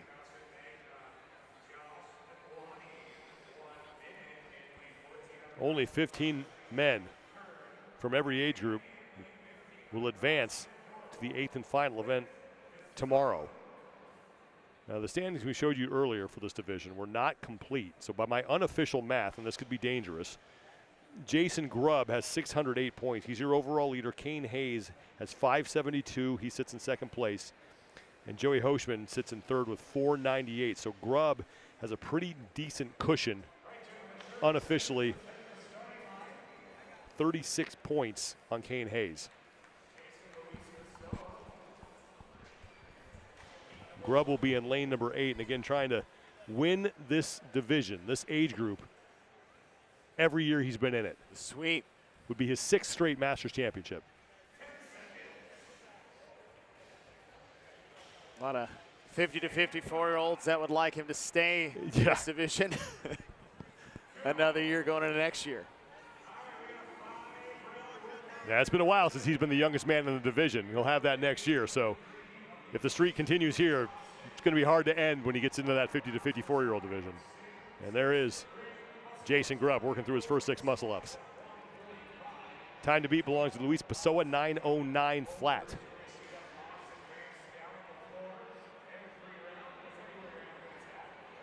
Oh. Grub running into a little problem, gets that straightened out. If it was, now he'll join everybody else onto the barbell. Yeah, I don't know if it was a rep count thing or maybe no rep he had gotten in the set of 6. Well, everybody but one athlete is on to the overhead squats. Nicholas Deshane in lane 1 is still working on his opening set of muscle-ups. Say, if you were to have a mishap like that, you definitely would rather have it in round 1 than round number 5. Brian Francis in lane 6. He's left the center of screen, no shirt. Now in the middle with those. That's not Francis. That's lane 4. That's Alexander Jolivet, who is now your leader. Francis a couple lanes down from him. With the white wristbands, he's got to move his box, as Francis. So Jolivet heading back to the rings. Jason Grub and Kane Hayes are neck and neck. They're right in the middle in lanes 8 and 9. Both wearing black shorts, both wearing no shirt, and both with white shoes, but it's Haynes. Kane Hayes is the taller of the two. So that's a yes.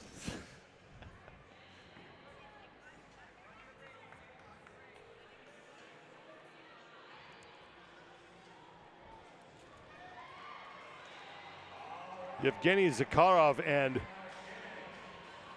Alexander Jolivet are your leaders. Jolivet in lane 4.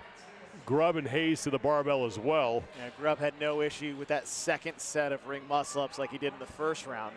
That put him right back into contention for leading in this heat.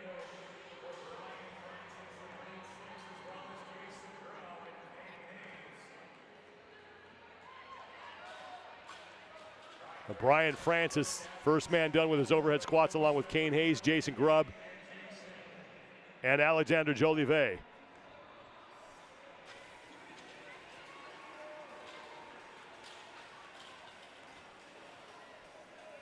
For Jason Grub, just got to stay close to Kane Hayes.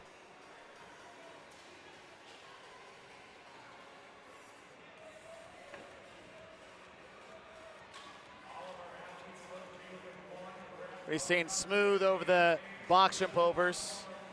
Nothing needs to be fast, especially after the second round. Hayes, Grub, and Francis all done, heading into round 3 now. Francis looking to his right to see where Hayes and Grub are. Start to see a little separation going into the third round. A lot of this is going to be here on the rings.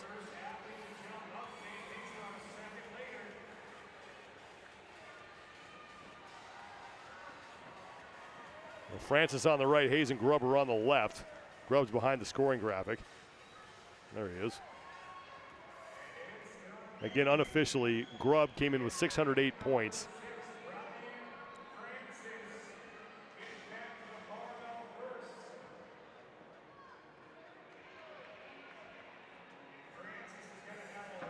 $36 up on Hayes for that top spot. And Francis is trying to hold off the top two men in the overall standings. Ooh, Francis struggling and dropping the bar.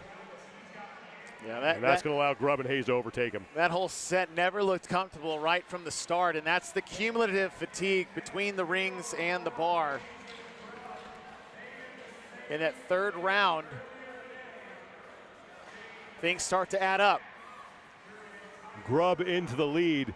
Jason Grub has yet to win an event, but his lowest finish so far was an 8th, and that was in the 1-rep max clean and jerk. And you think back to Thursday night, that lift that he made on his second attempt was gigantic. His second attempt in his fourth and final lift that he missed the first time, and in 10 seconds turned around and tried it again. Barely made it. Saved him out 20 to 25 points on the leaderboard. Grub returning to the rings to start round 4. Francis is there with him, as is Kane Hayes. Also, Yevgeny Zakharov down in lane 12 is going back to the rig. The top 3 on the screen from left to right, it's Grub, Hayes, and Francis.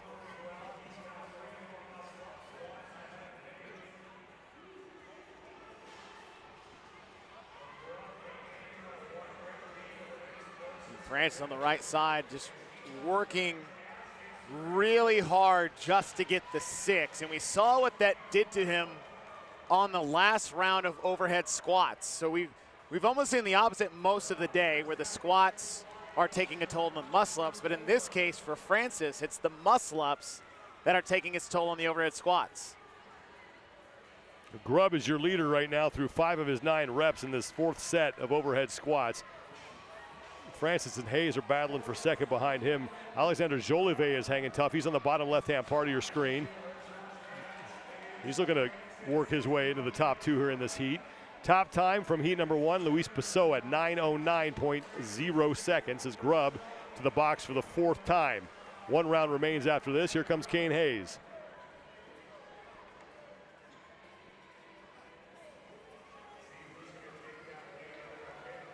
Ryan Francis keeping himself in Jason Grubb's back pocket. Jolivet and Hayes fighting for 3rd.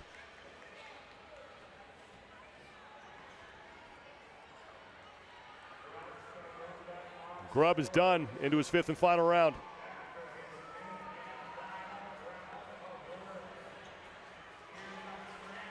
Francis finishes up. Hayes and Jolivet are done.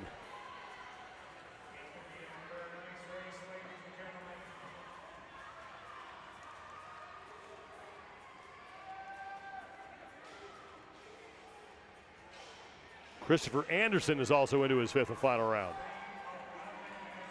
Might have some moving and shaking in our 2nd through 4th in this 5th round. Well, Francis has now pulled even with Grub on the rings. Say, don't sleep on Jolivet. He's made some good moves once he got to the barbell. It's really the rings where he's the slowest, but he's still doing well. Well, Jason Grub fighting through those final 2 reps. I thought he was going to drop, but he was able to hang on and complete them. And now to the barbell with Kane Hayes and Francis right behind them. And Hayes is not backed out. I thought he was going to fall off the pace after the 3rd round, but he looks like he's found his 2nd win. Kane Hayes, Grub, Francis. Your top 3. Grub and Hayes on the right. Joey Hoshman is in the middle, and now Hayes done ahead of Grub. Hayes trying to shave a couple points off that lead that Grub has in the overall standings. 12 box jumps remain here. Here comes Anderson in lane 11. He's down there with no shirt and the dark blue shorts. Keep an eye on him. Hayes is done. He will win the event, but he's only going to pick up 4 points on Jason Grub. Grub's going to take second place. So another top 5 finish for your 4-time 45 to 49-year-old champion. Anderson is in as well. The Hayes time did not register on the scoreboard, but he did win the event. He was the first man over. Grub was second, followed by Anderson. Lanes 4 and 5, David Johnson is in lane 5. He just came across, and Alexander Jolivet closing out his event. Down in lane 15, Clint DeSoto, I believe, came across. So 30 seconds to go before we hit the time cap, and there is Francis. Man, that last set of overhead squats just took its toll. Yeah, Brian Francis was neck and neck with Hayes and Grub starting this 5th and final round. And as you mentioned, the overhead squats chase taking their toll. And now Francis is trying to get inside that time cap. He's got 8 seconds to go.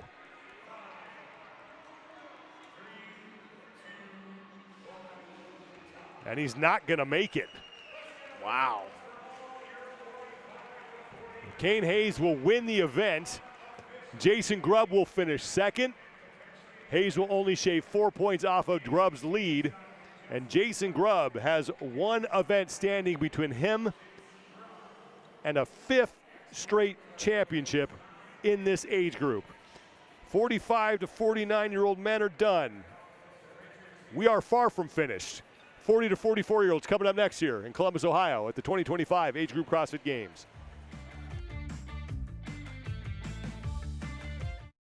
People always say, when the dust settles, that's when I'll make my move.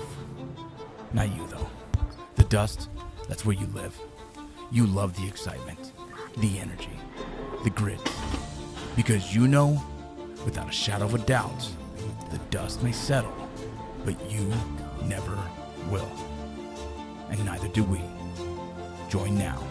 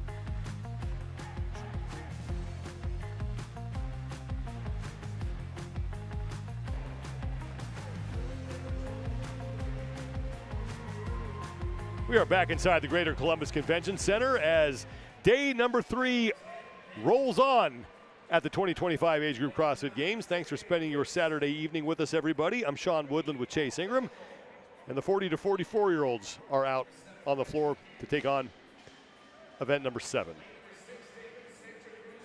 Let's talk about event number 7. Yeah, let's talk about What more can we say about what we've been watching here? It's just, again, it's all about the muscle-ups. Well, what's interesting to see is that depending on how the athletes handle the event itself, if it's just the rings that are the problem, then clearing ahead, if you've got the ring muscle-ups, you're going to be fine. We have also seen, if overhead squats are the problem, the rings have a dramatic effect on how that unfolds. The box has never really been an issue. We've seen people race at the end, but it hasn't make or break anybody's event. What I would like to see, selfishly, because I'm not doing this at all, I just get to talk about it, is that everybody be good at everything, and now we have to race. It's like watching Helen. Everybody can do the kettlebell swings unbroken. Everybody can do the pull-ups unbroken. Now we have to race the run, and that's what I'm hoping to see in these next couple of heats for the men.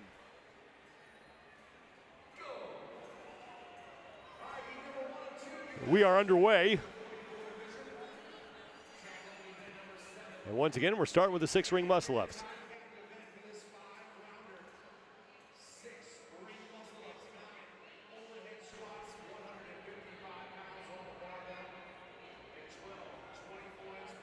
If you haven't been with us throughout the evening here, we are cutting down to 15 athletes after this event. So some of the men in this heat are on the wrong side of that cut line.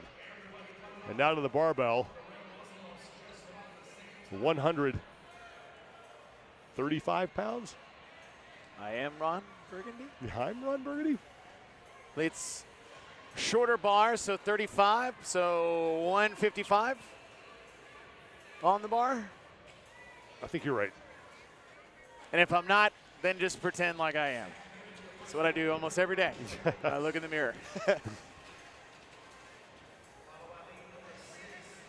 That's Annabelle Gonzalez in lane 3 on his opening set of box jump overs. Now the 10-minute cap has actually proved to be right, just about right for a lot of these athletes. Obviously, if you don't have ring muscle-ups, well, you know, sorry about the cap. But it's been enough to cap half the field, challenge those, and others just have no issue whatsoever to get underneath that. Well, Zachary Gibbons going to be the first man back to start round number 2 here.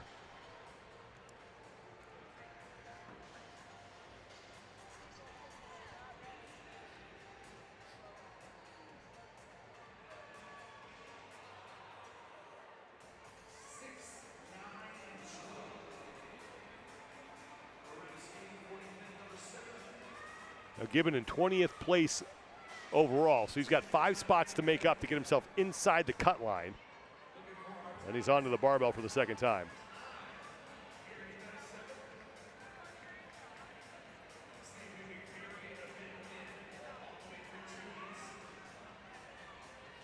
It's good over position, not too much movement in the shoulders.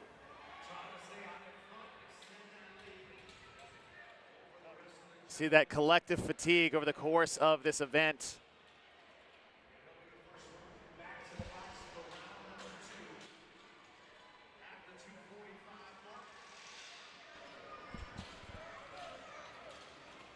Box jumps is, see, active recovery in the first 4 rounds. Then we've seen a couple of good races coming down to those final 12 box jump overs as well. 24 inches. David Santa Cruz Bjorkstrand is on the left. Zach Gibbon is on the right.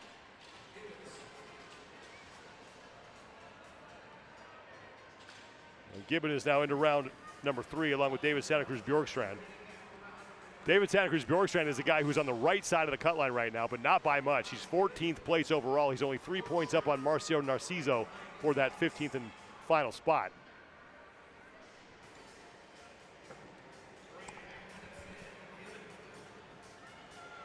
Oh, the muscle-ups look actually very good on this third set by Zachary Gibbon. Gibbon is now through a set of 6. David Santa Cruz Bjorkstrand on the left, working through his. And Gibbon working his way now to the 155-pound barbell for his third set of 9 reps on the overhead squat.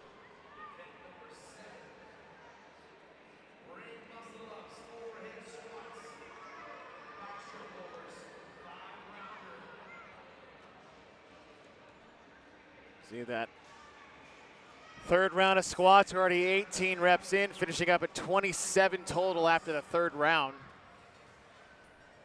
And 155 pounds on the bar. And as the weight gets heavier, if you can't find that sweet spot, locking in that shoulder, that external rotation, that press through the bar because of the pre-fatigue between the muscle-ups and the overhead squats in the first couple of rounds. Annabelle Gonzalez is on the left side of your screen. He's now past David Santa Cruz Bjorkstrand for second place. Santa Cruz Bjorkstrand, I think, is still back on the rings. Actually, he just got done, pardon me, with his set of 9 overhead squats. So he's now moved back in the pack as David Santa Cruz Bjorkstrand in the pink headband, gray shirt. He's on the far side of the screen on the left box inside of Annabelle Gonzalez, who now just advances his box. Zach Gibbon, meanwhile, on the right side, continues to lead here into round 4. Very strong out of the dip. And he's got some long arms, too, so that's not exactly the easiest movement in the world as far as the range of motion that he has to go, but his strength out of the dip is very impressive. That's Sergey Kreis in the white tank top on the right side of your screen. He's moving his way up in this heat. David Santa Cruz Bjorkstrand heading back to the rig.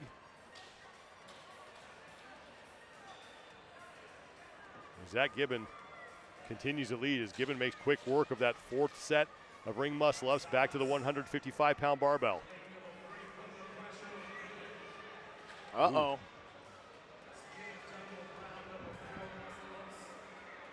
Annabelle Gonzalez now is through. Meanwhile, Michael Ritchie in lane 12. Now, we did have the bar come down for Gibbons after the second rep. That may have been a product of just bad positioning and maybe rushing through that, though it's starting to look a bit more taxing for him on this 4th round than it did the 3rd. Michael Ritchie is on the right side of your screen, just dumped the barbell, and he's going to join Gibbon here in round 4 on the box jumps. Also in lane 9, Sergey Kreis is there as well. So Gibbon is starting to feel the heat from a couple of athletes, Ritchie and Kreis. And now Annabelle Gonzalez is done, and he'll move to the box for the 4th time. What that does is that puts the pressure on Gibbons, but it also gives those athletes chasing him a little bit extra motivation to push the pace. And we've seen this a few times where we see that gap close between round 3 and round 4. We've had some shifts between round 4 and round 5. Gibbon is done and into the 5th and final round. He's got company. Michael Ritchie in lane 12, who's right next to him. He's walking back to the rings, right side of your screen. And now Sergey Kreis is done, and Annabelle Gonzalez is finished, as is Paul Delanoy. Uh-oh. So Gibbon's got some company here. And a much shorter break from Ritchie than Gibbons took. Now Ritchie now in the lead through 4 of his 6 reps. Ritchie's on the right. This is his final one. He's through. And Michael Ritchie into the lead. You got to pick up the bar.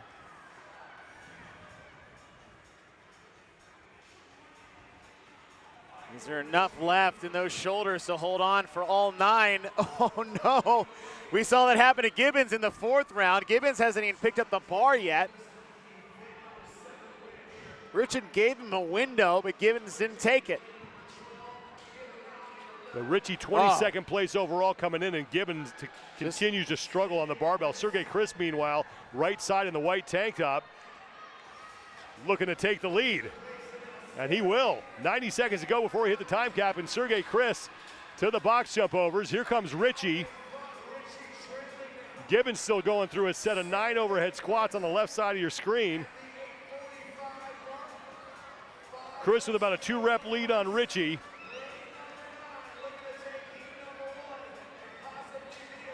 And Sergey Chris is in. Richie should be the next man to finish as Gibbon has gotten to his final set of box jump overs. Richie is across. So 8:51.40 seconds, the time to beat. Paul Delanoy in lane 8 is on his final set of box jump overs.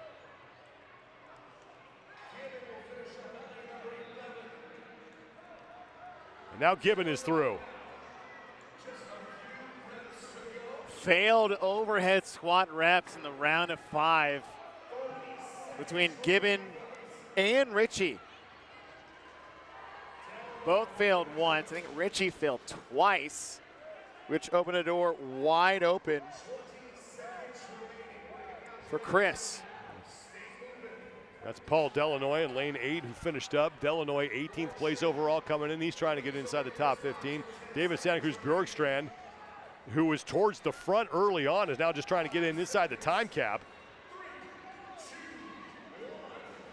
And that'll do it. But Sergey Chris, 8:51.40 seconds to set the top time. 1 heat remains for the 40 to 44-year-olds. That's coming up next year at the 2025 Age Group CrossFit Games.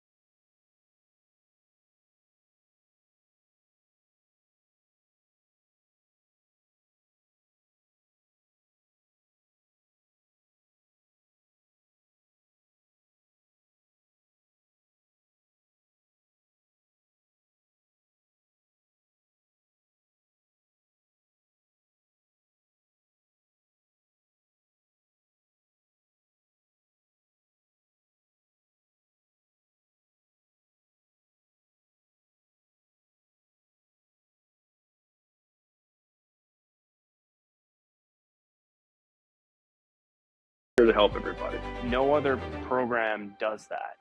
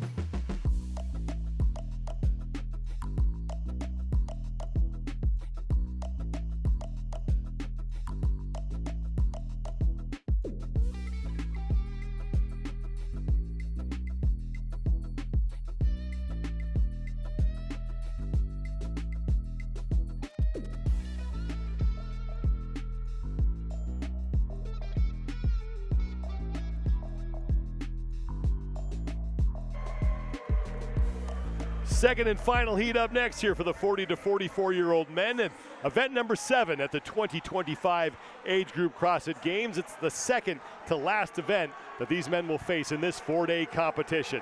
Thanks for being with us, everybody. I'm Sean Woodland with Chase Ingram. Event number 7, 3 different movements, 5 rounds, and quite a few areas where this can go wrong. It really has, and that has been I would say, fun element from our perspective, probably not as much as from the athlete perspective, but we've seen failure everywhere between early rounds of overhead squat being in tough positions just because maybe we don't have the mobility, to not having the stability or stamina on the rings, or making poor pacing choices. It's been all over the place. So there's not really been one perfectly clean run we've seen from end to end. This could be the heat. Overall leaders will be on the floor. Chicho Quesada, who's the man that just turned his back to the camera in the middle of the screen, he comes in atop the overall standings at 508 points. Josh Boonstra currently sits in second with 486, and Rudy Berger occupies the third and final spot on the podium. Berger will be working out of lane number 8. He has 484 points, so he's only 2 back of Boonstra for second. And a lot of moving and shaking can happen in this event.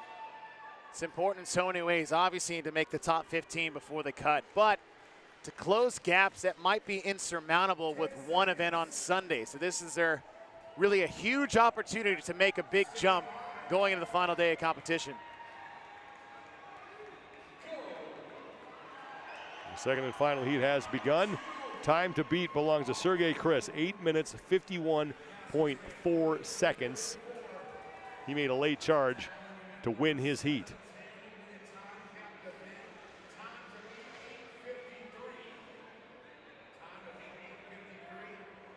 Chicho Quesada is the man in the light gray top and the black weight belt, black shorts.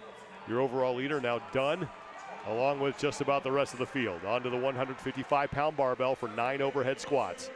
Not uncommon for round 1. Everybody going unbroken, especially in this division. Most everybody's position looks pretty good as well. So we may have a tight race.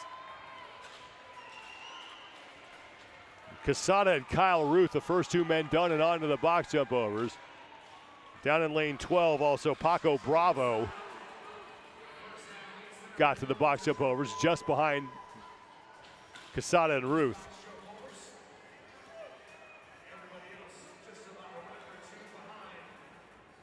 Kyle Ruth, 12th place coming in, so not completely and totally safe when it comes to the cut line. Top 15 men move on, so Ruth, if he can stay towards the front of the pack here in this heat, should be competing tomorrow in the 8th and final event as Quesada and Paco Bravo head back to the rig.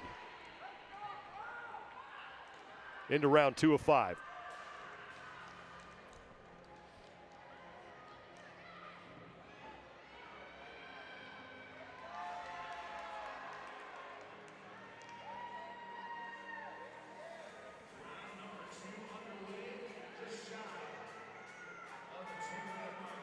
Bravo and Chicho Quesada, first 2 men to the barbell. Bravo starting his set just ahead of Quesada, who struggled with that one, had to right himself, and that's going to allow Bravo to put some more distance between the 2 of them here. Yeah, Quesada didn't look that, I would say, secure on the rings, and that fatiguing element to get to the bar. Be curious to see how he handles the next few rounds.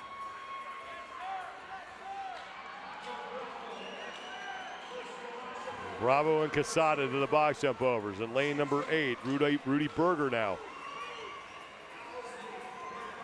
moving into the top 3. Quesada on the left, Bravo on the right. Quesada, again, your overall leader, coming in with 508 total points. Both he and Bravo are done, and they head into round number 3. Now what Quesada does is he's very quick on the box jump overs.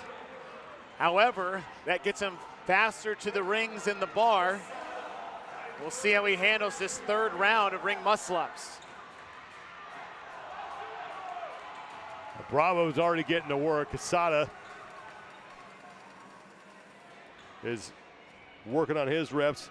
Rudy Berger's the man in the white hat on the right side of the box on the left. Bravo's done. Maintains his lead, back to the barbell, 155 pounds, 9 more overhead squats, and here comes Chicho Quesada. Berger's done. Bravo solid overhead. As far as positioning. Josh Boonstra moving up to the barbell. Boonstra coming in second place overall, trying to hold off Berger for that spot. Berger's only 2 points back of Boonstra for second place on the leaderboard. Quesada has got hit with a no rep in that third set of 9. Has the bar way back behind him. Bravo to the box jumps. Here comes Chicho Quesada. Now Rudy Berger taking a look to his left to see where Bravo is. Josh Boonstra getting to the box. Boonstra's on the right side of the box on the left. He's wearing no shirt. He's the man that currently sits in second place and is racing Rudy Berger for that spot at this moment. Paco Bravo done. He'll get into round number 4. 8:51.4 seconds. That's the time to beat from Sergey Chris in heat number 1. Quesada's finished up. Rudy Berger behind Quesada. Top 3, Paco Bravo, Chicho Quesada, and Rudy Berger. Josh Boonstra is now done, and he'll move into round number 4.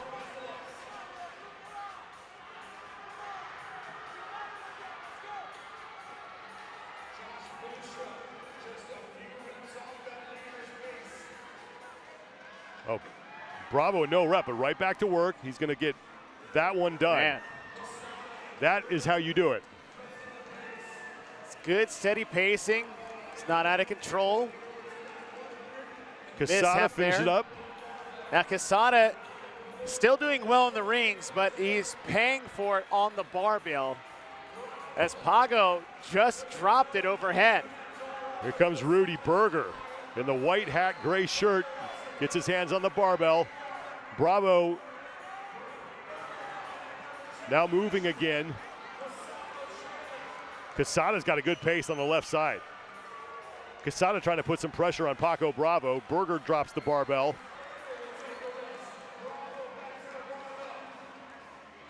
And Paco Bravo gets through that set after some problems early on.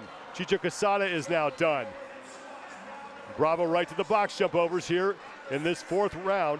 1 round remains after this, and it's pretty tight between Paco Bravo and overall leader Chicho Quesada. And now here comes Rudy Berger into his 4th round of the box jump overs. Down in lane 4, Kyle Ruth is in his final round. I cannot predict what's going to happen on this last round. All these guys have struggled somewhere, whether on the rings or the barbell in that 4th round. Also in lane 1, Roy Cohen is in his 4th set of box jump overs. He only has 2 reps remaining, so Cohen is threatening to put some pressure on Bravo and Quesada. Cohen is done. He's into round 5 along with Berger. And can Cohen do that late charge we've seen so many athletes do in previous heats? There is Roy Cohen in lane 1. Quesada, Bravo, Berger, and Cohen. Now Kyle Ruth also into the 5th and final round. Seen a lot of athletes not have a clean run on the rings, have that bar drop a couple times on the overhead squats, whether it's a couple no reps or a break. Cohen's now moved into 2nd place, and he's looking to go unbroken here on this set. And he looks very good on the rings. And can he stabilize that bar? We saw Paco Bravo drop the bar in the previous round. And Quesada took a break on the muscle up, so now Cohen has moved into 2nd place behind Paco Bravo. Here comes Rudy Berger, who has moved ahead of Quesada. I'm not sure Cohen even knows how close he is to the lead. He and Bravo are on opposite ends of the floor. There's Paco Bravo. He's got 3 reps remaining. Cohen, though, has a chance to overtake him here.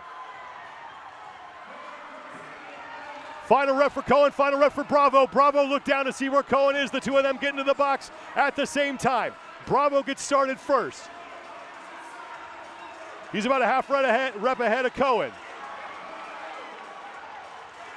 Roy Cohen with a late charge, but does he have enough time He's picking up the pace. Is Cohen. We'll keep it right here just to see who gets across the finish line first. Opposite ends of the floor. Cohen is going to do it. What a push by Roy Cohen. Paco Bravo is going to finish in second. I really think Cohen did not know where he was relative to the leaders because he was so far back of the pack. Kyle Ruth just came across. Rudy Berger is in. Chicho Casada is back on the barbell. Now that's big for Berger and Boonstra. If Boonstra can take advantage, Boonstra's on the barbell as well with Casada. But Rudy Berger is at least going to move into second. And now times from the prior heat are starting to play in. Casada's onto the box jump overs. Kyle Ruth high-fiving his fans. There's Chicho Casada in the middle of your screen.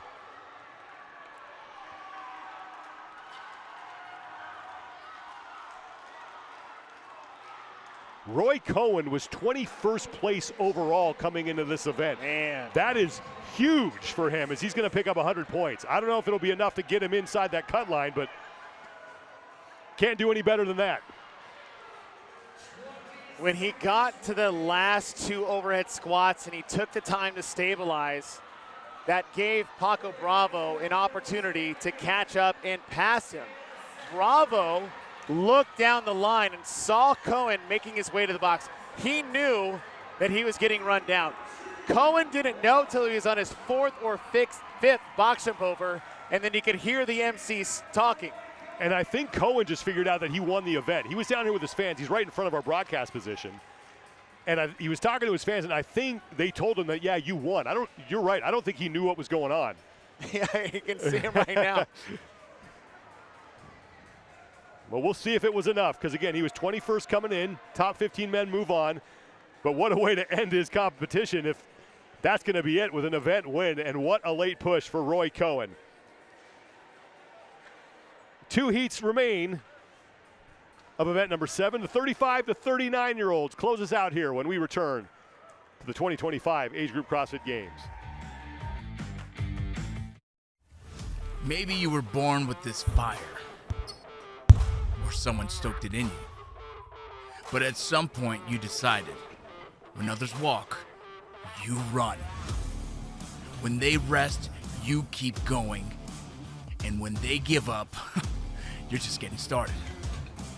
What makes you compete is why you'll thrive. Apply now. It's been 12 years of dominance, and he has brought a whole community along the ride with him. We know why we do this. What about you? Yeah, I'm just trying to keep up with him. When there's a difficult task at hand, I can always tackle whatever that is. We're choosing to build a better future. Yeah, mayhem athletes are fit, but that's only one part of who we are. Their values and my values align with each other. I follow Mayhem because I know it'll get me ready. When I couldn't do anything at all, Mayhem helped me start. If you're ready, there's a spot for you.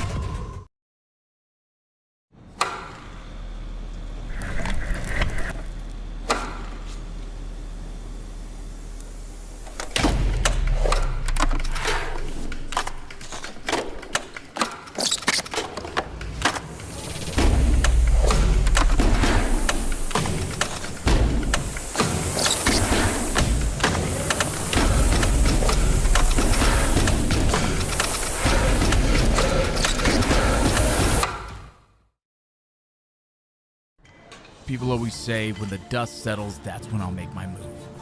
Not you, though. The dust is where you live. You love the excitement and grit. Because you know the dust may settle, but you never will. Neither do we.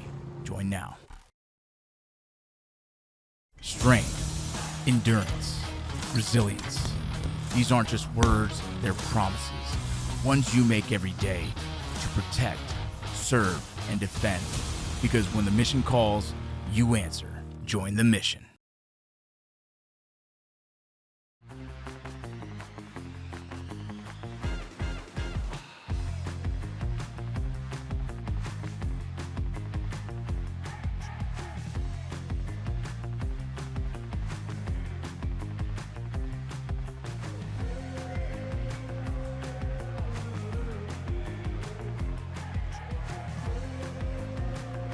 Day number 3 of the 2025 Age Group CrossFit Games. Getting close to coming to a close as we have just 2 heats remaining in event 7. The 35 to 39-year-old men are up next. Thanks for being with us, everybody, and spending your Saturday here. I'm Sean Woodland with Chase Ingram. Overall standings, 3 former individual games athletes occupy the top 3 spots, led by Con Porter, 500 points. Marquand Jones is just 12 points back, and Scott Panchik sits in 3rd, but only 11 points up on Chase Smith for that final spot on the podium. Event number 7, it's been pretty exciting over these past couple of heats, and again, it's a simple little workout, but there's a lot of things that can go wrong. It's exciting in these heats, but it's actually been very exciting the last several events for the men 35 to 39, where athletes have been separated by tenths of seconds for back-to-back events. But in this one, you look at that leaderboard, you look at that top 10, who will have in that final heat? Everyone can do everything in this event, so now the race is going to start. Can they hold on, not just on the rings, but that bar bumping up to 165 for this division for those 9 overhead squats? Box will stay the same. Intensity is going to change this event for this age group. Lane assignments on the left side of your screen. We are underway, and it bears repeating in case you have not been with us for the entirety of our coverage today that we are cutting down to 15 athletes, so half the field will not be advancing into the 8th and final event tomorrow. Eric Thomas would be the last man in right now. He is in lane number 4. He currently sits in 15th place with 287 points. He's only 2 up on Guillermo Dominguez, who will be in the next heat. I see most of these athletes squat snatch the first rep. That just, it's a little quicker, puts you in a solid position if you can receive it in the bottom of that squat. If you're not as confident, a little clean and jerk overhead, but you'll have to have your hands in a good position for those overhead squats. Jonathan Gibbons was the first man to the box jump overs, and the rest of the field has now joined him. So Gibbons with a 1 rep lead over Javier Heredia Nogueral.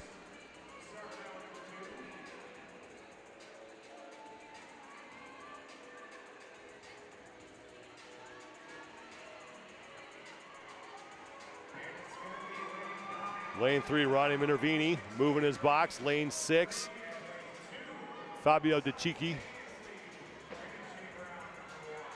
And now everyone is done with that opening round. Back to the ring. It's like we're just waiting for the moment when the hammer's going to drop. Not in the round, not in round 1, not in round 2, round 3 maybe. That 4th round is a big round. And we saw it in the prior heat, in heat number 2 for the 45 to 40, or pardon me, the 40 to 44-year-olds with Roy Cohen. Made that push in round 4 and then took the lead in round 5. It's also how many times have we seen someone come from behind in that final round and a half where 2 or 3 leaders are battling it out for 2 or 3 rounds, and then all of a sudden that final round someone comes in who's paced it perfectly the whole way through, gets the win. Now Fabio De Cicchi is now on to the box jump overs. He's the first man there, but he's followed closely by lanes 2 and 3, Ty Natoma and Ronnie Minervini.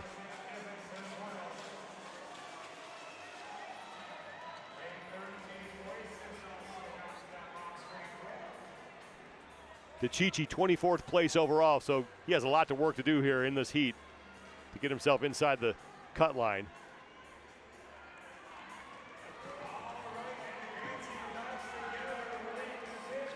Fabio De Cicchi and Ronnie Minervini into round number 3, along with Ty Natoma. Leaders starting to separate themselves from the pack. Toma on the left, Minervini on the right, and Fabio De Cicchi, who's down in lane number 6. Your top 3 men in the heat.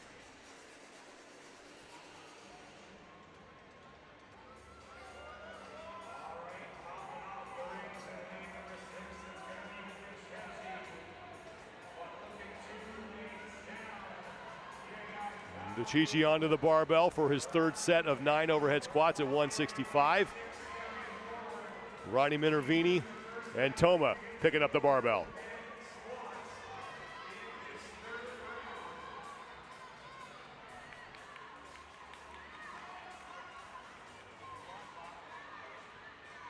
We're talking about the different ways someone can have success or failure in this, and we mentioned either the rings exclusively or the overhead squats. And to be the most successful, you have to have the balance of both. The gymnastics, the barbell, one with high skill on the rings, the other with high demand on positioning, stability, and strength. DeCicci has yet to finish inside the top 10 in an event. Now would be the perfect time for that. And he's done and into round 4. And DeCicci is being followed closely by Toma and Minervini in lanes 2 and 3.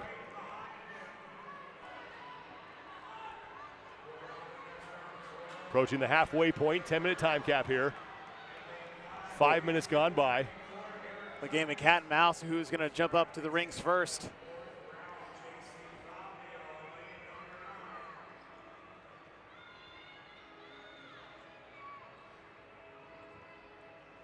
Everybody's still going unbroken here in round 4. DeCicci starting to struggle a little bit, but he gets through it, and he's dead even with Taina Toma and Ronnie Minervini.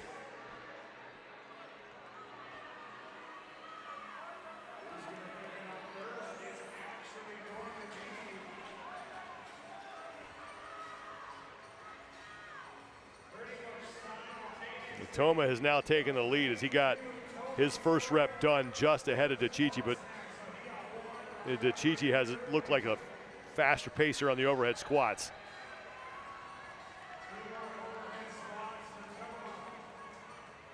Ronnie Minervini still in the mix as well. As Toma heads to the box, Minervini's right behind him, and now DeCicci is back in third place in the heat.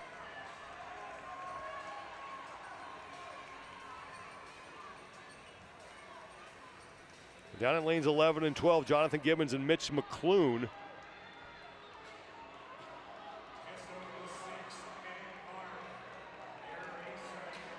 Still got about 5 guys all together. Pardon me, lane 10, or lane 9.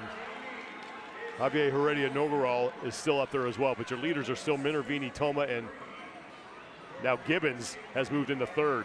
And Minervini ran back to the rings and wasted no time to get up for his final set of 6. We are in the 5th and final round here.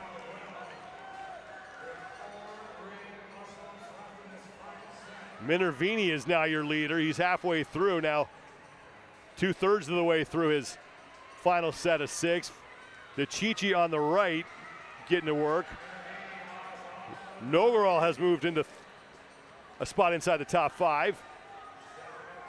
And Minervini to the barbell for his 5th and final set of overhead squats. And he's got this thing dialed in now.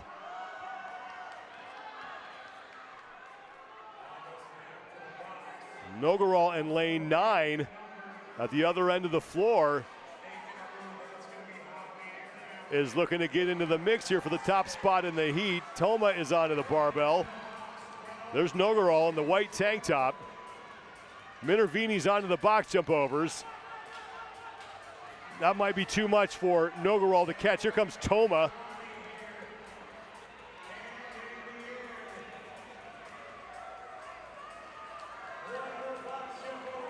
And Minervini is done, and he is in. 7:57. Nogueral looking to be the next man to finish up. And he is through. And Toma on his final rep. And Taina Toma is across.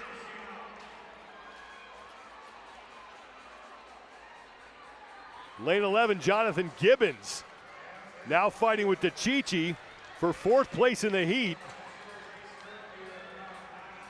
Chase Hill is onto the box. Eric Thomas is there. Thomas in the light gray shirt. Closest to the camera of this group. DeCicci gets through.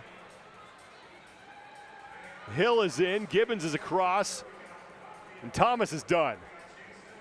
The Minervini goes sub-8, 7:57.20 seconds. They saved it all for the final round. Keeping pace with the athletes around him. Like I said, there's about 5 guys fighting for that top spot, but after that 4th round with Minervini racing to the rig, you could tell he was saving a little something for that final round. Maybe paying attention to what you've been saying all day. Yeah, you know, it's totally me. That's why I'm here talking about it. America's coach, Chase Ingram. Sebastian Fanschmidt is in, who's single-handedly keeping his local tattoo parlor in business.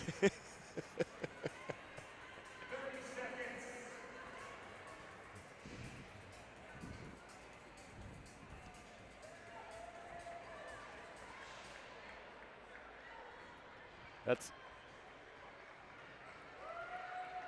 Angaru Sentien, who's now in.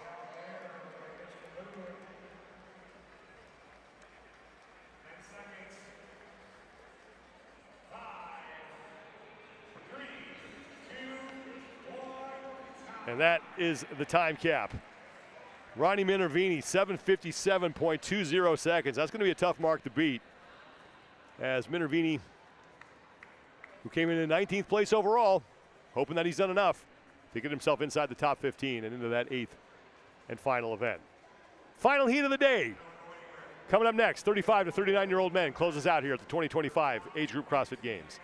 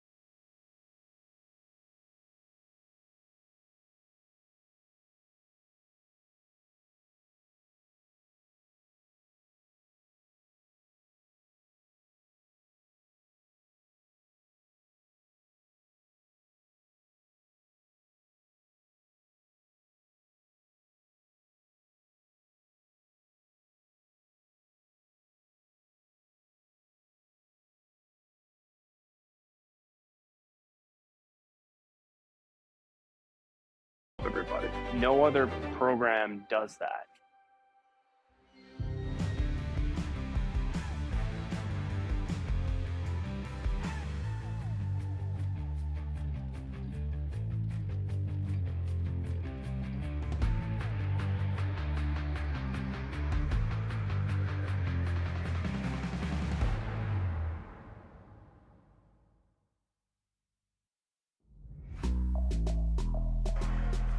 We are down to the final heat of the day as the 35 to 39-year-old men closes out here at the 2025 Age Group CrossFit Games.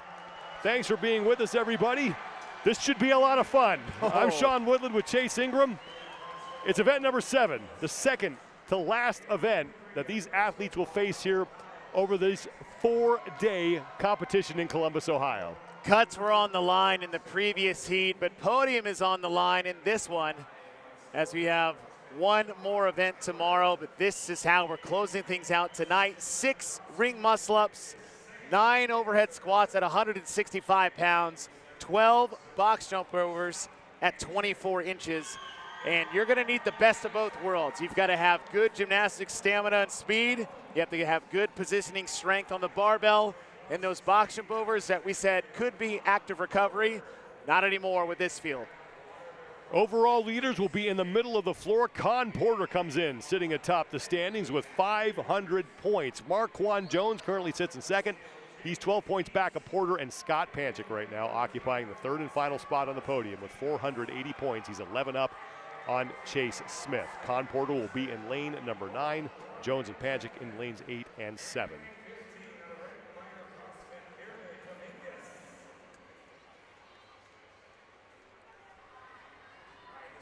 The time to beat belongs to Ronnie Minervini, 7:57.20 seconds out of heat number 1.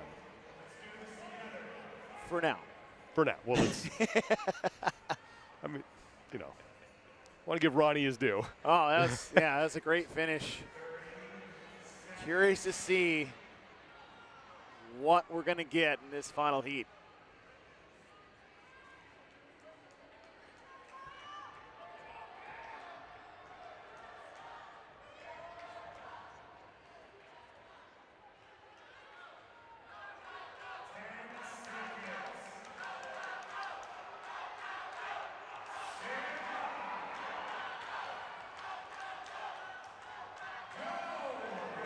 Here we go. 5 rounds, 6 muscle ups, 9 overhead squats at 165 and 12 box jump overs at 24 inches. Unbroken all the way. Will not be a question for these guys. That goes for the rings, that goes for the bar. It's a matter of how fast can they go for 5 total rounds, how few breaks can they take, as Marquand Jones is making light work of those 6 ring muscle ups. He was receiving those rings super high, barely pressed that thing out. He and Scott Panchik to the barbell at the same time. Panchik on the right, Marquand Jones on the left.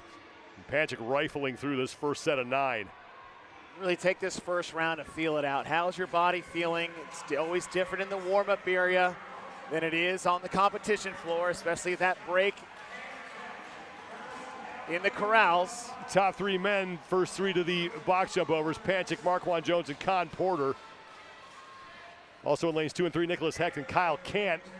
We're close behind them. Such that Scott Panchik in the center part of your screen does a much different box step over than anybody else in the field. He'll step back with his back leg. You see that a lot more with box step overs with weight, yet we see it here on his box jump overs. Panchik in the lead heading into round number 2, but he has company as he starts his second set of ring muscle ups. And he's needed. He's running out of events if he wants to try to win this division. He's 20 points back of overall leader Con Porter. So Panchik needs a little help here from Marquand Jones and maybe some others. Panchik done with his second set. Jones and Porter are finished as well. Henry Matthews is moving to the barbell.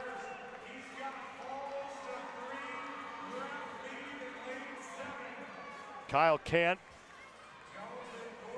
and Nicholas Hecht have started their overhead squats, but Scott Panchik is just about done. He is finished. And now on to the box.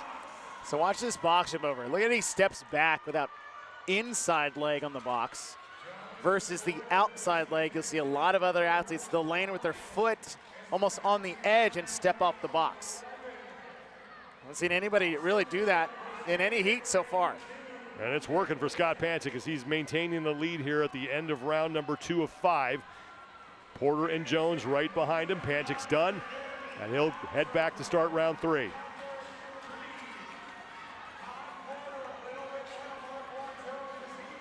Con Porter's done, Marquand Jones is done.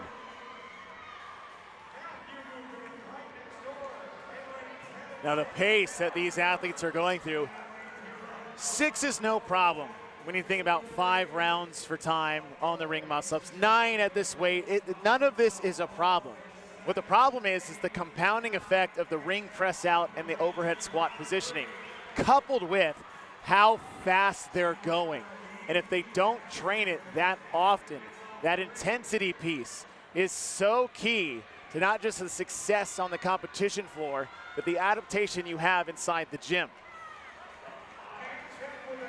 Panchik, Jones, and Porter, your top three right now here in round 3 of 5.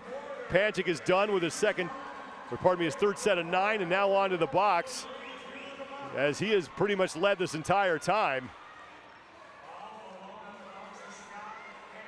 Stepping down much quicker than he did in the first 2 rounds, so Scott really picking up the pace on the box. Here come Jones and Porter, as the top 3 have really started to separate themselves from the pack.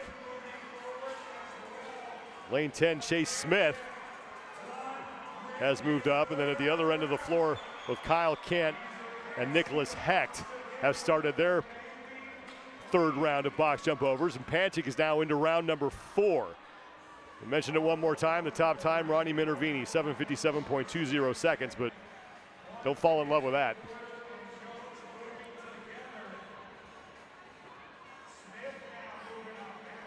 Scott very smooth on the rings. Whoa. Final rep here on this set for Panchik. Good recovery. He's done. Meanwhile, Jones and Porter are fighting for second. He has a little room where you don't really want to back off the pace. You do want to try to extend that lead, and not to say others aren't going to want to chase you down, but it does afford you a little opportunity to not have to push yourself too far in the red to try to keep pace. Panchik is finished and starting to widen his lead over Marquand Jones and Con Porter.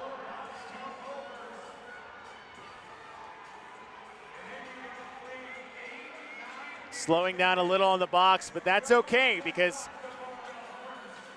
you don't want to put yourself too deep into the pain cave on box jump overs when you know how important the last 6 muscle-ups are going to be. It's great if you can do unbroken for 4 sets, but with the way Con Porter and Marquand Jones has handled the rings, you have to do this unbroken. If you have a break, it better be short. And if you have a break, it better be on purpose, because if it's not, you're losing this event. Marquand Jones is now done with his 4th round. Con Porter just about done as well. And they'll try to chase down Scott Panchik, who's already back on the rig, working away on his final set of 6 muscle-ups. Almost fell out of the rhythm on the rep 5 to 6 in the last round. Marquand Jones continuing to receive in that position where he barely has to lock it out. Panchik onto the barbell for the final time. 9 more reps at 165 pounds. Now he doesn't have to push the pace, but he just needs to be mistake-free.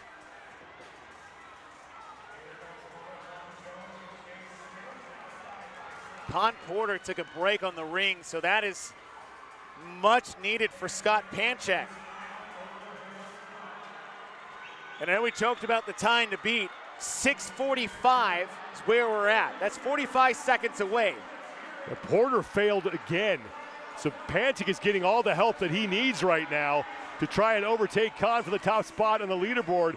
As in lane 11, or pardon me, lane 10, Chase Smith is onto the box jump overs. Here come Matthews and Marquand Jones.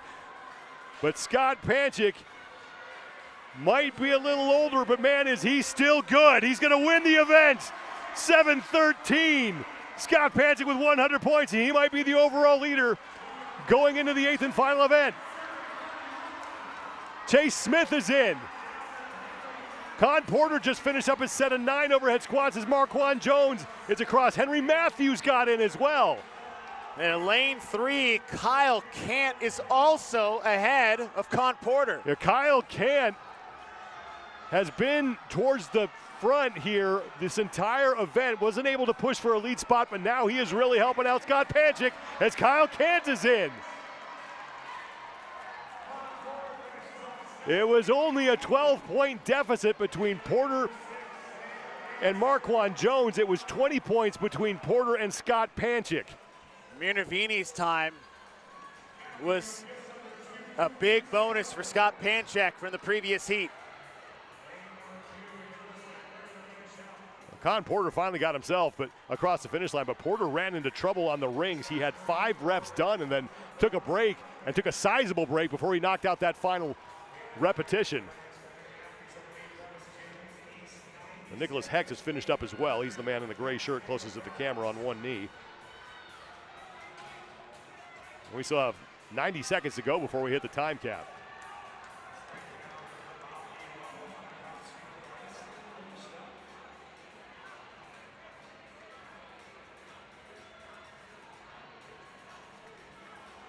That's OJ Keene moving back to the rig to start his 5th and final round. And John Miller, who just dropped the barbell, he's in round 4. That's Dino Sana. He is in round 5. So 50 seconds to go before we hit the time cap. So Sana's got a chance. Get a little lower those squats, big guy.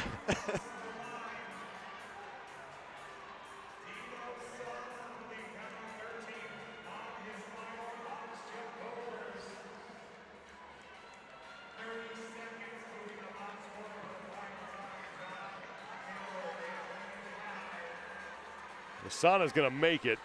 He's got 20 seconds to go, and he only has 2 reps left. And he is in.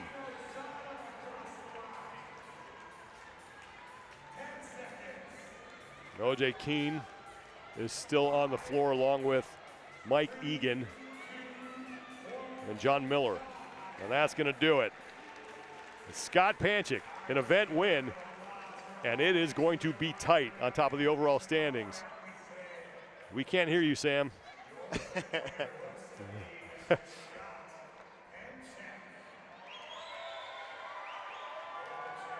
That was fun. What a way to close out day number 3 here at the 2025 Age Group CrossFit Games. Only one event remains, and we'll have it for you when we are back here tomorrow. For all event results and overall standings, you can head to competitioncorner.net. Thanks so much for joining us today, everybody. And for our entire crew here, Tommy Marquez, Bella Martin, and Chase Ingram, I'm Sean Woodland. We will see you back here on Sunday as we crown champions at the 2025 Age Group CrossFit Games.